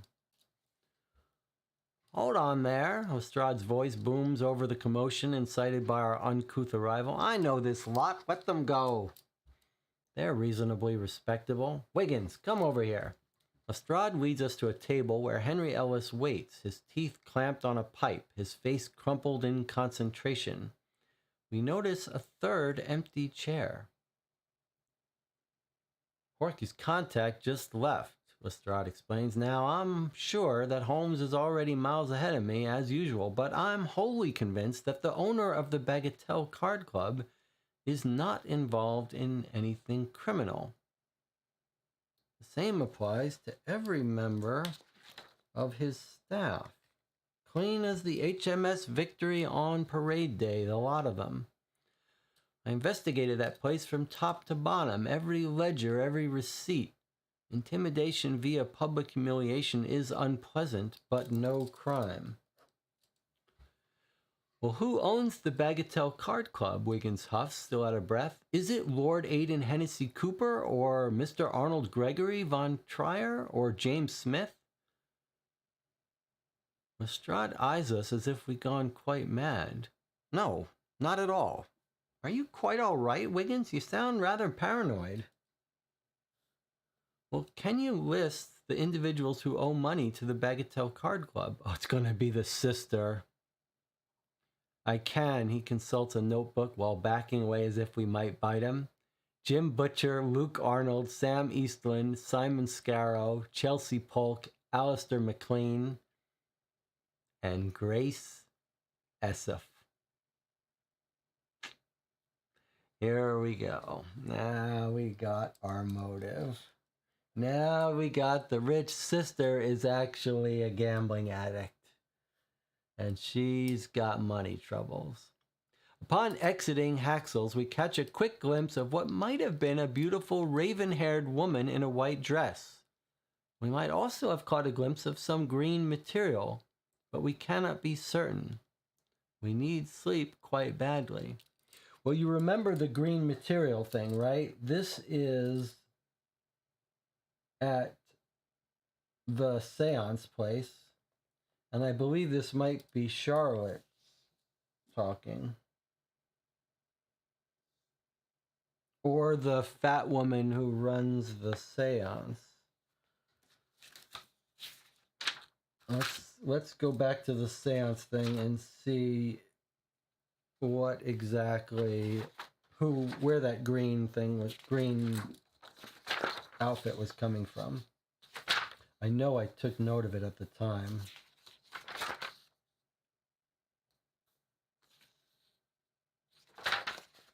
Well, I guess I didn't take enough note of it to circle it. She's carrying a doll. It's her favorite doll.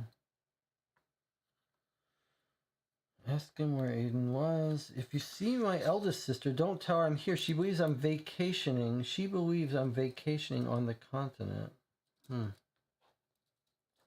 Boy, that's a big clue, though.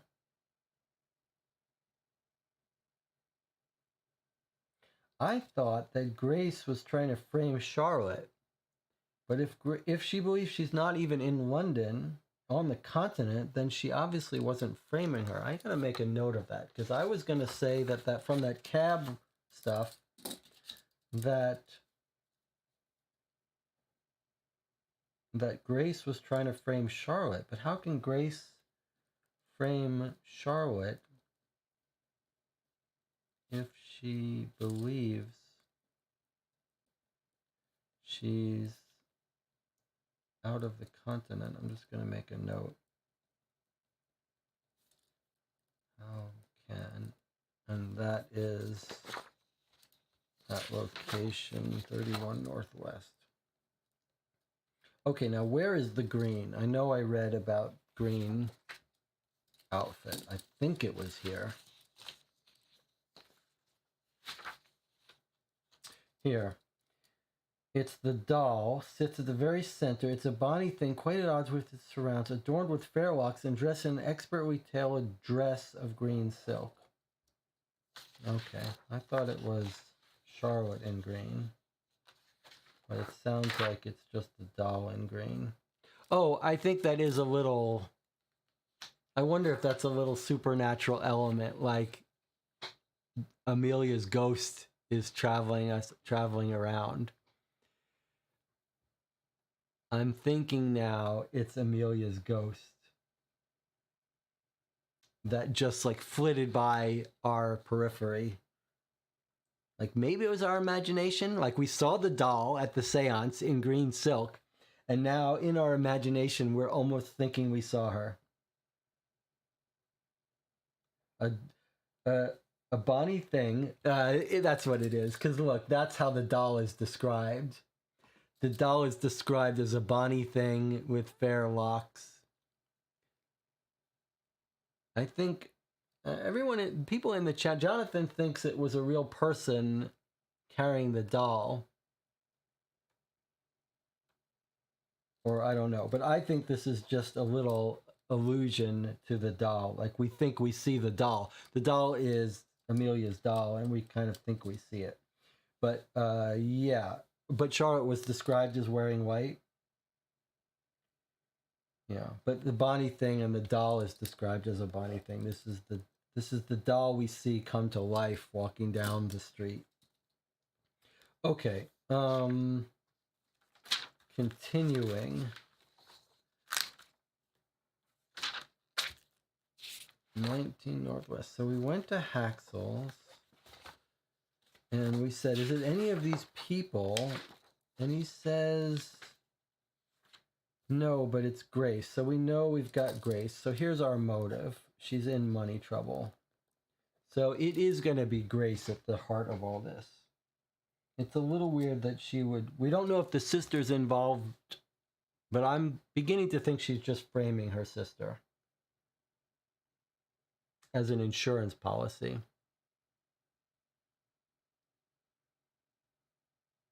John says, I think we saw a person in white holding something green down the street. It seems to be Charlotte and the doll. Okay, that's a fair reading. That's absolutely a fair reading. Was Charlotte described as having those locks? A raven-haired woman in a white dress. A raven-haired woman. So is that how Charlotte was described? Okay, well, I guess it's kind of important because it's a question about whether Charlotte was the... This is deeply... boy, you got an interesting point here. This is a little bit scary now because...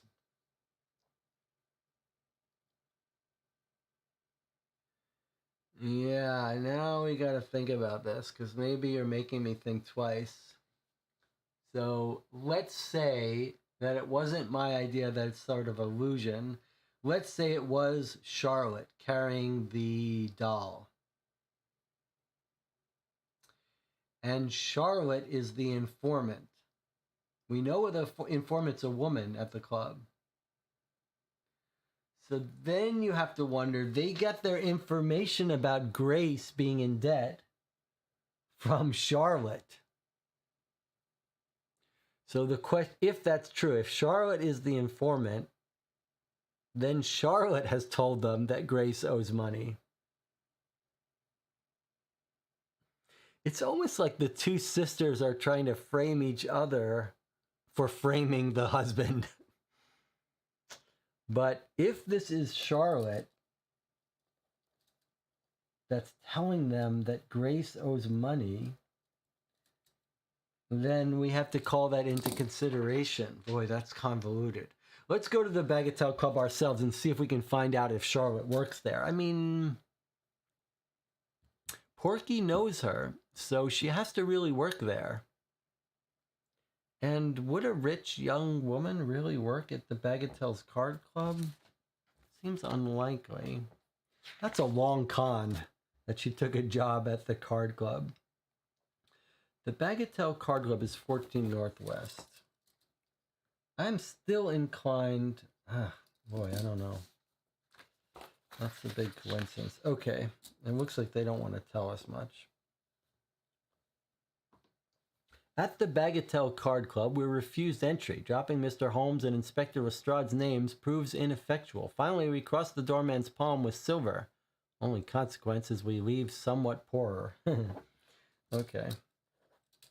All right, well, I know where we should go next for completeness. Let's go to Lestrade.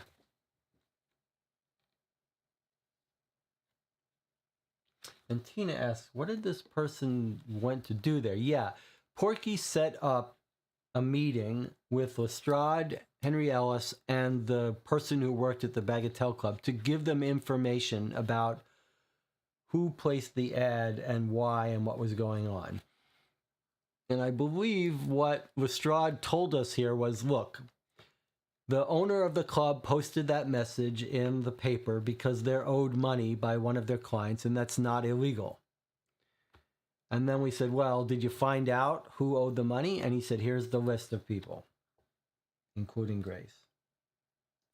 And I suppose there's other people on that list if we cared about, but including Grace.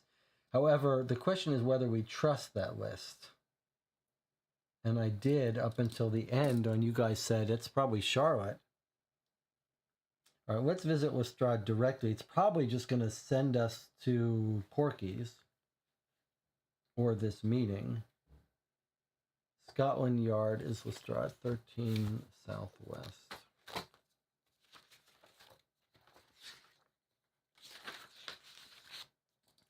At Scotland Yard, we're informed that Inspector Lestrade is unavailable. Gone off to the offices of the Times, he has, one sergeant proclaims. Okay, so that's it. As we suspected, he was off. It's time for us to take another break, it seems. We're getting close. But boy, these sisters are really giving us a run for our money. They are. It's hard to know. One of them's dirty for sure, but it's hard to know if they can put on makeup and they're plotting along with these actors, whether what they're pretending, one's pretending to be the other. Both of them have motive for the money, right? Because Grace gets it, and then it's supposed to be held for Charlotte. But they don't seem to be working together because they're framing each other. Or one is framing one. Very, what a web. Okay, I'll see you in 8 minutes.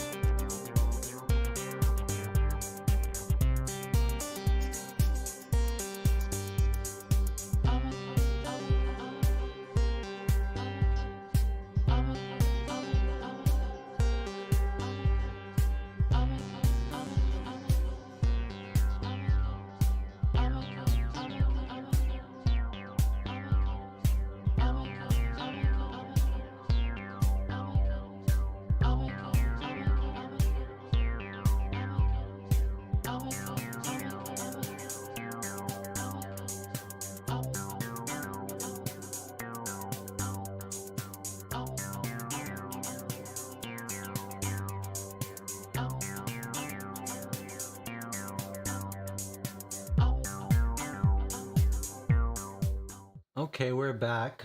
Feels like we're in the end stages here, but we don't know exactly what's going on with the sisters, and we don't know. It feels like Edward Ivory is going to make an attempt on this guy's life, but we don't know where. And we haven't been able to find any sign of him. I wonder if before we continue with these informants, if we might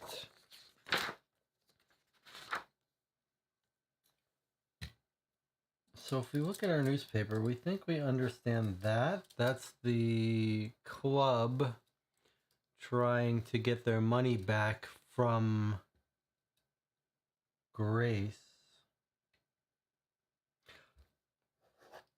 Mercy and Grace. I wonder if that's we were trying to think, is it Charlotte framing her sister, or does the sister really owe money?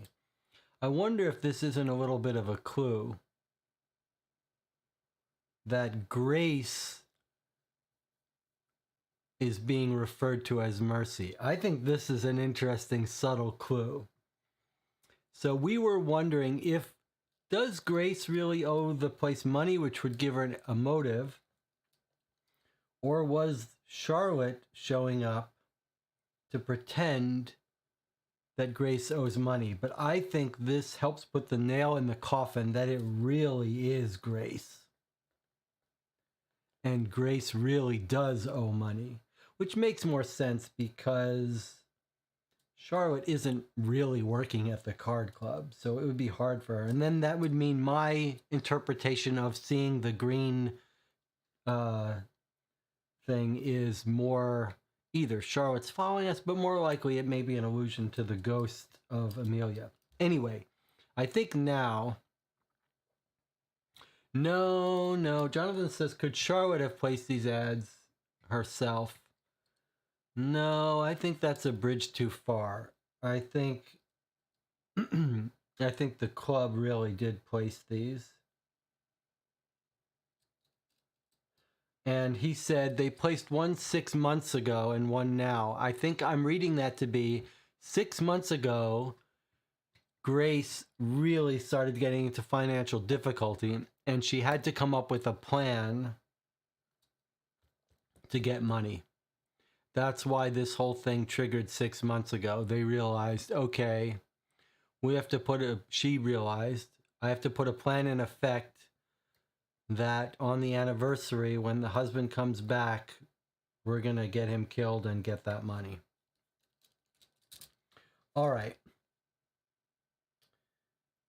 I want to go to this intercontinental service just to see. I'm just looking for long shot ways of finding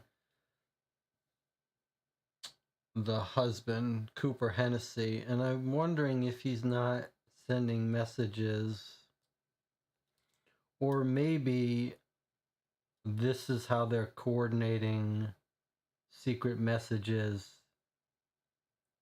to get this guy back who was living in the US. I'm not sure exactly, but I think since we've got most of these places visited, we should visit this one, 41 EC, just to see on a long shot if they've got any information relevant for us.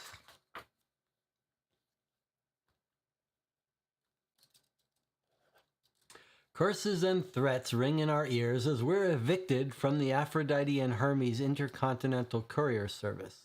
The employees refuse to betray the trust of their clients by permitting us to rifle through the mail, no matter the crime we hope to prevent.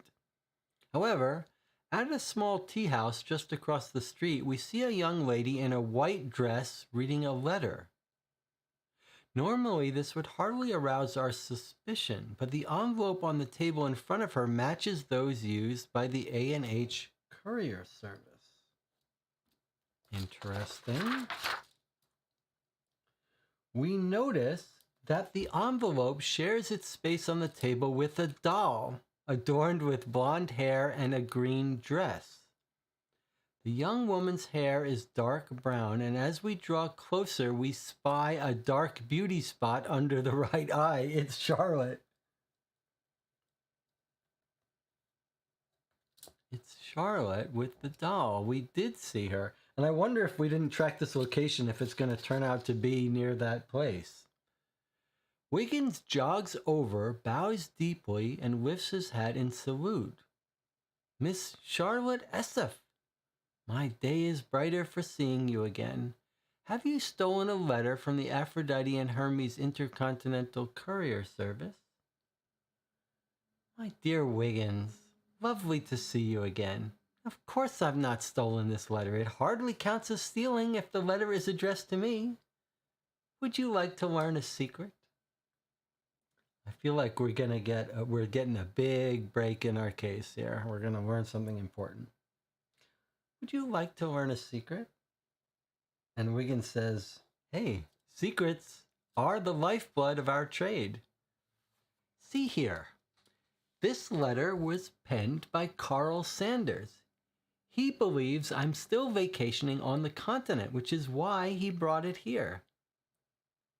He's attempting to seduce me. For shame! How can such a man consider himself worthy of you? Well, this is who Wiggins has his eyes set on, not the Southern Belle actress, but Charlotte.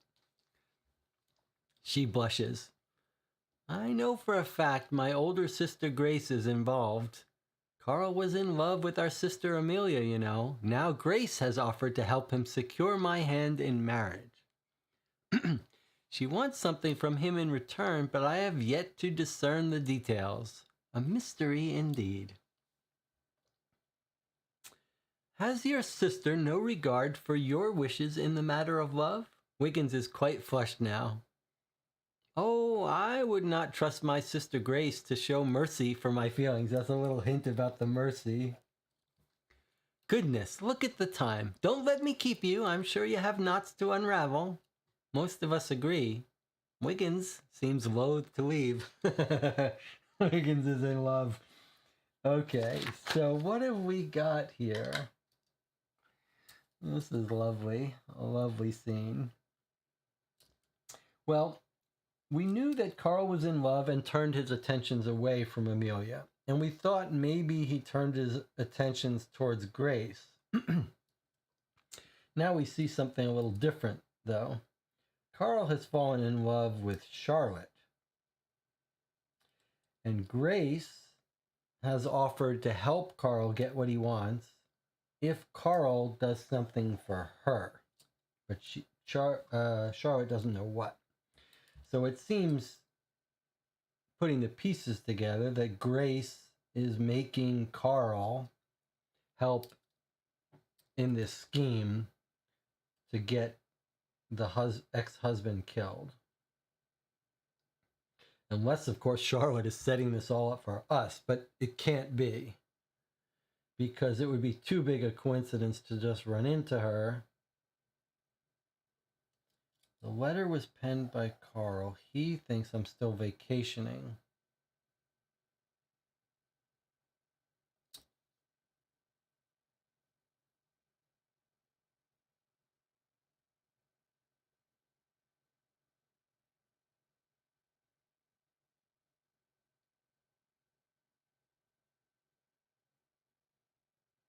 I do not trust my sister Grace, so she doesn't like her sister. The only thing that's a little weird is that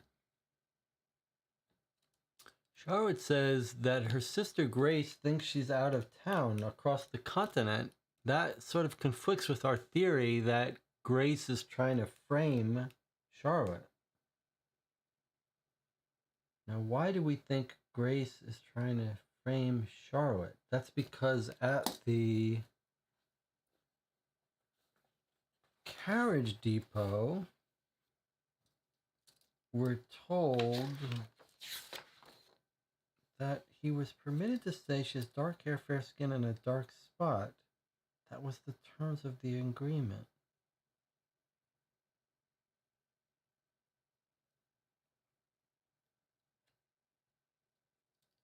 She paid us and paid us well. We'll see what you have to say.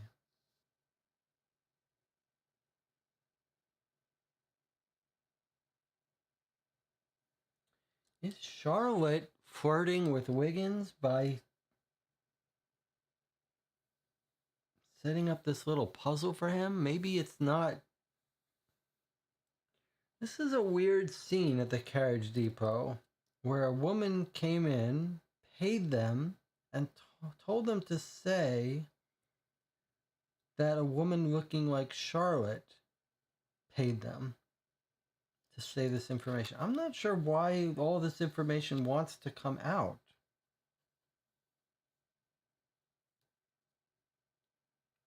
He was told to talk about that too.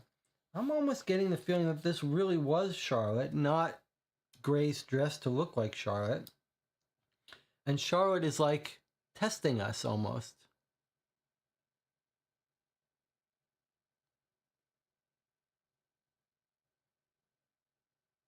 Is it possible that Charlotte is helping us behind the scenes? That's a very intriguing possibility. Jonathan says, let's check the addresses. It's either Grace trying to frame Charlotte, but I'm now starting to think it's Charlotte sort of flirting with us by being an amateur detective. Jonathan says, we might as well go to the dress shop here to be complete the newspaper. So we went there, we went to the gun shop. Okay, 10EC is Pool and Company. Okay, there's no entry for Pool and Company, so that's that. That's our newspaper complete.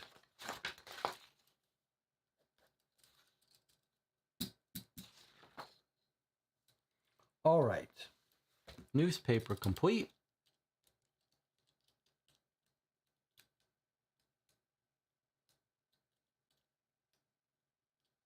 Jonathan is saying, like, building off my theory that Charlotte is trying to help us solve it with the theory that maybe Charlotte's trying to help us catch.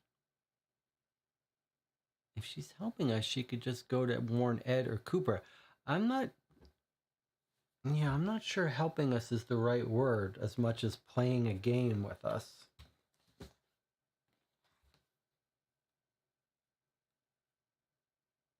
Is it a little suspicious that everyone thinks she's on the continent? Like, why is she back here then? I don't think we asked ourselves that question. Like, she said a couple times to us, oh, my sister thinks I'm on off the continent, but I'm really here. And then Carl Sanders thinks I'm off the continent, but I'm really here. Like, why is that? Why are you telling people that you're on the continent when you're really here? That's a little fishy. These sisters are tricky. They're slippery. That's the right word for them. They're slippery. All right. This is pretty wonderful. Let's go. It feels like this is one of these cases that can't possibly wrap everything up completely satisfactory. Is that like, there's too many moving parts here. Do you get that same feeling, Jonathan? I feel like this is going to be one of these cases that when we get to the end, we're like, that was a hell of a roller coaster ride, but there are some loose ends that can't possibly get wrapped up, but we'll see. That's part of the playtesting aspect of this. Like, that's okay with me. All right. Let's go to the National Archives. Maybe someone knows about the sister being off to the other continent. I wonder if we might even try the embassy. Do we think she's been in America? I'm just going to put our to-do list. Where's our to-do list? American Embassy. Just in case we can get a little...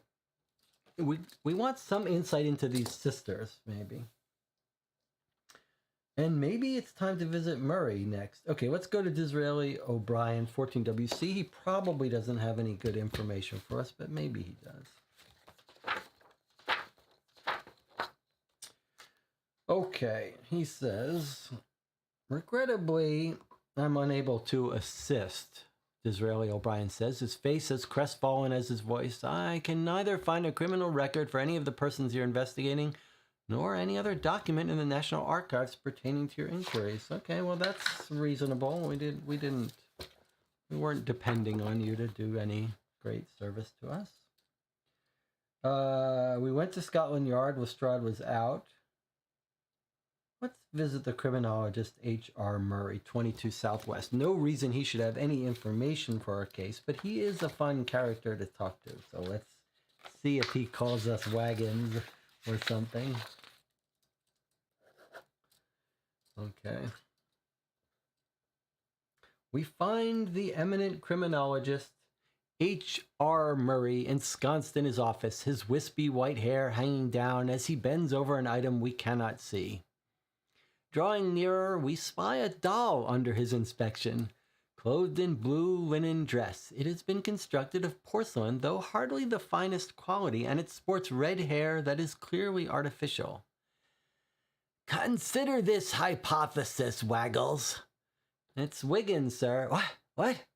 As I was saying, can hallucinogenic substances be infused into a porcelain doll, affecting the slow release of said substances and thus interfering with the brain functions of someone in regular contact with the doll?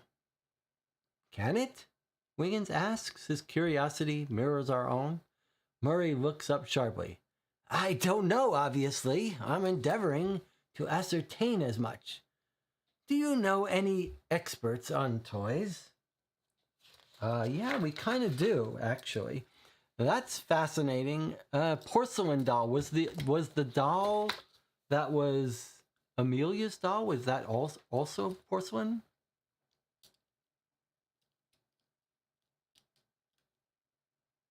Maybe that is how she was poisoned. Okay, he says, do you know anyone who's an expert in toys? Well, Fred Porlock at the toy shop normally deals with secret messages, but he does run a toy shop. So let's visit Fred Porlock now. Is that 18 or 16 Northwest? 18, I think. So something infused in the doll that was poisoning Amelia. It was Amelia's favorite doll. That does make sense. Okay. At the Parsons and Son toy shop, the proprietor informs us that nothing has been left for us. That's how secret messages are passed back and forth to Sherlock Holmes. Ah, declares Wiggins, thrusting one finger into the air. But, my good man, we are not seeking missives from London's underground. We seek your expertise on toys. Do you possess any wisdom about possible connections between porcelain dolls and the occult? The proprietor's mouth splits into an avuncular smile. He runs into a back room and returns with hot cocoa for us all. Here you go, guys. Now then, the finest porcelain dolls boast real human hair, often donated by unfortunates who need the money, but sometimes taken from corpses by their loved ones as a keepsake. Morbid, I know, but hardly the strangest practice in the world. Either way, rumors purport that any doll that has been adored for years can facilitate communication with the dead. He stabs a finger at the ceiling. Provided that you have two blood relations, one alive and one dead. They must have truly loved one another. The doll must have belonged to one of them so that it can become a repository of that affection. Even then, love is insufficient. Both relations must be blessed. He chuckles, with the mark of the witch. Apparently, it manifests as anything from a repulsive wart to a dainty beauty spot. The gift runs in families, or so they say. Does this work? Who knows? I certainly do not. His brows knot. Curious that you should show such an interest now. Oh yeah, how so? Well, nearly 2 months ago, another customer evinced a similar inquisitiveness about dolls and the dead. He had a gaunt face and a bald head, sort of like an upside-down raindrop. Quite intimidating chap, really. So he's talking about the guy who was conducting the seance, I guess, because they're using the doll for the seance. It's interesting. He's telling us about how it can be used to talk with the dead, and the gift runs in families. That's the beauty spot. So they could be like witches.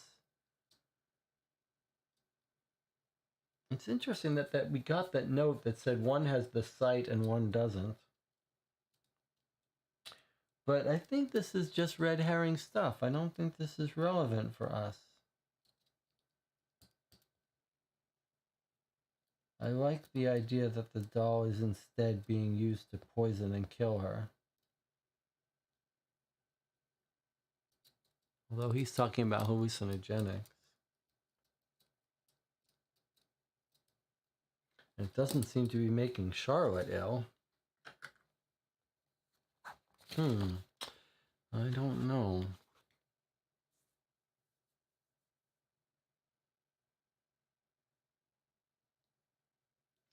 All right, let's look at our informants list.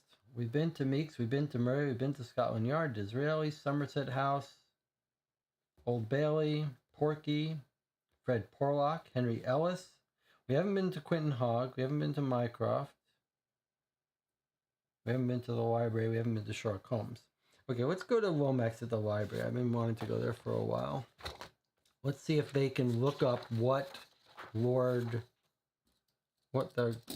Lord guy is working on, or something else. The London Library accommodates expertise on a breathtaking scope of subjects. Regrettably, none of it proves relevant to us. The only potential valuable book is A History of Dolls and Doll Making, Volume 3, Porcelain Perfection.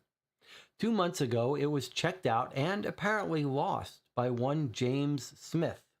That's our guy running the seances, who immediately paid the required fine. Fortunately, Lomax's prodigious memory leaps to our rescue. That volume includes a most fascinating chapter about a Prussian doll. It was commissioned by Viscount Gustav Gregory von Trier.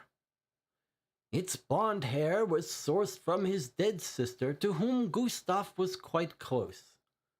The doll's green dress was fashioned from his sister's favorite gown. Viscount von Trier married a Scottish lady, Catherine Bolingbroke. The doll was eventually gifted to Amelia Esseff on her 5th birthday. She was the middle daughter of a dear friend of Gustav's, Logan Esseff. Gossip suggests that Gustav wished for his son Arnold to marry Amelia, but she decided otherwise. I cannot say where the doll is now, but it's considered the finest of its kind. Okay, so we will get a little bit of backstory about one of the people that fell in love with Amelia was in fact Arnold von Trier, and now we see how he came to fall in love with Amelia. The Viscount created this doll of the highest quality, married Catherine Bolingbroke, and eventually gifted to Amelia Esseff. We don't know exactly why. We might try to find Catherine Bolingbroke. But somehow, friend of the family, it passed down. Oh, she was the middle daughter of a dear friend of Gustav's, Logan Esseff. So this Viscount has this doll made of the highest quality and gives it to his friend's daughter, who's Amelia. And he's almost giving it to her because he wants his son to marry the daughter. He sees the daughter, he likes her, she's charmed by her, and he's like, wouldn't they make a perfect match? So he's trying to match up his son with Amelia. Amelia doesn't want to because she's fallen in love with our Cooper Hennessy. And that's the story of the doll and the story of von Trier falling in love with her. He was the guy that went a little bit crazy, beat up the Jasper Meeks, and then left town. So maybe it doesn't have to do with any poisoning, just a red herring. Okay, let's go to Quentin Hogg at the Police Gazette. We're sort of wrapping up these informants. 35 EC. Okay, there's no entry for 35 EC. So no entry for Quentin Hogg. I'm guessing that Mycroft is... I don't know why he would have an entry, but let's look, see if he does.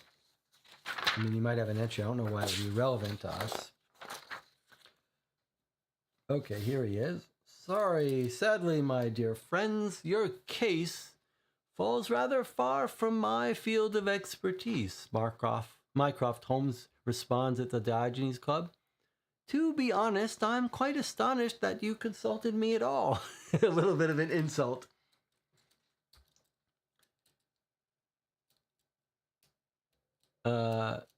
Martinez says in the chat, at one point you were trying to find Amelia's doctor. I only mention this because you might have forgotten. Okay, I have not forgotten. He is on my list. So otherwise you would have been giving us a big hint by telling us that. That's a no-no. No hints. But there was no question in my mind that we are going to spend a good chunk of time searching for her doctor around her house and searching hospitals. So I have not forgotten. For sure, we want to see if we can find evidence that about her death, her poisoning, her past stuff. So I have not forgotten. Okay. Now, the only person then that we haven't visited is Sherlock Holmes, who might give us a hint. We have no other reason to disturb him. He's sleeping. So at the end of this case, when we're good and truly done, or when we don't have anything else we know how to do, we may visit Sherlock Holmes to see if there's a hint or just to wake him up, whatever. But we've now finished all our informants. So we finished all our informants. We finished our newspaper. And I believe we finished all the leads in our notebook that we know to do.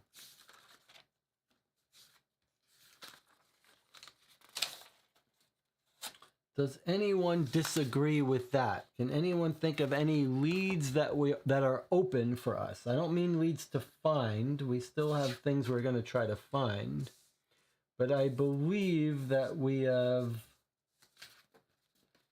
gone through now all of the leads that we know about following.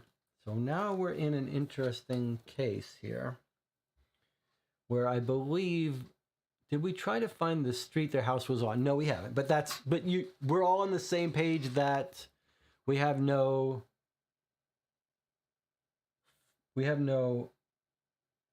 easy lead that we have the address of. So now we're sort of on our own. Let's talk about what we don't know, and then we'll get to our to-do list. So the things we don't have we've got these two sisters. Most of the evidence seems to suggest that the oldest sister, Grace, has plotted to manipulate one of Amelia's suitors to kill the husband.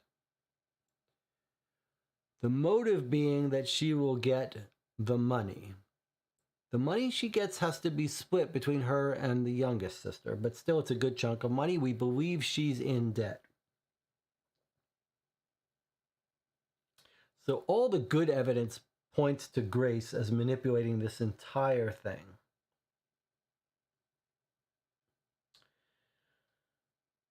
There's a little bit of tension in terms of worrying about what the role of the younger sister, Charlotte, is.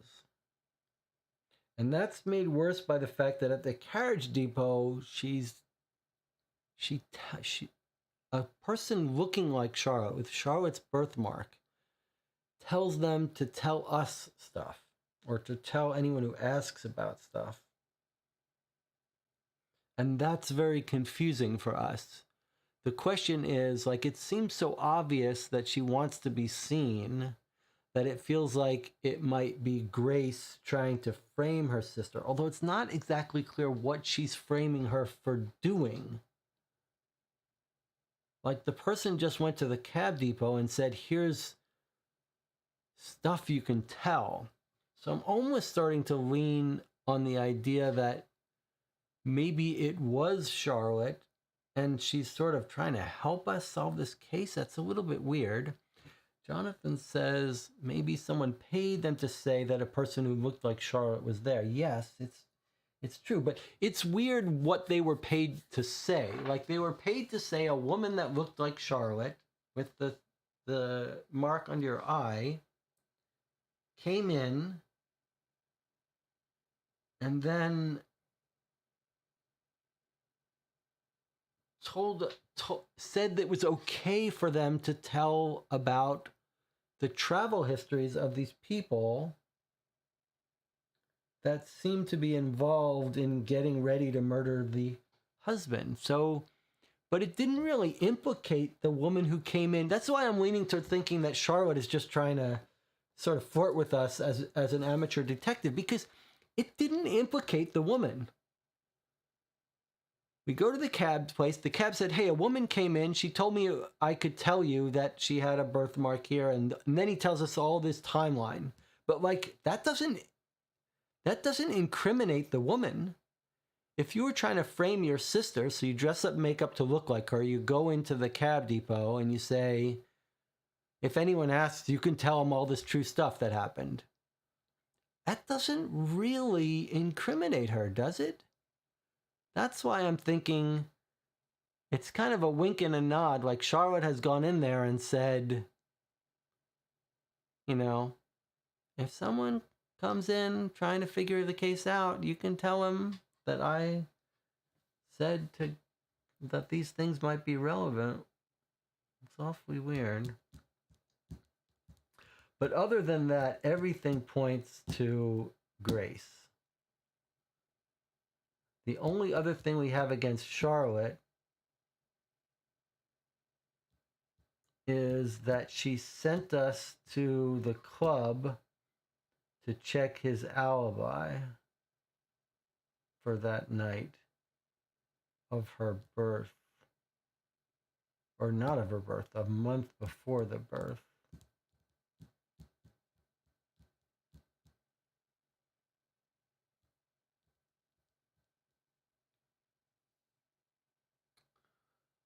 But that could just be because that was information she thought was good, or she thought it would help us solve the case. We might want to reread that scene where we meet Charlotte again, just to see if we can get a read on her. But everything we've seen about her so far, all of our interactions, first of all, Wiggins has fallen head over heels in love with her, but she seems kind of good-spirited, doesn't she? She does not seem like... And we just ran into her reading the note from Carl Sanders, who's trying to pursue her. It doesn't feel like she's bad, whereas the older sister was very cagey. So the younger sister feels more like an amateur detective. Maybe she's trying to put us through our paces to see if we're good enough to win her over. You might think we would get a little bit more of a clue, though, that she's an amateur sleuth rather than a believer in supernatural. Jonathan says, why give us a hint she's done it all? I agree. Makes slightly more sense to me that maybe she wants us to find clues to prove her sister's guilt, but still wants the crime to go through. Then there's no reason to have the cabbies describe her then, yeah. Okay, but that's where we stand, and we think someone's trying to summarize our theories here. We think the husband is innocent now. We believe the husband is being framed, and he's probably completely innocent. And they're just trying to get him killed so they get the money. They being Grace and maybe the sister, if the other sister's involved. And so we think we're going to have to stop the person who's trying to kill him from being killed, which would be a terrible mistake. And I believe if you look at all the people that were in love with her, we've got James Smith, Carl Sanders, Arnold von Trieger, Farley the actor, and Ed Ivory, our main person. I believe we've ruled them all out now.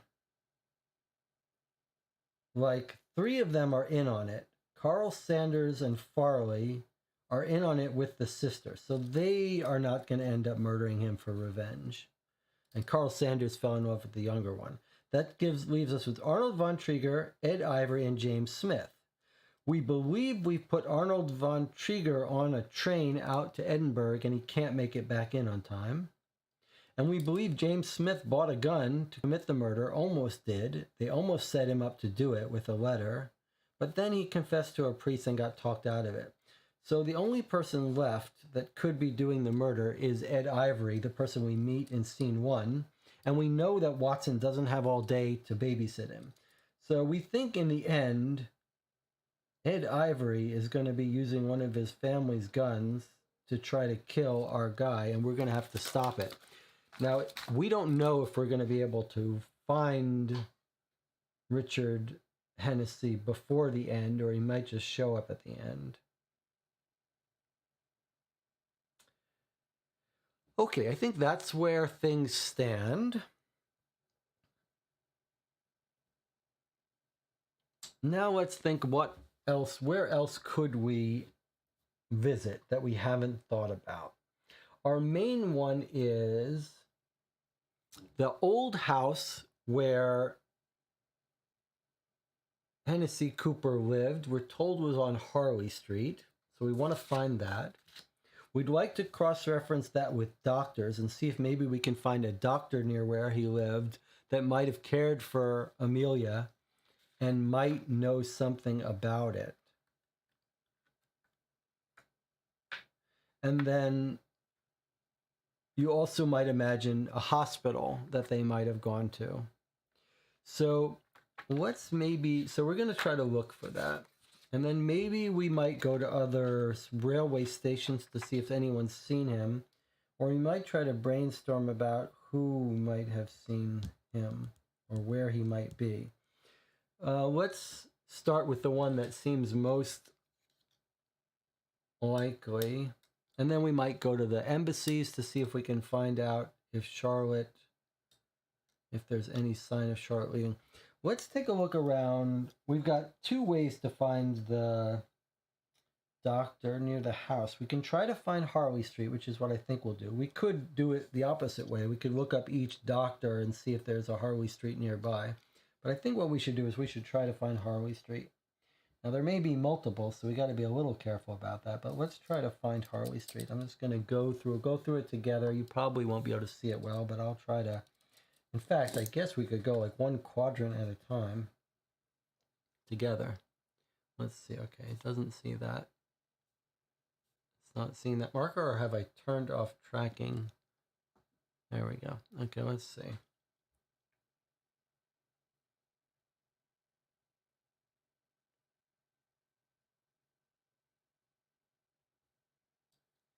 All we're doing is looking for Harley Street.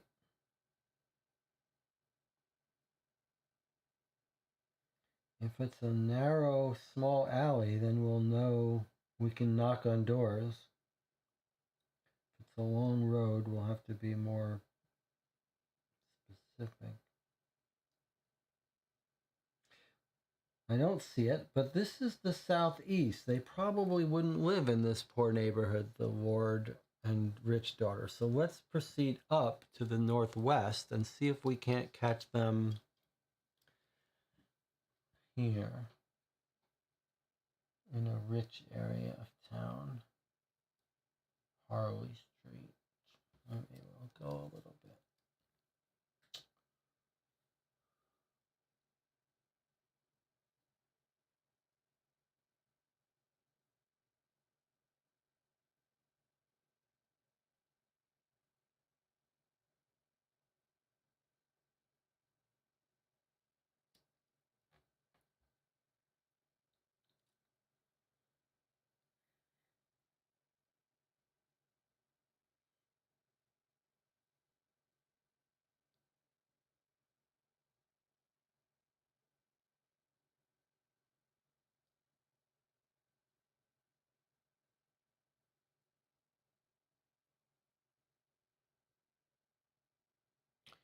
cabbies would know. It's too bad we can't ask the cabbies to point us. I mean, they would know in a moment exactly where Harley Street was. All right, I don't see it in the northwest, pure northwest. Harley, Harley. Let's look a little bit more central. How do you like this crop? On the top-down view, just as an experiment, I have the crop show blurred areas outside it. I think that works pretty well, actually. Hopefully the performance is okay and we're not missing too many frames. Whoa, it says it's missed. Oh no, missed frames 0.1%. That's still a bit. The blurring takes a little more CPU.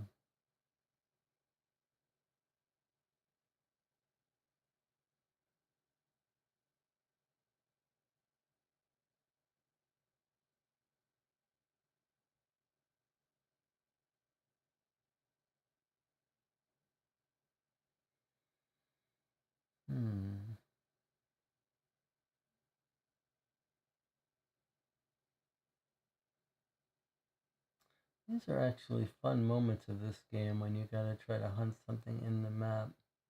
Though if I was playing it at home, I would just be hunched over the entire map, trying not to be so obnoxious.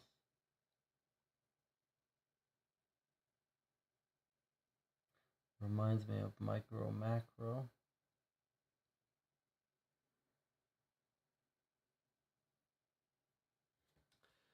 Well, I don't see it in the pure west central area. I don't have a great theory about where it would be. You might expect that you could search for real. These are all real streets, that maybe there'd be some historical record of it.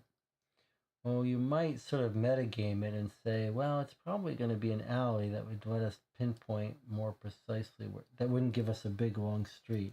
All right, let's move over to the northeast.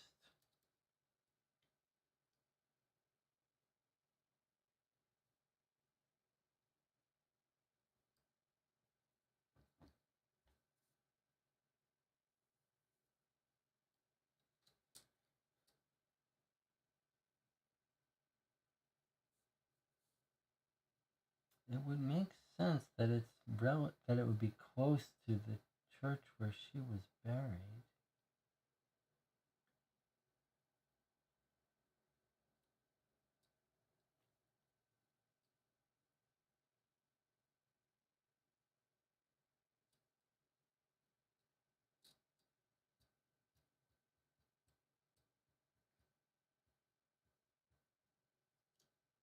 Hmm.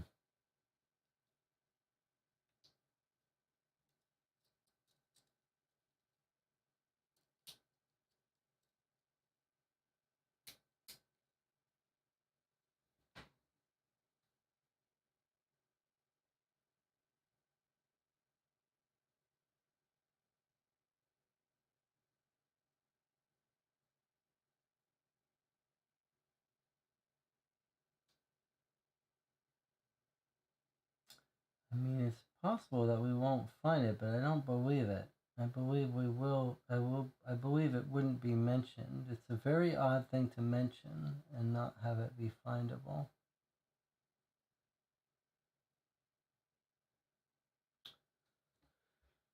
Hmm.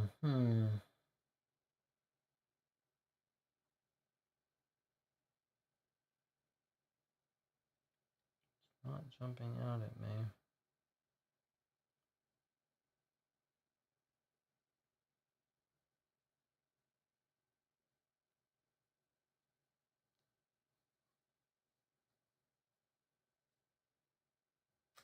Let's check southwest. This little area I haven't checked yet, but boy, we're running out of options here.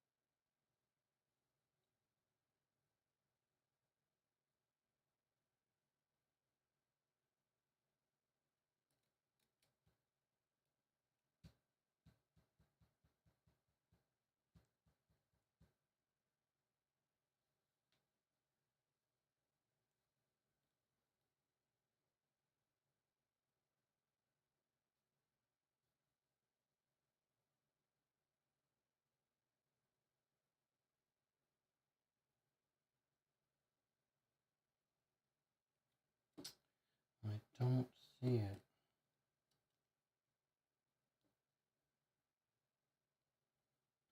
My gut tells me it should be here somewhere, but I don't see it.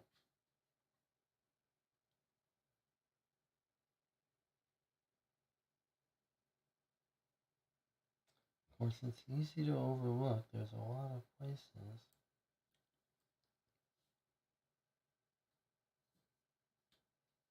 Well, it's not zooming in. It's too far. Why isn't it seeing it? It's too far out of the camera. All right, well, let's back up and try a slightly different strategy. Let's try hitting the main hospitals and see if anyone remembers them that way.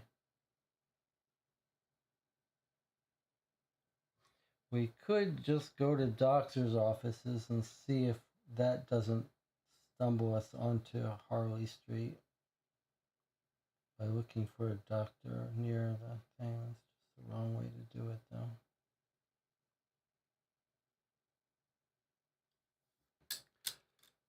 Right under the letters Northwest, Jonathan says, somehow Jonathan found it. 37 Northwest. It would make sense that they'd up it in. You got it. You got it. Okay, good work. You found it. Okay. So there's Harley Street. So it's this region here. Okay. So now, before we start knocking on doors, which we will if we have to, we've only got a couple residential doors to knock on. But before we do that, let's zoom in here. Good eyes. Good work. So before we do that, there's Harley Street. See, is it better like this? Okay, so there's our Harley Street.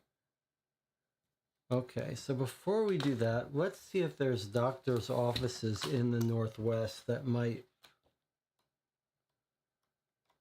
We'll knock on doors if we have to, or maybe we'll knock on doors no matter what. But first, let's see if maybe the insight of searching for a doctor near here makes sense. So we're looking for a doctor in the Northwest. We got a 93 Northwest. Where's that?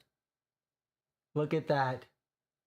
There's a doctor's office on Harley Street. That seems promising, doesn't it?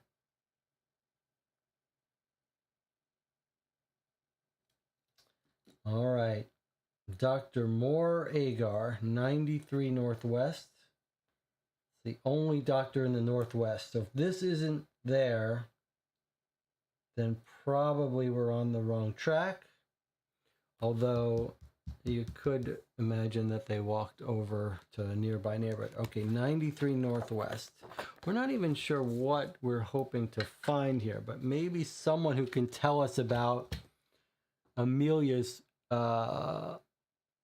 past miscarriages and if they suspect it was drugs. 93 Northwest. What do you think? Are we going to find it in here?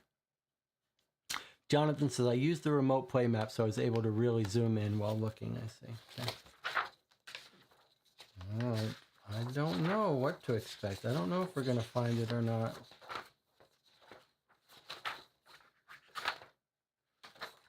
How good is that? I will just remind you that it was my idea that we might be able to find a doctor near their old house. That was pretty nice. All right. Let's see what we've got here. I am curious, Dr. Agar remarks with his lips poised over the rim of a dainty teacup, how you managed to identify me as Lady Hennessy Cooper's physician. It is not public information, as far as I know. Well, Mr. Ivory mentioned that Lord Hennessy Cooper owned property on Harley Street, same street house as your practice. Same street house as your practice. This is a little bit of typo. The same street houses your practice, I guess. Okay, that's how I read it. Okay. Humans are slaves to convenience. Besides, Dr. Watson is the only other physician in the immediate area, and he would have said if he had tended the lady. Of course, I see now. Might we ask you to revisit that dreadful event? I recall Amelia's death in painful detail. It was tragic, yet unavoidable. The light of medical science has not yet pierced the darkness completely. Childbirth remains hazardous. She was still quite young, you know, having just turned 21. Wiggins speaks in a somber, respectful tone. If we may ask, Doctor, when did you arrive at Hennessy Cooper's house? Well, he says,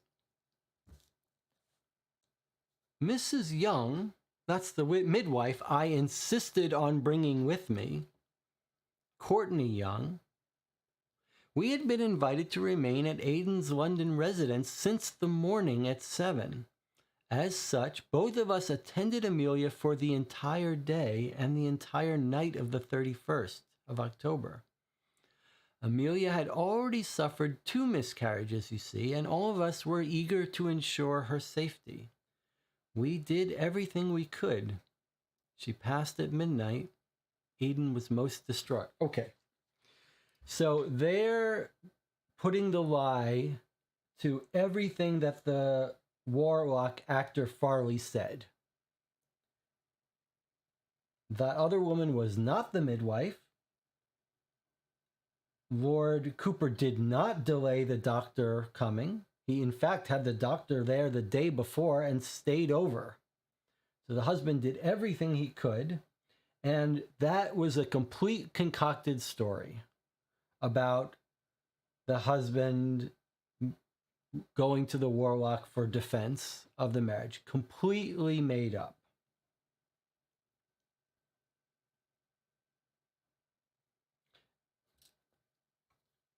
It continues, though. So she died of natural causes.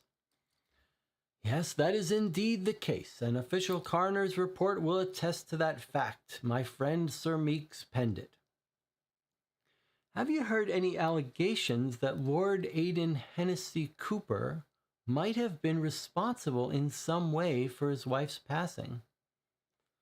The good doctor chokes on his tea, spraying hot droplets over Wiggins. He does a spit take.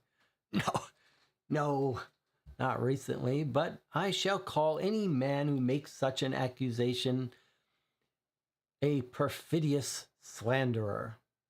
We notice a doll perched on the doctor's desk. It's crowned with fair locks and a green dress. Though expertly crafted, it is not the finest specimen of its kind we have ever seen. Oh, that. Arnold von Trier gifted it to me after Amelia's passing. Something by which to remember her, he'd said. First he attacked me, insisting that Amelia might have been murdered. Eventually he calmed down. This was his peace offering. It's a copy of a doll which Arnold's father had given to Amelia when she was a child. Now that I think about it, I cannot recall precisely what became of that doll. It was either interred with Amelia or given to her younger sister. That's Charlotte. We believe it was given to Charlotte. We're going to have to reread that section about Charlotte and the doll. Okay, so that's the end of the doctor's testimony. Well, that was fantastic to find that. And it's like it was an earned reward, because it basically told us that the husband was a loyal, caring husband. He never fell for this ridiculous stuff about seances and warlock protection. He had them there the night before, and it also seems to confirm fairly cleanly that she wasn't poisoned. Everything was natural. It was just natural miscarriages and a natural death during childbirth. And the sister is just taking advantage of that to try to take advantage of the opportunity that her sister died and they can now inherit the money if they can kill off the husband, if they can get the husband killed.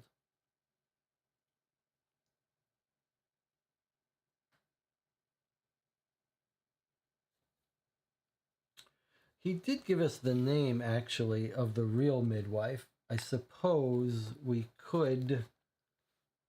First of all, let's put a mark on that. We could see if we can visit that midwife. It doesn't seem like it's important. What is the midwife's name? She could at least confirm this story. Courtney Young. Okay, let's just make a note here for completion's sake. Let's see if we can find Courtney Young.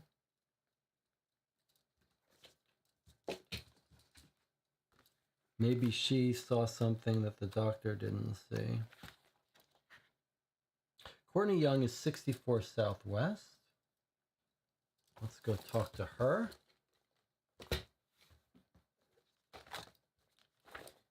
Sort of put the nail in this coffin. In my profession, one comes up face to face with death as regular as clockwork.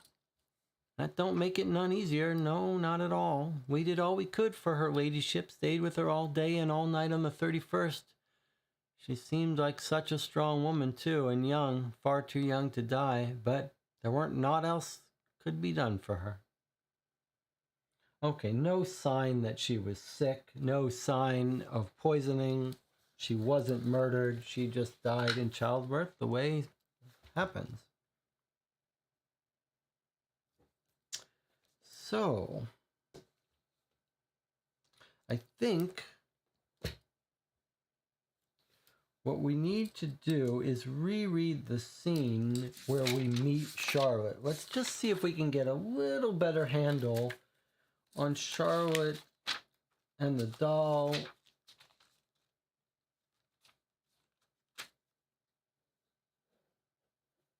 And just the vibe we get from Charlotte. All right, so we enter James's house, who's having the seance. We hear all the voices.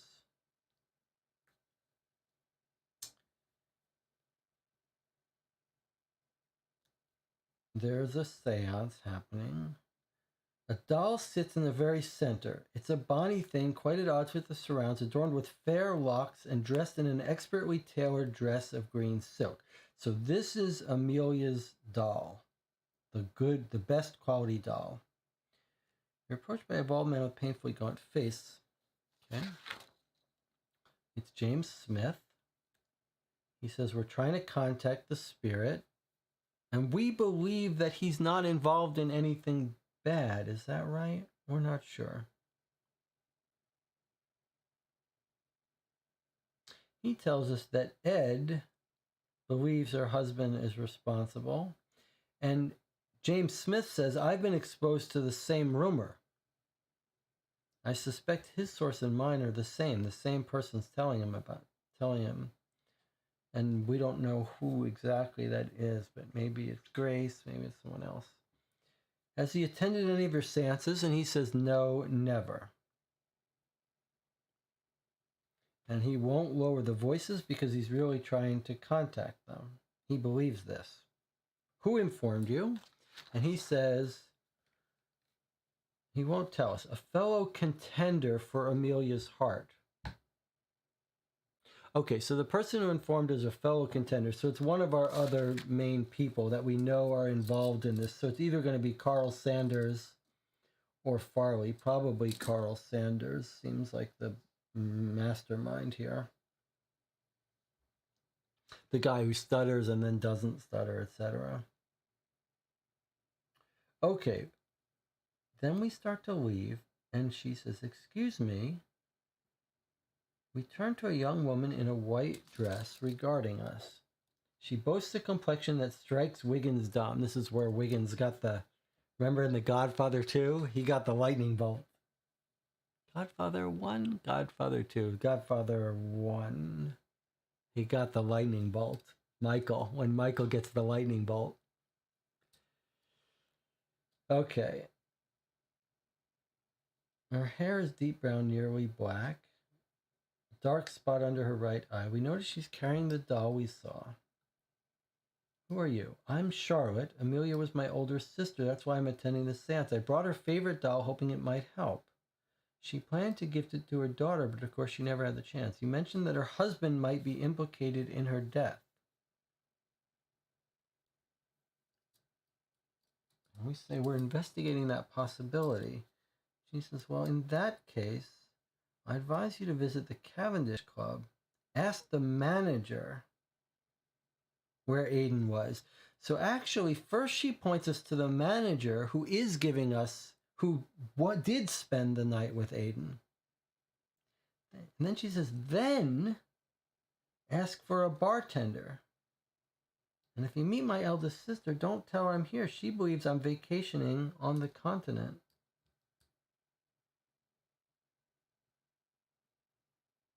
So she doesn't tell us. We read this. We remembered this slightly wrong. I think we remembered this as her sending us to the bartender, which we found very suspicious.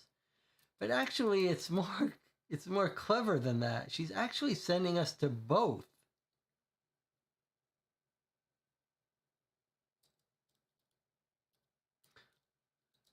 This, I may be way overreading this, but this gives me more feeling that Charlotte is sort of like an amateur detective.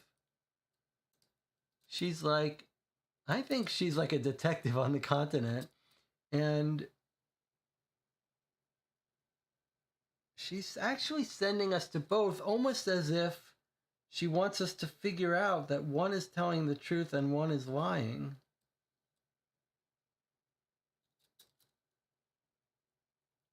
But don't you have to agree with me that this does not implicate Charlotte the way we initially thought? We thought Charlotte sent us to the bartender to get the fake story. But if she's sending us to the manager and the bartender, she has to know that the manager's story is different. The manager provides a good alibi for the husband. So this is almost like Charlotte's trying to get us to figure out that her sister is trying to commit this crime. Anna Maria says, the husband gave the doll, right? No, it wasn't the husband. It was Von Trier. It's the doll. Oh, sorry. No. The elder Von Trier gave the doll to Amelia's father as a gift for him to give to Amelia. So he was hoping that his son Arnold Von Trier would eventually match up with Amelia. But the doll is a very fine doll that was passed down and given to Amelia's father as a gift for Amelia to sort of break the ice and move them towards getting together with her son.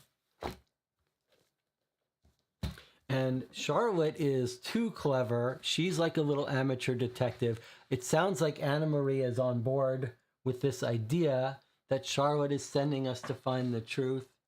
And maybe then, and the same thing is happening at the carriage depot. She's gone to the carriage depot ahead of us. She's dropped us some clues to help us along. Who is this Charlotte? She's a real amateur detective. I just wonder if we can't catch some information at the embassy about her or something. We haven't visited Sherlock Holmes yet. Maybe we could visit him. Now, I just want to check out some embassies here. American embassy, French embassy. You think she's continent means Europe, huh? Let's just check these embassies really quickly. We'll just go through them. 18 Southwest is the American embassy. I just want to catch a glimpse that Charlotte is like some famous detective. Here's the American embassy. It is interesting that we've actually hit on an embassy. All told, they're not the bad sort, despite believing that they rule the world, Wiggins remarks as we leave the U.S. Embassy. It's quite gratifying to learn not only that Holmes is famous in the New World, but they're not exactly unknown either. But we are not unknown either. Anyway, so Philip Farley returned to London 6 months ago. What shall we make of that? Love it. Love that little clue. What shall we make of that? That's great. Okay, not in China, but she could have gone to the French embassy, 59 Southwest.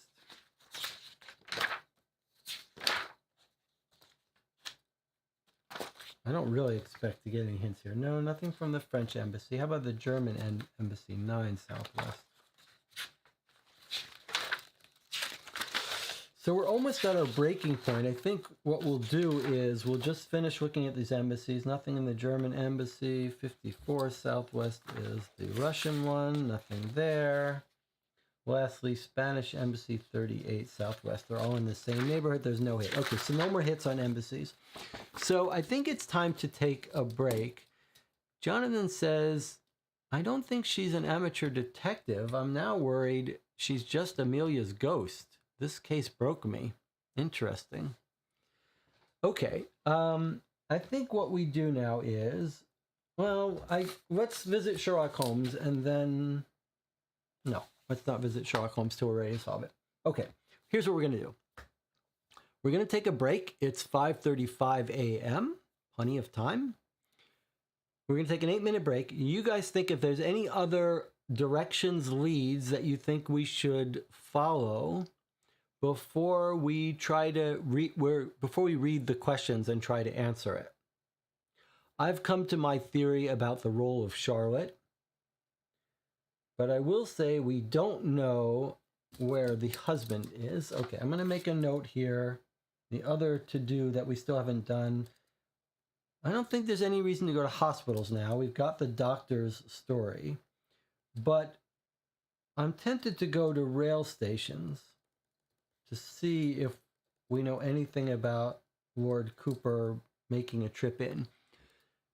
But I think we're not going to try to find him forever because we don't know where Edward is and we don't know where he is. And I think the questions, I don't think we're meant to.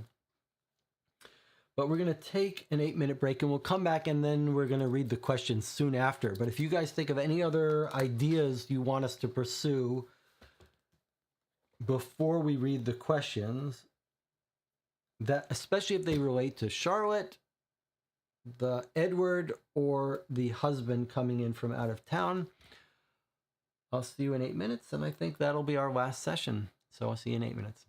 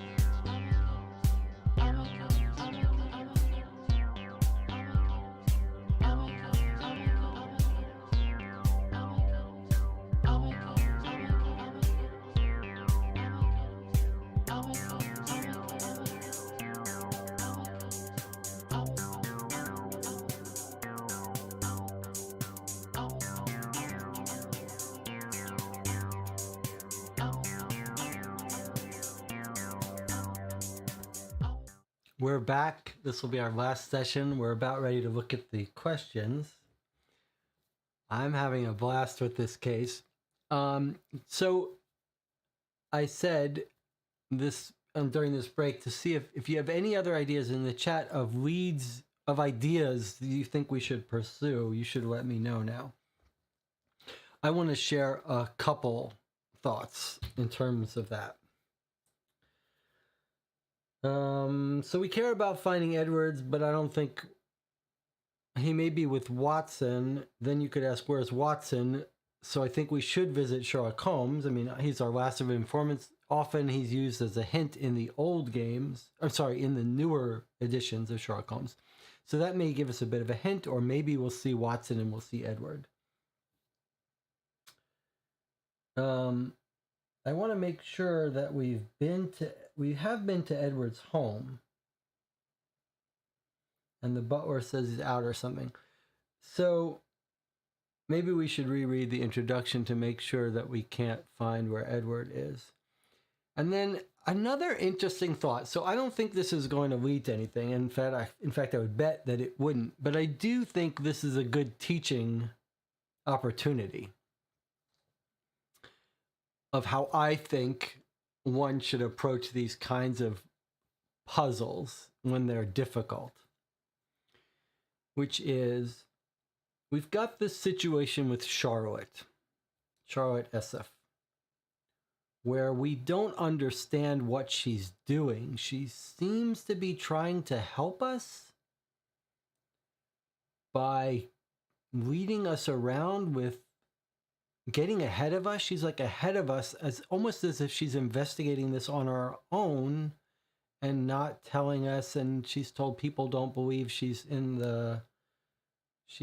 London. Jonathan was taking the stretch that she's just a ghost. She's not real. I don't believe that. But we've got a couple of clues with her. One is when we found the note. Do you remember the note? The crumpled up note? I forget where we saw that. Yeah, here. I want to read this connection with Charlotte.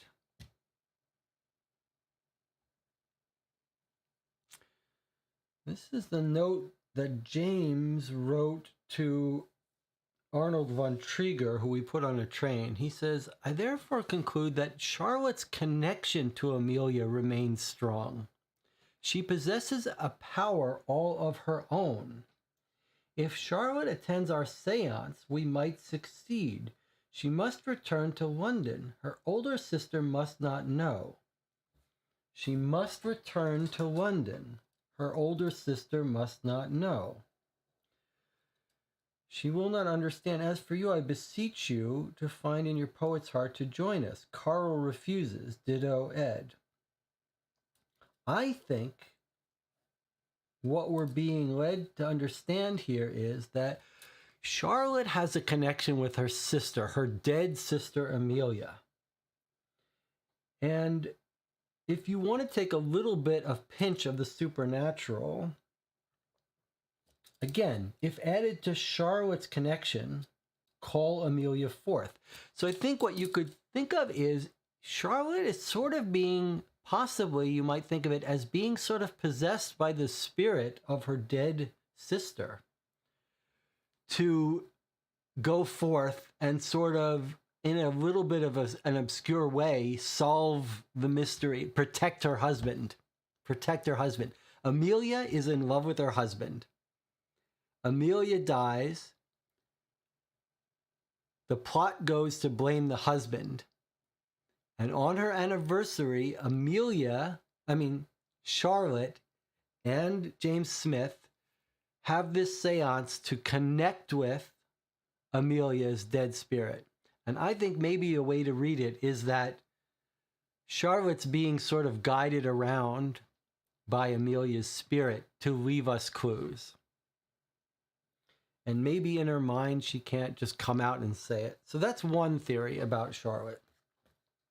But when I said a teaching moment, what I meant was If you imagine, well, what's our other theory of Charlotte?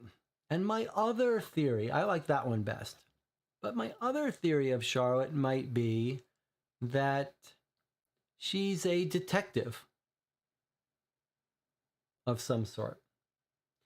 And the teaching moment is this. I think the way a lot of these puzzles, a lot of these things, even if you play something as simple as crack the case, the fun thing to do is to say, well, if that's true, if that hypothesis is true, how could we pick it apart? How could we investigate it? And so you might say, well, in a game like this, if she is, let's say she's a detective overseas on the continent and she's flown back to help investigate this, but she can't get directly involved, then what you might do, and again, it's not that I think this is going to be true, but you might say, okay, what about the detective agencies? Because we've got a bunch of them. We've got Pinkerton, we've got a bunch. So you might say, okay, let's drop into a couple of those and see if we don't get any whiff that she's with a detective agency. I don't expect it. I'm just suggesting that that's might be what you would do. Okay, so I don't see her at the Pinkerton and 66WC. I don't see her there, so I don't really believe that. If you believe she was taking in the spirit, maybe she believes in a cult, you might try to find any occultist organization, but I don't think we need more. You could go to... where else would she be going if any of those things are true?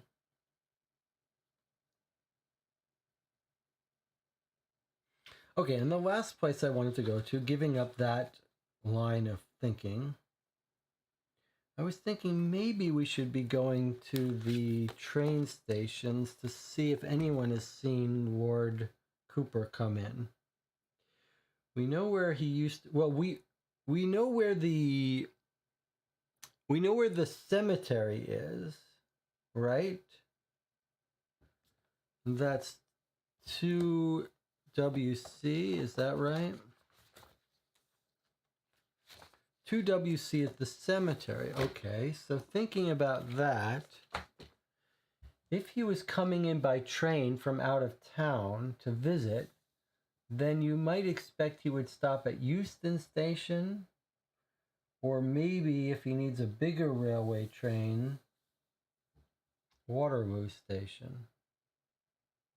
So let's check Euston Station and Waterloo Station, and then maybe you might even imagine that he would be staying at a big hotel near her graveyard. So why don't we check a couple of those things in WC. First, let's see if he came in at, if anyone recognizes him coming in at Euston Station. No. Okay, what about at St. Francis Hotel, if he's staying? No. Okay. What about Waterloo Station is 37 Southeast. Okay, no. So I don't think we've got any sign of him. Now, let's go to Holmes and see if Holmes has any suggestion. No one has made any comments in the channel yet, so I'm inclined to go to the questions soon. This is your last chance. And then we'll have to decide if we want to skim stuff. Okay, so let's see. We're going to Holmes now. Let's see what Holmes says, if he has any hints for us. Now, Wiggins. Surely you need no assistance from me. Where matters of gossip about the wealthy and scandalous are concerned, to whom do we turn? And when the lives of the wealthy are imperiled, where do we go to determine whether money might give someone the will to murder? You know my methods. Apply them. Okay, so he's just hinting that we need to read her will when she died, and we need to go to the gossip columnist. All useless. Okay, that's it. It seems like we're probably ready to read the questions. The only issue I have is whether we should first skim through for missing stuff. that we haven't read. But I think we should see the questions first.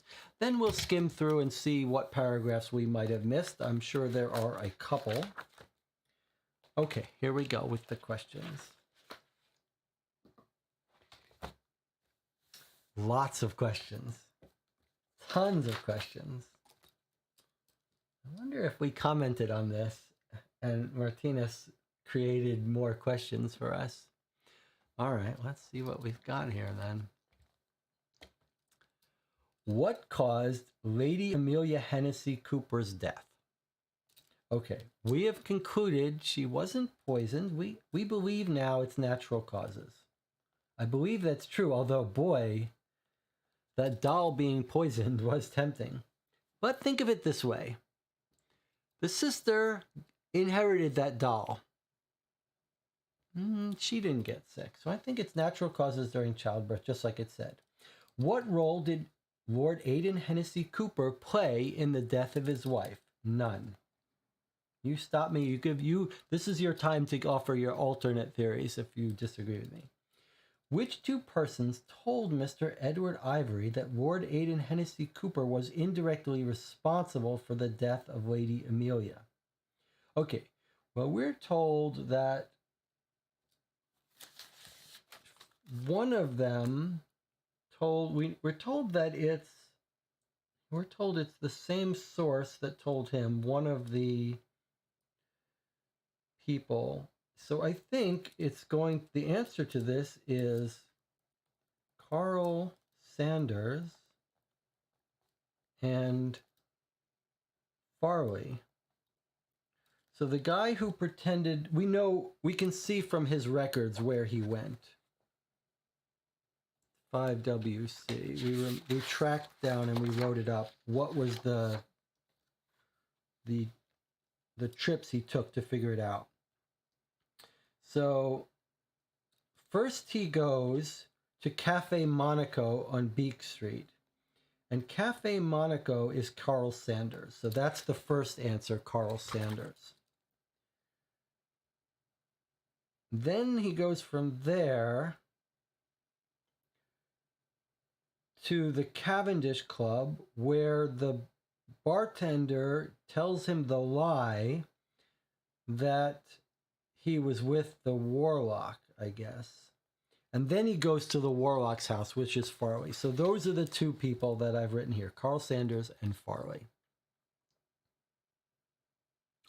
Pembroke is the same as Farley. Yes. Pembroke, i.e. Farley. A.K.A. Farley. When did Lord Aidan Hennessy Cooper consult with the Warlock? Only at the end. This is wants to go to 19 Main Lane. 10 minutes later, takes him home again to 41 High Street. So it's after the Cavendish Club. So it's 11:30 on the 30th of October. Sometime after 11:30. Maybe the Warlock tells us the exact time, but I don't think we care. But if so, we were on record as saying that that's where we could get the exact time. But it's sometime around noon. So around noon on October 30th. Yesterday, in other words, yesterday. Wants to go to Main Lane. 10 minutes later, he takes him home again. Okay. To what extent was Lord Hennessy Cooper involved with the occult? Not at all. Right? He didn't believe any of it. Even when his wife was in danger, he did not, contrary to what the Farley said, ever enlist him to protect his wife. Who masterminded the plot to manipulate Edward Ivory into murdering Lord Aidan Hennessy? Where's our double answer? Okay, yeah. So we say Grace. I say Grace Isuf. Does anyone have a different thought about that? And Tina says, Jesse, look at 4 again. 4 is never. When did Lord... No, you guys... Well... No, you guys are wrong. You guys are wrong. I believe you guys are wrong. So let me see if I can explain the way I read this. We talk to the warlock. He says, yeah, when the wife was pregnant, the husband came to me and consulted with me. Oh, you're right. You got me. You're right. I was going to say, but then yesterday he came and visited to find out. But you're right. That wasn't Lord Aiden. That was Ed. So you're right. Lord Aiden never consulted. Thank you. You're right. You're right. Edward Ivory consulted with the warlock, the fake warlock, yesterday. But Lord Aiden never. Okay, good. Thank you. Good. Okay. That should be a question. Okay. And then, does anyone disagree with the answer to 6 being Grace? That Grace is the mastermind?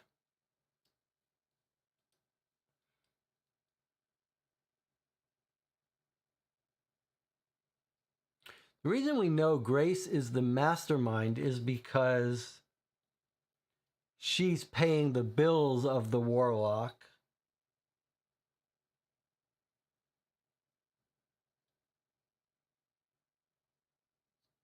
And is she also paying Carl Sanders? I'm trying to think like how we know Carl Sanders isn't the mastermind. Because Carl Sanders is getting paid off. And Carl Sanders wants to be set up with the younger daughter. And he's agreeing to do it so that Grace will help him hook up. Okay. Series 2. What's the real identity of Jesse Arlington Pembroke? We know that is our Farley, the actor. Why does Jesse Arlington Pembroke stay at his address? Well, I think the answer it's looking for is here he's near the theaters, right? Like that's a good address for him. Is that the kind of answer it wants? I believe so. Who bribed Brent Wade to lie about Lord Aiden Hennessy's whereabouts? Okay, this is where if we're wrong about someone framing someone else, then we're wrong about this. But we believe this is Grace Isif. We went and talked to... Yeah, this was described to us by the manager, I believe, right? We might want to double check that, but I believe the manager says he caught Brent Wade getting paid off by a woman with a spot at the center of her chin. Do we need to check this and make sure that that's right? Was Dr. Agar to blame for the death of Lady Amelia Hennessy Cooper? No, this is a nice little thing because it's sort of giving you a hint. Hey, if you don't know who Dr. Agar is, you got to go back and find him. Who is Courtney Young? This is the real midwife. This is a sort of redundant question to make sure you followed the doctors, that you found the doctor and followed her up. Who visited Father Riker on October 29th and why? Okay, this was our James Smith. And we know why he confessed and wanted to be talked down. Talked down from committing the murder. So they tried to get both Edward and James to be potential killers of the husband. And James got talked down. To which business does Grace Esif owe money? This is the Bagatelle, well, club. Okay, so this question may give away that it really is her owing money. That's the conclusion we came to, but we did worry that maybe the sister was setting her up. So you might, maybe if you were trying to, you might want 13 kind of leaks information and kind of convinces you that Grace Esif is in money trouble. Maybe you might want to rewrite that question somehow to get rid of Grace here. I don't know how you would rewrite that somehow, just to make it unclear if she really does owe money. But we had already come to this conclusion. Okay. And then as a bonus question, do you think Charlotte is a ghost? Or do you think, so here's your choices for Charlotte. Do you think, this is not in the official game, I'm just asking you. Do you think, 1, Charlotte is a ghost? 2, Charlotte is being possessed by the spirit of Amelia and she's leading in a sort of obtuse way? Or do you think that Charlotte is flirting with Wiggins by being an amateur detective? So get in your votes in the next 5 seconds, and we're about to turn the page and check out our answers here. Does anyone believe she didn't die of natural causes? Does anyone believe she was poisoned? I think if she died of poisoning or something like that, someone would be suspicious. And furthermore, if she was poisoned and killed, that would be how you would frame the husband, right? You wouldn't have to come up with this convoluted thing. You would frame him right away, and you would frame him by showing that she was poisoned, and you would implicate the husband. You wouldn't wait a year and then try to do this convoluted, complex thing. So that tells us for sure natural causes. Ipso facto. Here we go. We're turning the page. Wonderful to have all these questions. Okay, here we go. Anna Maria says, I think Charlotte is real, but maybe got a warning from Amelia's spirit to protect her husband. That's what I think. Okay, although it's not clear why she wouldn't just go and tell us everything she knows, but I think sort of that's not how spirits work. The spirit was just guiding her step by step. Okay, we are now going to turn the page and read the solution. Let me get my cubes ready. If you have followed 9 or fewer leads, read the section below. Okay, these were our 2 answers. I might not like this part. This is if we can get it done quickly, we get a better solution. So we're going to get a worse solution, maybe. I'm not sure I love that. Well, we followed many more than 9, so we'll complain about this later. So we're going to jump. If you investigated more than 9 leads, read the following section. Okay, so we took the long way. Let's see if someone gets killed because we took so long. Although maybe that's fair. Night has fallen. Although exhausted, our brains buzz with excitement. We stand on the verge of solving this case. A carriage clatters closer. The horse snorts and neighs. The driver shouts, "Hop in, all of you. I have orders to convey you to St. Saviour's." And from who did you receive these instructions? Wiggins puffs his chest out like a pigeon. A pretty lady with dark hair and a beauty spot under her right eye. This confirms that Charlotte is sort of masterminding behind the scenes. She's involved. She is helping us. We know this now. Okay. I think. We are transported with spine-rattling speed to St. Saviour's. Gradually, our minds deduce why Charlotte Essef might have arranged for this transport, and our blood turns to ice.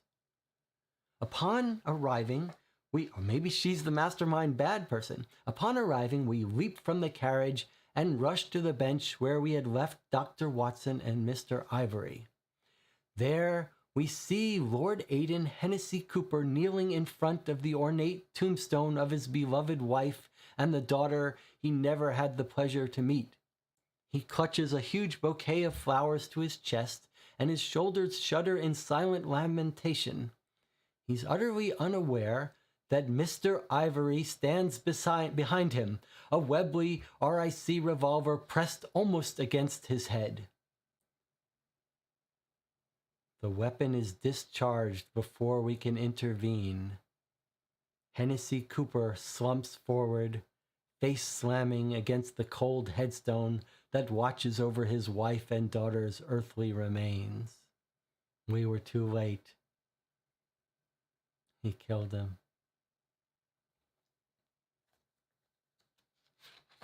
That is the end. Then there's a solution. We were too late. All right, we'll read the early solution later. All right, here we go. We return to 221B Baker Street to find Holmes perched on the edge of his desk by the window. His eyes search the night sky as though interrogating the planets themselves. On his lap, we spot a fine porcelain doll with lovely blonde locks and a green dress. Why did Charlotte bring us there? Is she the mastermind? No, she just wanted us to save him, but we were too late. Okay, on his lap, we spot a fine porcelain doll with lovely blonde locks and a green dress. Sit, my friends, you have earned a respite. The sideboard over there has tea, coffee, and sandwiches. He falls silent for a long time while we eat. What we have before us is a mind both villainous and meticulous. He grins and stares down into the doll's eyes. Well, meticulous to a degree. Mistakes were made from the start. From the start, Ed overlooked facts in favor of his resentment towards Lord Aidan Hennessy Cooper. Such was the depth to which he coveted Amelia. A mind thus distracted is susceptible to suggestion. But who would benefit from maneuvering Ed to loathe enough to murder? Was he in fact the intended cat's paw? Any of the other rivals for Amelia's heart might prove as likely to damn their souls. Holmes' eyes remained transfixed by the dolls. Therefore, my first task was to establish who else loved Amelia to a frenzied degree. For that, I summoned the encyclopedic knowledge of Langdale Pike, and I prioritized Carl Sanders. Why? Asked Watson. Holmes shrugs enigmatically. One must start somewhere. So I visited Café Monaco and thence to Jessie Arlington Pembroke. Between them, they supplied sufficient grounds for inferring that Ed or James were being hoodwinked. Von Trier I discounted since he was out of town. Piercing Pembroke's disguise was hardly a heroic feat. Moreover, since he was attempting to deceive me, I rejected his entire tale. So Pembroke and Sanders were colluding to dupe either Ed or James. But Ed was the one who had called upon Pembroke. Ed was the one who had sought information about Amelia's death. Therefore, Ed was the man whom Sanders and Pembroke had selected to kill Aidan. Still, I needed to ascertain who would benefit if Ed followed through. Had Sanders and Pembroke formulated this plot on their own, simply for vengeance and mutual love of Amelia? No. Their scripted modes of speech were strings in another person's hand. But whose?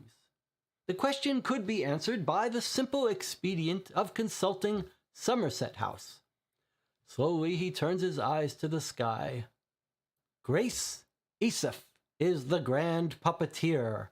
Her lofty situation is endangered by her debt. In fact, her creditor is threatening to publicly humiliate her. So, we got that part right. It was Grace, not Charlotte. Now, I hope we find out why Charlotte is so involved in this and mysterious.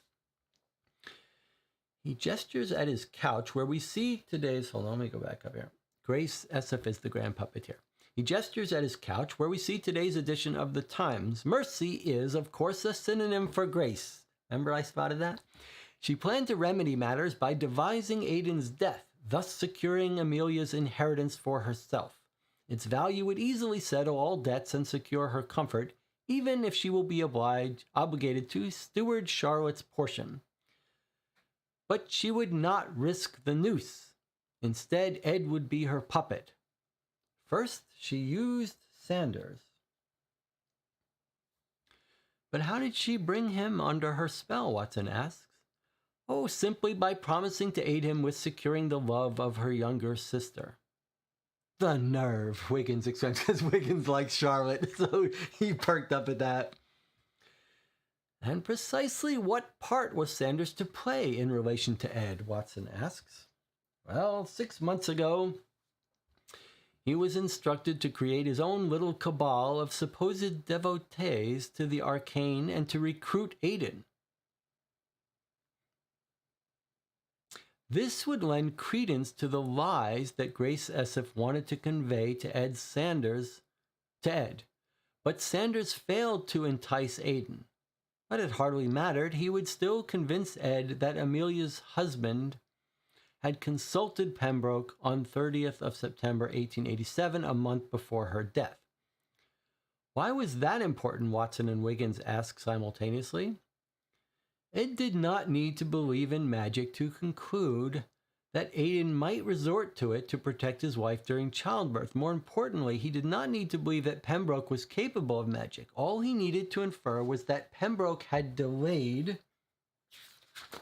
the arrival of Amelia's doctor and midwife with her husband's consent. That would suffice. And Ed proved amenable. Hatred was eclipsing his reason. He made the capital mistake of theorizing in the absence of sufficient data.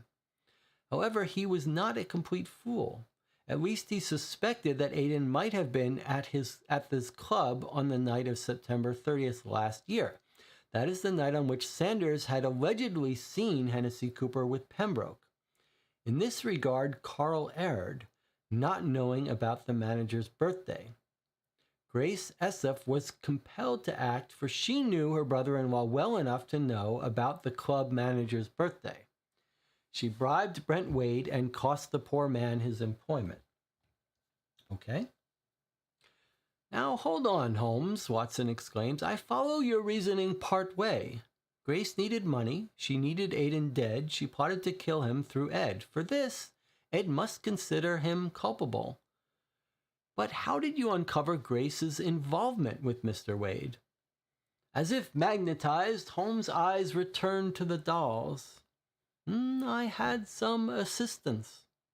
Similarly, I discovered that on October 29th, Sanders attempted to deceive James Smith.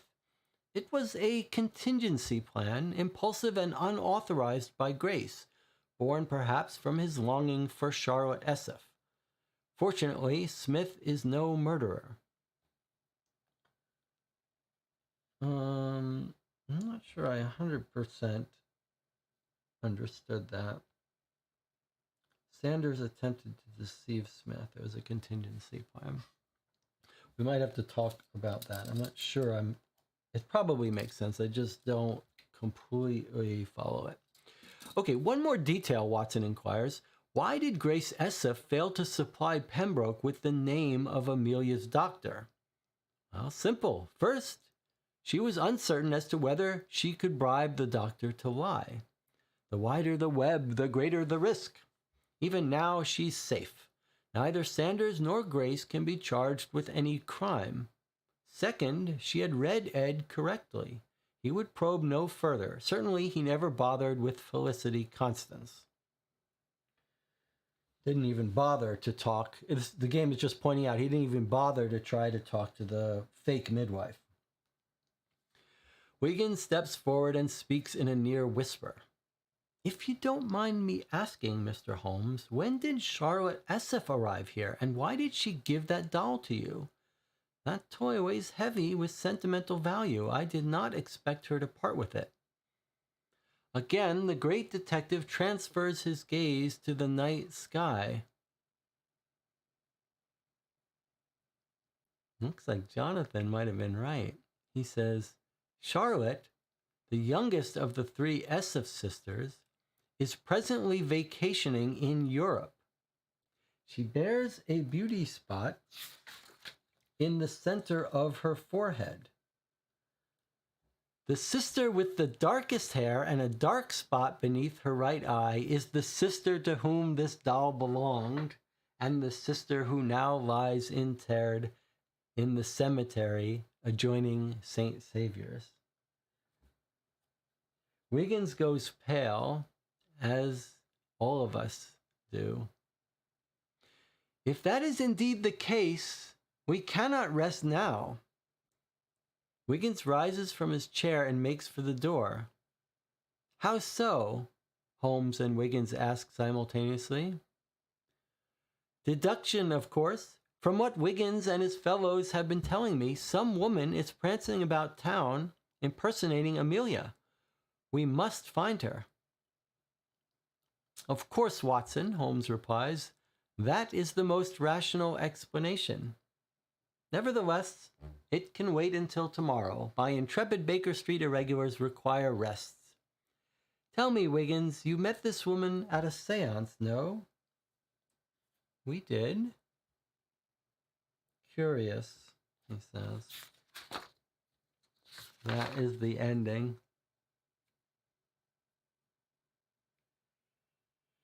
Okay. So let's read the answers and see how we did.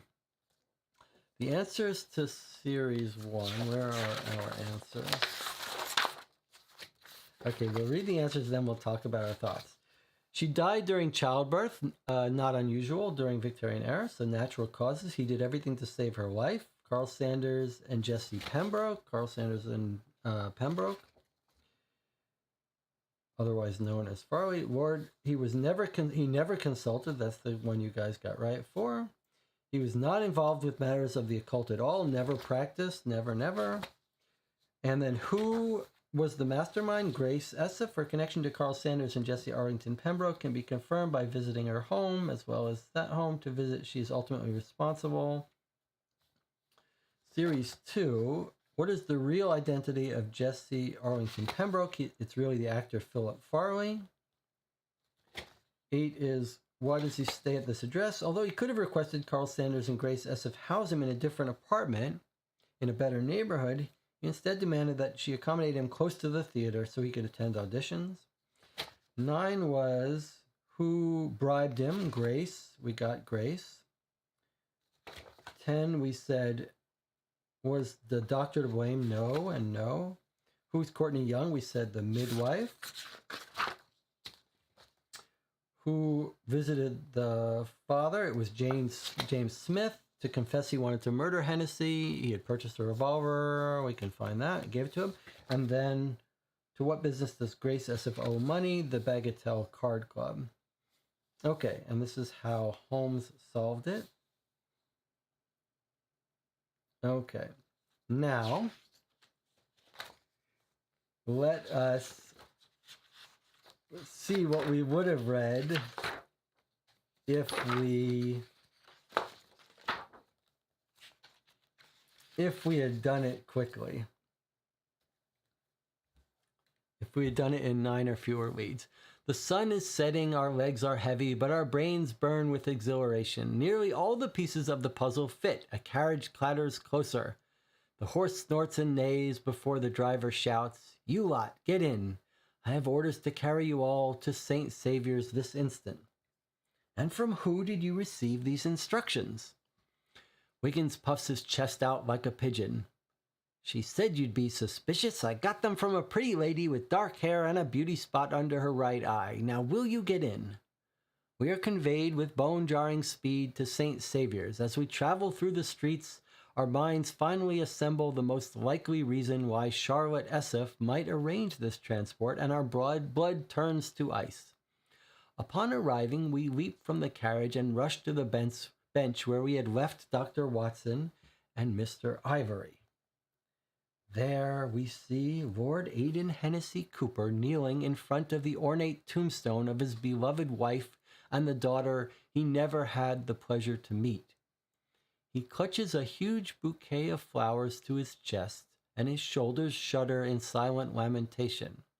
From the shadows cast by a tall sepulchre, Mr. Ivory emerges. He steals closer to Hennessy Cooper and extends his right hand. Red sunlight glint off a Webley RIC revolver. Don't! Stop! You've been duped! The revolver is discharged, but Mr. Ivory has lifted his hand at the last instant. compelling the bullet to eat a chunk of marble from a different tombstone deeper in the cemetery. Both men turned to us, stunned and amazed, but alive. Okay, so that's not the solution we got, but we could have gotten if you got there earlier. And Martinus is still here. Okay.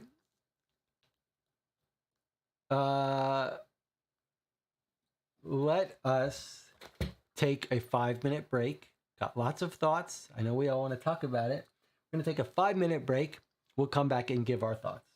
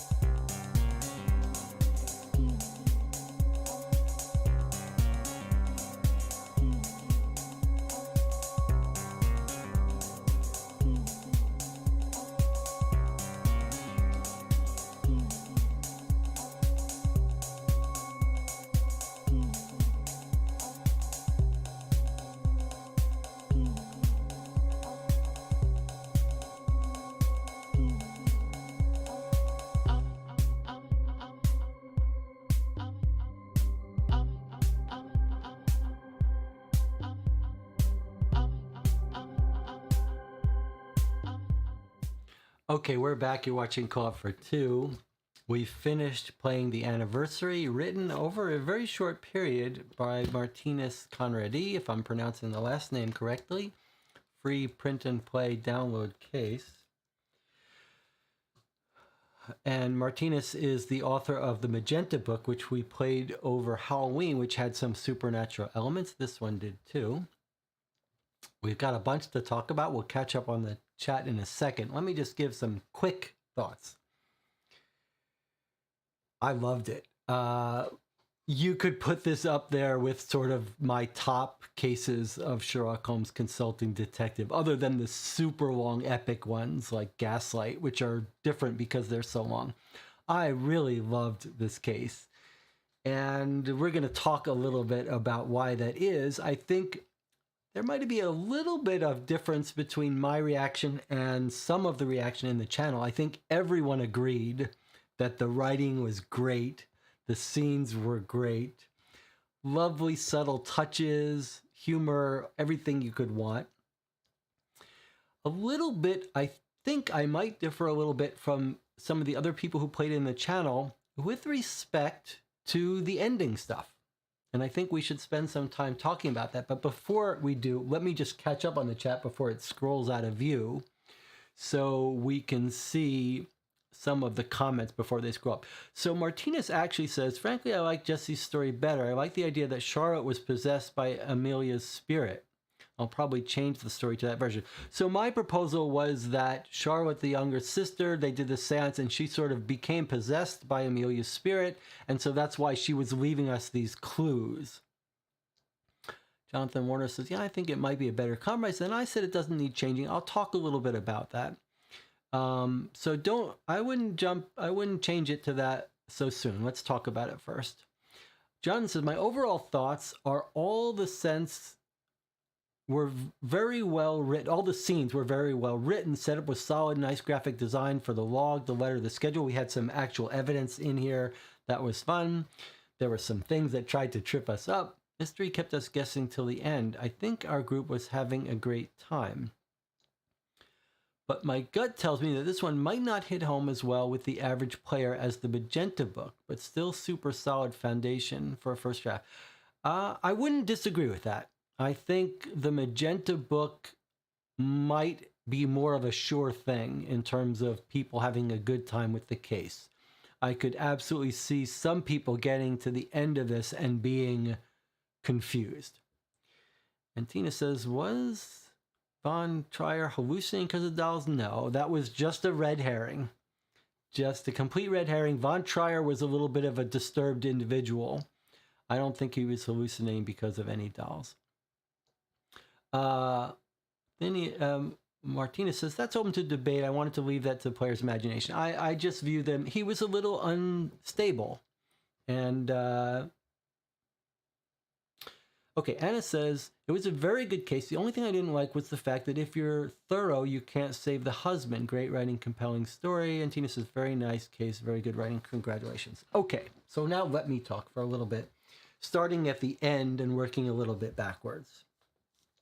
Okay, so,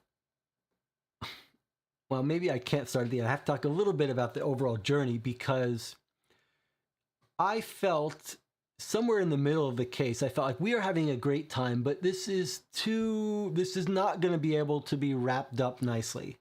The weird stuff we knew for a big, long chunk of this game that there was something weird about the fact that Charlotte was providing clues in a very obtuse way.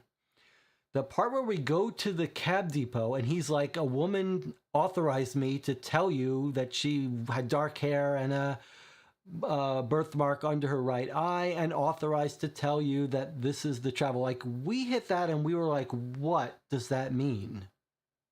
How can that, why is some woman been to the cab depot, paid them to tell us this information that seems all true, that doesn't really frame anyone? It was very bizarre.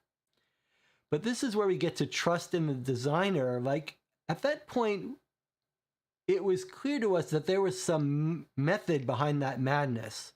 We didn't really understand what it was.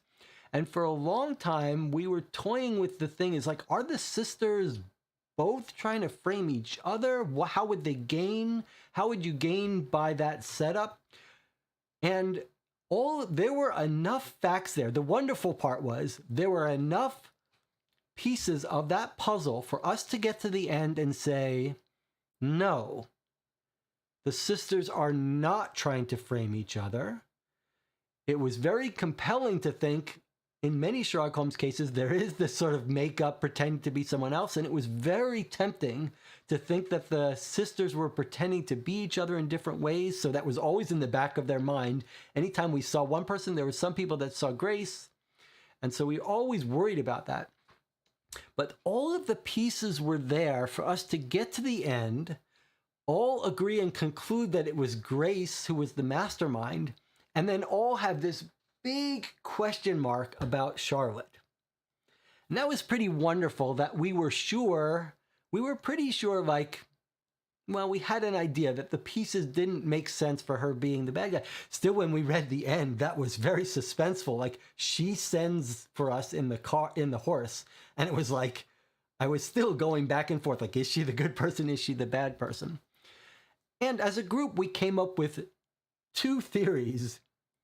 My theory about her being possessed, and Jonathan with a theory that I completely dismissed out of hand. And Jonathan actually got it right. Jonathan said it was the ghost, that the person we were talking to thinking was Charlotte was actually the ghost of Amelia. And that was exactly the answer that Martinez had written in. So first of all, you need to say that one person fully looked at all the evidence and got exactly on the same wavelength as Martinez, even though Jonathan wasn't thrilled with that as an answer. Now, 2 things about that answer. One was that it was a little bit of a pulling the rug out from under us, very little bit of trickiness that Martinez did, because when we played the Magenta book, there was all this thought of like, is all this occult stuff real? And they walked a very fine line. But in the end, it sort of came down on the occult stuff is not really true, just maybe the tiniest little sliver of it. And so most of the things had non-supernatural sources. And in this game, that's partly why it sort of tricked me, because it said, well, this one really was the ghost. Okay. And then it actually had a wonderful little twist where that doesn't get revealed to the very end, and then it's described in a very cool way, right? Because we're talking to Holmes, and like he wraps up the whole thing, and then we say, as this last detail, we say, one more detail, Watson inquires. No, that wasn't the one more detail. Okay, so at the very end, very, very, very end, almost at the very end, Wiggins steps forward and speaks in a near whisper. If you don't mind me asking, Mr. Holmes, when did Charlotte Esseff arrive here?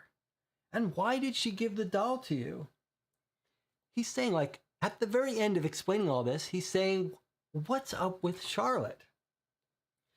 And then Holmes says very calmly, Charlotte is vacationing in Europe. And she's got a beauty spot on her forehead, because we were never told which sister has a beauty spot where. We just leaped to the conclusion that the dead one must have been the one with the forehead, because we've seen the eye one and the chin one. And so obviously the dead one is the forehead one. So, and then it says she's vacationing in Europe. She's got a beauty spot on her forehead. And the one with the beauty spot on her eye that you've been interacting with has been dead and buried in St. Saviour's Church. And then everyone goes pale. It's a fantastic little twist ending where there's a little supernatural part. And then he says she's vacationing in Europe. And then they all say, we better go find this person. And he says, that can wait. So how is supernatural ending? Okay. I thought it was so well done with that little elegant twist where he reveals the sister switch. I don't think you should change it to saying that the sister that we met was Charlotte and she was possessed. But here's what I would do. I would make the tiniest of changes. I would keep all this wonderful twist. I might have Holmes not say, Charlotte, the youngest of the three Esseff sisters, is presently vacationing in Europe. I would leave the little seed of ambiguity. You could have Holmes say, as far as everyone knows, Charlotte never left. Charlotte was still vacationing in Europe. Then you're leaving open two interpretations. Is the ghost of Charlotte, like you can still say, Charlotte has a birthmark on her forehead. It's Charlotte and is in Europe, right? But don't say Charlotte is in Europe. Just say, as far as anyone, the last time she was heard of, she was vacationing in Europe and she has a birthmark on her forehead. Then you've got the ambiguity. A couple of explanations are possible. Either it's her ghost, either Charlotte really is in Europe and we've met Amelia's ghost, or Charlotte has come over and is sort of possessed by the spirit of her sister and is make-upping her birthmark and make-upping Amelia's birthmark, right? In both cases, Charlotte, the real Charlotte, has a birthmark on her forehead. It's just, you can be ambiguous about whether what's walking around is Amelia's real occult ghost or just Charlotte possessed mentally, not occult, no supernatural, but just sort of so obsessed with her sister's death that she's taken on her identity. She's pretending to be her. Maybe she doesn't even realize it. And it's makeup that's making it her look like Amelia and walking around as Amelia. And then you can leave that decision up to the reader, or ambiguous about whether it was supernatural or just the sister. And that's even better, because then you don't even have to pretend that Amelia was taken over by the spirit. You're just saying Amelia is basically mentally thinks she's the spirit because she believes in all this stuff. Love it. Okay, checking in again, and then we're going to talk about the two different kinds of endings. But let's check in with the chat again. John says, Phineas, have you heard of Carnacki? He was a fictional ghost hunting detective. Some stories the ghost was real, some was fake. Might be a fun character for you. The one with the supernatural is that the one thing with the supernatural is that the ghost was the informant, went to the cabbies, knew about the waiter and other stuff, and why not just prevent everything? You might just imagine that the ghost, it's not so easy. I mean, yeah, maybe if you could tweak up anything, it would be to not give the ghost any knowledge of stuff that someone might not guess. But I don't know. That's her fine details. I won't.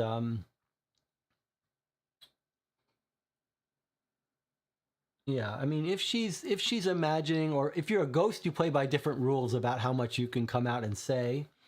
And if you're possessed, maybe you think that you've got different rules to play by. Okay, now, let's talk about the two endings.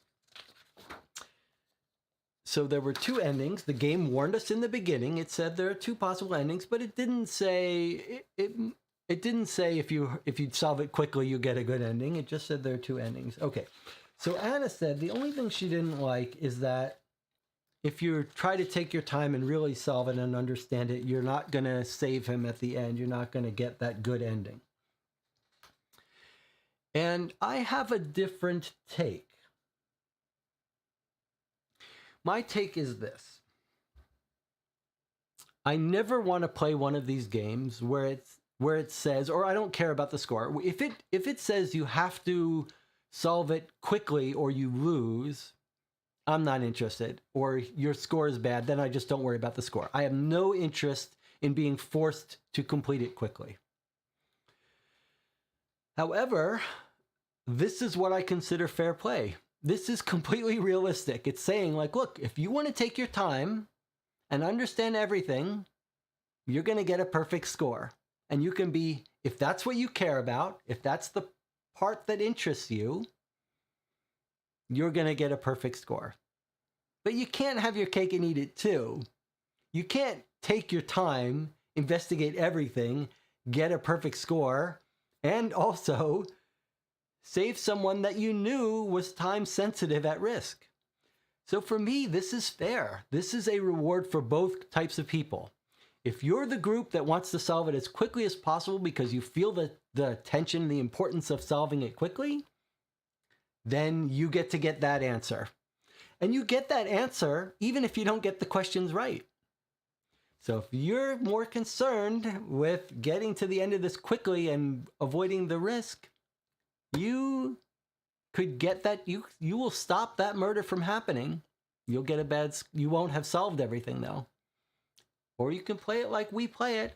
Take our time, read everything, get a perfect score. But there may be psychological, story, narrative consequences to that. And I'm okay with that. The only thing you might say, in the beginning, it was nice when it told us that there were going to be two answers. Maybe in an ideal world, you'd find some way to convey that concept to the players. Like you can either try to solve it quickly within 9 turns. You might even tell the players, like, if you can solve it by 2 p.m. in 9 turns, you'll get one answer.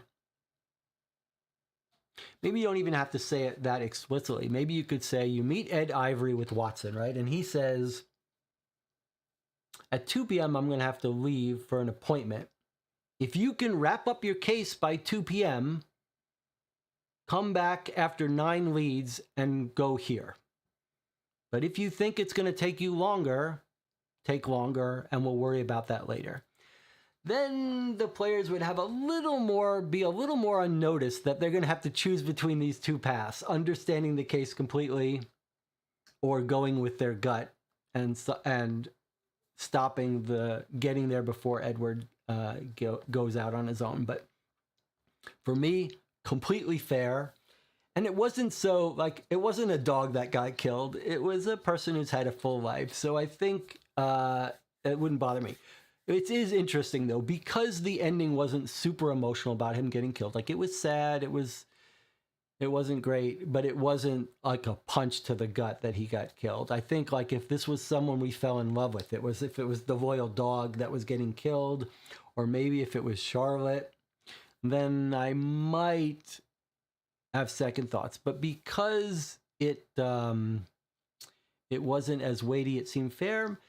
Another thing you could do if you were concerned about that thing is have him not get killed. Like, have Edward shoot him 5 times in the back, or shoot him once in the back if you don't get there in time. And then, like, you get this more painful ending where Edward's going to go on trial for attempted murder, and the Cooper is going to be in the hospital for a couple years. Like, you might not make it as brutal murder, but I liked it. I thought that was fair. I thought it was fair.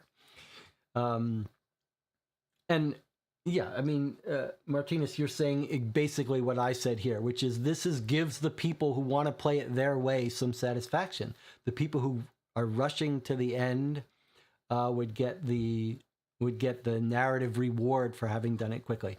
The only thing is, if you took 10 turns to do it, that might be a bitter pill to swallow if you missed it by 1 turn. That's why I think I would prefer something like Watson saying, hey, if you can solve the case by 2 p.m., and then in parentheses, 9 leads, come back here and read this ending. So then you'd put people on notice, hey, I've got exactly this time to get there by 2 p.m. Otherwise, I'm going to get a different ending. And Jonathan is saying, I think if it was more explicit, there would be more intentional choice. Yeah, I think that's right. But I mean, I liked it as is, but you could see that being a little bit tricky. All right. What else? I loved all the questions. Probably that last question about to which business does Grace Esif owe money? I think probably if you were trying to tweak this, if you were looking for ways to tweak it, I would change that one. That's the one that seems to leak information. Like we wondered, we had some question about whether Grace really owed the money or whether it was a setup. And so this sort of leaks that that's real. So you might even get rid of that, or you might say something like, you know, I don't know. Maybe you could ask who owes money, or I don't know. Martinez says maybe a better question would be who is Mercy, and to which business does this person owe money? Yeah, it would be fun to ask the question about who is Mercy. But even that might leak information. You could say, it would be nice to ask a question that made the players choose between whether someone owes money, whether Grace owes money, or whether she's being set up. So maybe you could say,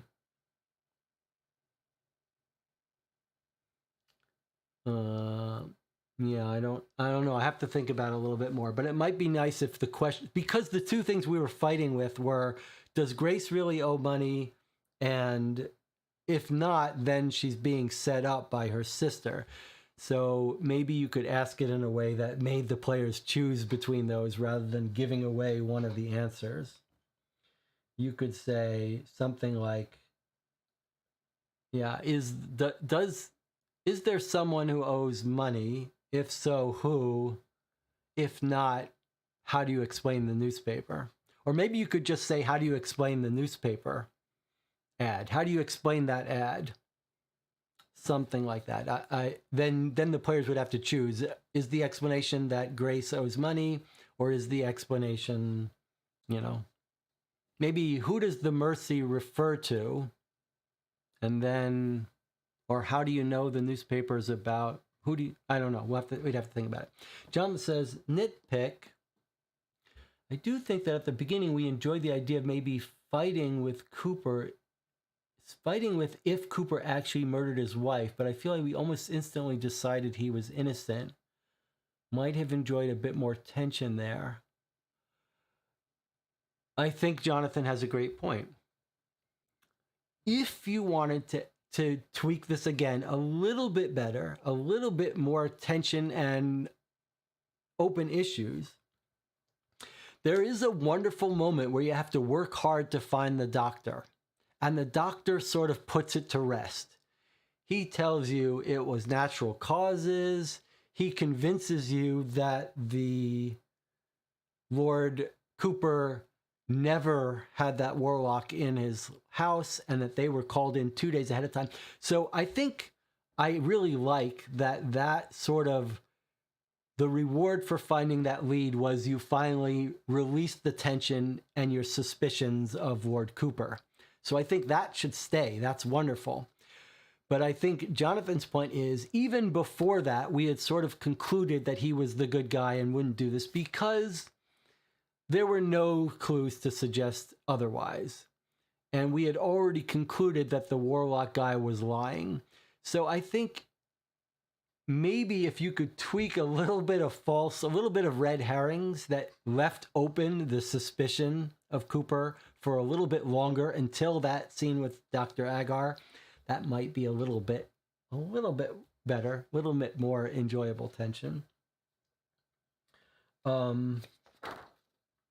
What else? I wrote down a couple more small suggestions.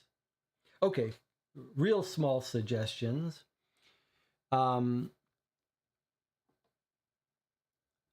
We found the doctor. That was really quite rewarding. Now, how did we find the doctor? Well, we noticed that the introduction mentioned that he used to live on Harley Street. That was a bit of a clue. We realized, hey, that was being mentioned for a reason. That was pretty cool. And it was cool that it didn't get used until the very end of the case. That was very nice.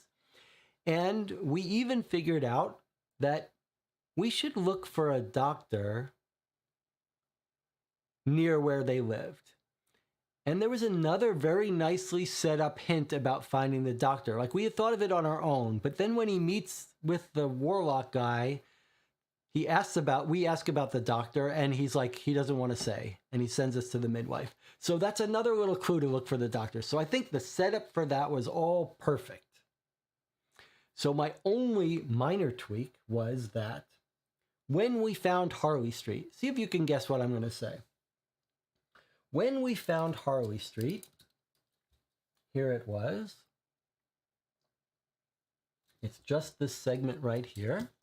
Let's zoom in on it briefly. When we found that, and remember it ends here, it comes to a stop here and here. So it's just this short block. Okay. So when we hit that, we said, let's look up doctors and see if there's one near the house. And I probably said in that same breath, hey, if there isn't, we'll just go knock on these doors. Because we'll see if we can find someone who knew him at his old address. If the doctor theory is wrong, that we can find the doctor, we'll just knock on doors. And it just so happened that the doctor lived on his block. Now, so I would say that's a slight miss. Basically, anyone who finds Harley Street, who just looks around a little, is going to hit the doctor by accident, even if they weren't searching for the doctor. And I think probably a better thing to do would just be to have the doctor live a block away. Maybe at 38, 40, he could live at 6, 7, 86, 88, 85, 87, 83, 84. Any of these places right near Harley Street, when you look up doctors, you would say, yeah, obviously we should, if we're looking for a doctor that the person who lives on Harley Street would use, if you looked up the doctor and his address was at 40 Northwest, you would say, yeah, let's see if he knows it. So I think I would, maybe use this doctor's address, but have their old house be on this street. Then if you knock on doors adjacent to the street, you don't find anything. And you have to be smart enough to know you're looking for a doctor. Once you make the leap that you're looking for the doctor, then you're going to search a little ways out from the street. So maybe put him on Windpool Street here, be the address of his old home, and put the doctor, I guess you don't want to put Windpool, because if you want to use this doctor, you could put him on High Street. That would be pretty good. That would give them these places that they would check, but they have to check a block away if they know they're looking for a doctor. Okay. Jonathan says, good. I'm limited to the doctors and the director. Yes, Phineas, I would just make his old home on a street 1 block away, a small street 1 block away. Okay. Jonathan says, Jonathan says, I like the spirit of the clue at the cab depot where we get the evidence that Charlotte is leaving a hint pointing towards herself. I think it makes one think about why she's being helpful. Yeah, that was the clue where we realized, took us a while to realize that she's trying to be helpful. I think the element of her interacting with the cabbies in our current version where she is a ghost is a bit confusing. So if you do keep this version of the story, I think that could be tweaked. Yeah, I think that makes sense. You don't have to specify exactly where he lived. I would just pick a block that's not adjacent to the doctor's office. So at the very introduction, Harley Street's only mentioned once, and Harley Street is touching the doctor's office. So I would just, instead of saying he used to live on Harley Street, I'd say he used to live on High Street, for example. Then if the players find High Street, and then they say, okay, let's just hunt around here a little bit. They'll go to 39, there'll be no entry. They'll go to 38, there'll be no entry. Maybe they'll go to 73, they'll go to 40. I guess you don't want them going there. It can't be a street where there's a real place. So it would have to be something maybe here, Portland Place. So if you say they used to live on Portland Place, then, and the players just hunt around, then they'll check these locations, they'll get no hits, and they'll give up unless they realize we should be looking for doctors near Portland Place. And once they do that, then they'll instantly pick this. Just don't make them fun. That's one of the key ideas, is you have to make sure people don't accidentally find the place that you want them to be clever to find. And that's the only risk with this one, that they could accidentally easily stumble on the doctor's office without realizing that's what they've done, without making the connection to find the doctor's office. Okay, and then the other really minor suggestion I have is that we talked to someone, I forget who it was, see, maybe someone can remind us. We talked to someone who said, wouldn't it be clever if someone manipulated a person who used to love her into murdering for them? Like, we basically got the story of the case hinted to us explicitly by someone. And that wasn't necessary. The case was tight enough. Yeah, it was Langdale Pike. It was tight enough that was overkill. We did not need to be given that theory of the case, especially so early. I think probably by then we had sort of concluded that. But you could imagine if someone goes there, you're basically telling them the answer to the case to consider. And that wasn't necessary. That was fun for us to figure that out. It was not necessary to give that away. That felt like a little bit of overkill. I don't know if everyone agrees with me. So he tells us about all the people who loved her. And here's what he says at the end. He says, are you certain that these men would kill to avenge Lady Hennessy Cooper? Jilted lovers are rare as chimney sweeps. Would they really risk the noose? And then Langdale Pike says, perhaps the safer strategy would be for one suitor to maneuver another into committing the act. And then he talks about it. Like, this is basically giving us, like, if you hadn't considered that, it's telling you not exactly what happened, but a big piece of it. And we don't need it. The case is too well designed to need this. Doesn't need it. If you want, go in the other direction. Have him suggest something that's not true. Like, if the case was too easy, you could have him suggest something that wasn't true. I wouldn't say it was too easy, so I don't need a fake thing. Jonathan says, it was interesting. This case did feel like it had some layers and twists. Reminded me a bit of the first case from the West End Adventures. I don't remember that. I did love it, though. I thought this case was really nice, and I like the little supernatural elements where you're not sure it's supernatural. I loved the little romance with Wiggins liking her and finding ways it's very subtly told that he fancies her. I loved the setup for the case, sort of pulling the rug out from under us once again, like, someone's missing, didn't come home. We all know what that means. He's dead. First scene, we go there. He's not dead at all. He's right there. He just didn't come home. And then he gives us this little story. And we're posed with a case that's kind of like doesn't tell us exactly, it doesn't say find who did this. It doesn't say find who stole this, find who murdered this person. It said, well, if he's right, find out why the husband killed her. If he's not right, figure out why he thinks that. And then it says a little extra little thing. It says, and there's two endings. You have to worry about doing something right. Yeah, that was quite nice. Martinez says, I was playing with the idea of having players prevent a murder instead of solving one that has already been committed. Well, you did even better than that, because we also were considering whether she was murdered originally.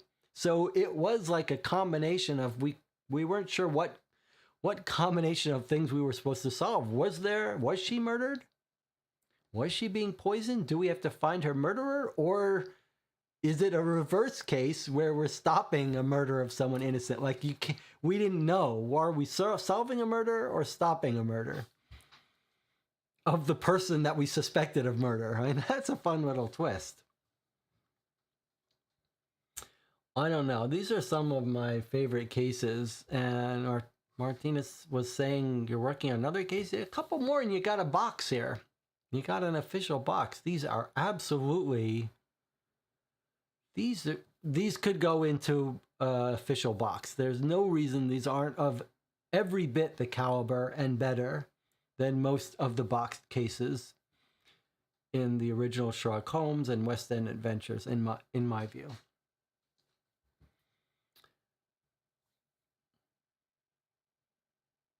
And the writing is really good. The scenes are nice variety of lengths. There's scenes like there are a couple scenes in here that are dealing with the newspaper that aren't related to our case, and that they're just done with the perfect touch. They're just short little flavor thing that gives you a reward for going there. You feel good about going there. You've wrapped it up. You're like, okay, that's not important. Some nice real long entries. Lots of medium, short length entries, lots of interesting characters, and some variety of evidence. We got a letter we found. We got train schedule. I don't know if the train schedule alibi could be improved. I think maybe. Okay, there's another area that I think could probably be tweaked. When we went to the Liverpool station, we got the schedule, and then the schedule looked like a little bit of a puzzle. Like you could read it one way. I almost read it wrong that said he couldn't get back to town. And then everyone in the channel pointed out, no, you have to read it in a way that he could get back. So that was ambiguous. We weren't sure how we could use it to alibi him. And then it said, if you want to come back here, you can come back. And that was the one place that the rules broke, because that was weird. We weren't sure when we should come back and why. And then we did go back and reread it, and it seemed to say, well, we called ahead and he didn't get back on the train. That was a little weird, and it sort of required that we suspend disbelief about what time we were coming back and checking. I think that was a little bit of a miss. I'm trying to think how you would fix that. I think maybe don't have it so you can come back there.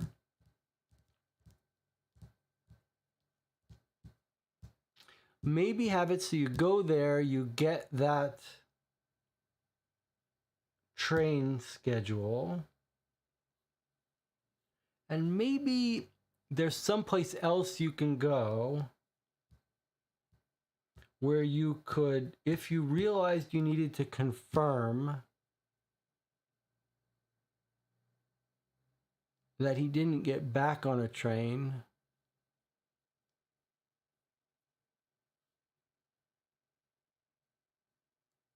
well, I can think of a couple possibilities.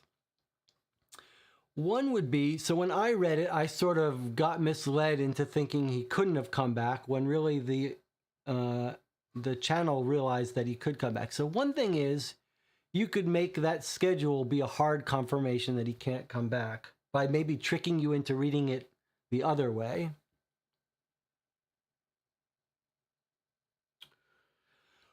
Or maybe you could have a different place that the players go. All right, here might be a theory. How about, here's how I might fix it. You go to Liverpool Station, you get the schedule, and the train schedule explicitly would rule out him getting back from Edinburgh, whatever. So just looking at the Liverpool, you realize he couldn't take the train back to Liverpool Station in time, right? So as we read it, we actually saw he could. But I would have Liverpool say you can't get back in time. And then the players who just relied on that and then have a question. And the question would say something like, could Van Troyer have gotten back? Could Van Troyer get back in time, or something like that? And then make it that you'd have to go to all of the railway stations to find out that there was no train to Edinburgh. So you would kind of trick people. If they said that the Edinburgh schedule at Liverpool prevented him from getting back, that might be a wrong answer, because there might be other trains. In fact, you could do it maybe your way. How about you go to Liverpool and the schedule shows he couldn't have taken, there was no train back. But then if you go to any other station, Wiggins inquires about a train to Edinburgh, and as soon as he does, he says, let's make a call, a train-to-train station call to Edinburgh, and find out if there are any trains that come back. And then the person will say, yes, there is a train that comes back, but he wasn't on it. Something like that. Something that rewards the players who would be smart enough to go to another train station to find out if there was another way for him to get back, and doesn't make you go twice. Something like that. I don't think I've explained it perfectly, but my idea would be that the questions at the end would let you get it wrong if you just relied on Liverpool, which I think we would have. We might have only relied on that evidence if it ruled him out. Jonathan says, maybe it would have been nice for a smidge more physical evidence. I could see some player feeling that they could not really trust anyone, and maybe there needed to be more objective piece to nudge them. That's an interesting point. That's an interesting point, because we did sort of suspect that everyone could be lying to us, the sisters. And in those kinds of cases, you often want some thing you can trust, some objective evidence. But we did find a couple people, like Edward Ivory's cousin seemed very believable with no motive to lie. But yeah, maybe the things that the game really wants us to be sure are the facts. I don't know. I think the game handled that pretty well. Like, there were some things like his alibi were pretty clear that we believe those people. Martinez says, generally when I let characters lie, I create a way to discover the lie. Yeah. I think that was reasonable. I was a little confused by the person who stuttered sometimes and didn't had prepared answer other times. That was a little unusual, because it seems like he was stuttering on something he probably should have prepared his answer to. But maybe I'm misremembering that. I mean, we're talking about like really tiny little fine-tuning details. We're not talking about anything important. We're just talking about, if one is interested in game design, what conceivable ways could you think of? What little dials could you find anywhere? Martinez says, Sanders was nervous, that's why he stuttered, unless he was repeating the lines Grace had supplied to him. Yes, that makes complete sense. I guess in my memory, I was just confused why he hadn't prepared a perfect answer to that one question. Let me just see it. Let me see if I can find what I mean. I could be wrong. Okay, so he stutters. Yes. Yeah. When did they meet, on what day? So we know he's in on it, and he's got some prepared lies. He stopped stuttering. Arlington, Pembroke's powerful guardian, Something about Sanders' delivery of this information rings strange. Like his hesitant stuttering has vanished. It's almost as if he's got this plan. But then we say, when did they meet, on what day? Be precise. And he starts stuttering again. September, the night of 30 September, last year, 30 September. So he's nervous again and stuttering. But wouldn't this have been something he had prepared to say? Isn't that the whole plan? That this was the false information? And we say, did you share this? And he's all nervous. Yes, I did. Like this, I could see him stuttering. Like he's nervous that he got caught out sharing this information. But this part, isn't this something he would have planned? Practiced saying? Wasn't this part of the plan? So again, his words flow as if rehearsed. Maybe not. Maybe I'm wrong. Maybe that wasn't the piece he planned. That was the only thing that threw me a little bit about trying to understand when is he stuttering and when is he not. What does that tell us? The fact that he was stuttering here made me a little bit concerned.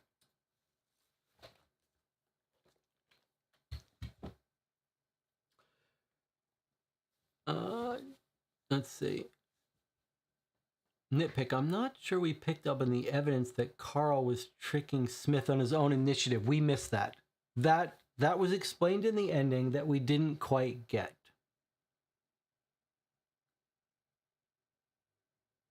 Yes, that was a little bit confusing. Like, why was this not all part of Grace's plan? And I think that might have been a little element that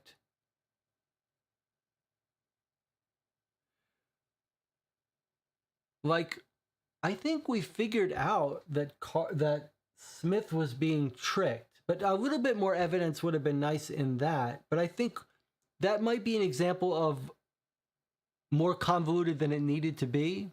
The explanation was that Carl on his own decided to trick Smith. The way I read it is they were just not taking any, they were trying to get both people to kill him. Like they were covering their bets. They're like, hey, if we can get James to kill him out of jealousy, let's go for it. If they can get Edward to kill him out of revenge, let's go for it. I just thought this was part of Grace's plan to try to manipulate both of them into doing it. So I think the evidence was there that they were manipulating James to doing it. It's just the evidence wasn't there that Carl was doing it independently without Grace's input.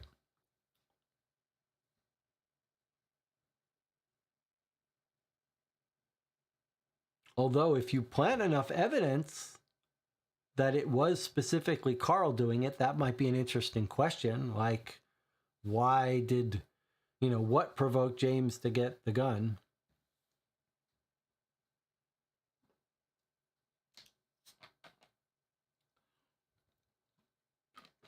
Please don't take Martinez.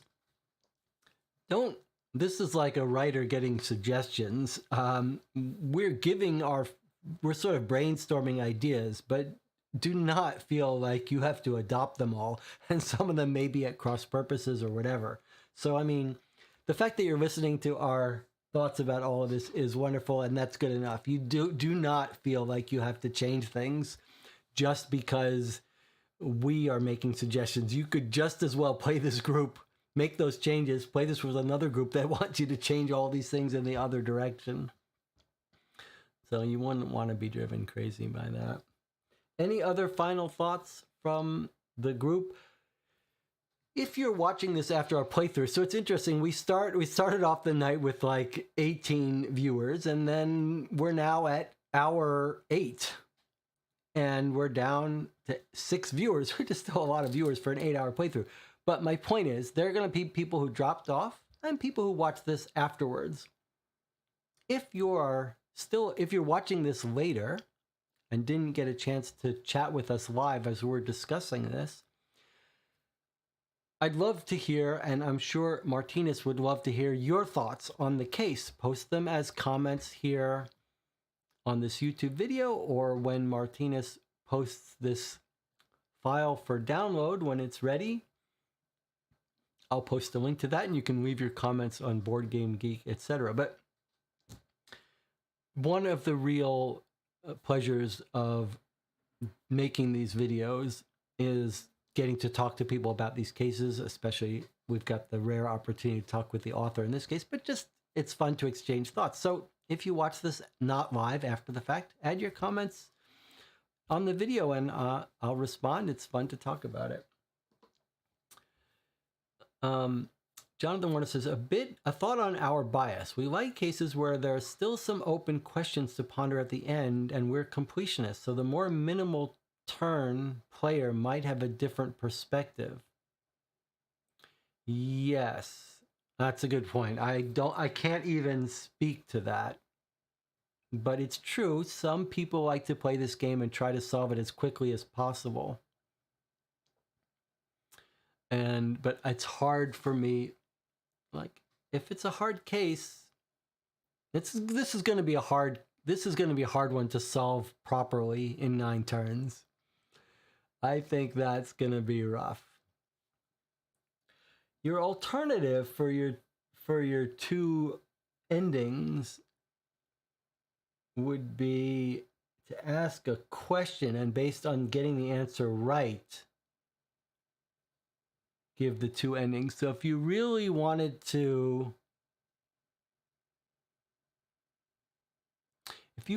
change those 2 endings from where it is now, it now says if you do it less than 9, you get this answer. If you do it more, you get the other answer. The alternative would be to have, when you get to the end, it puts you in a situation. The situation was Charlotte sends a horse to get you, and Grace calls you to come to her house, and someone else calls you to their house, and you have to decide, who do you follow? And if you follow the right person, then you'll stop Edward from doing it, and if you follow the wrong person, then he gets killed. I don't think that's necessary, but that's an option you might consider. I do think Jonathan has a point about how we can't really speak to the people who would try to solve it so quickly. And I don't know if that's going to be possible. You might have a situation where no one ever gets that under 9 lead idea.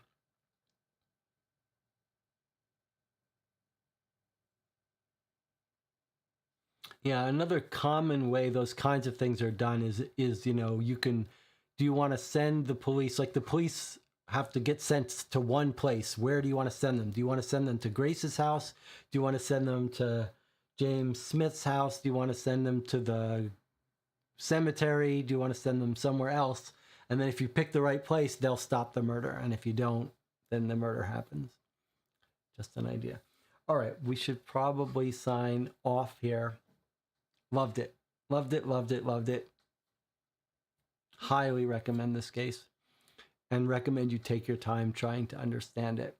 It might be on the difficult side. That's how we like it.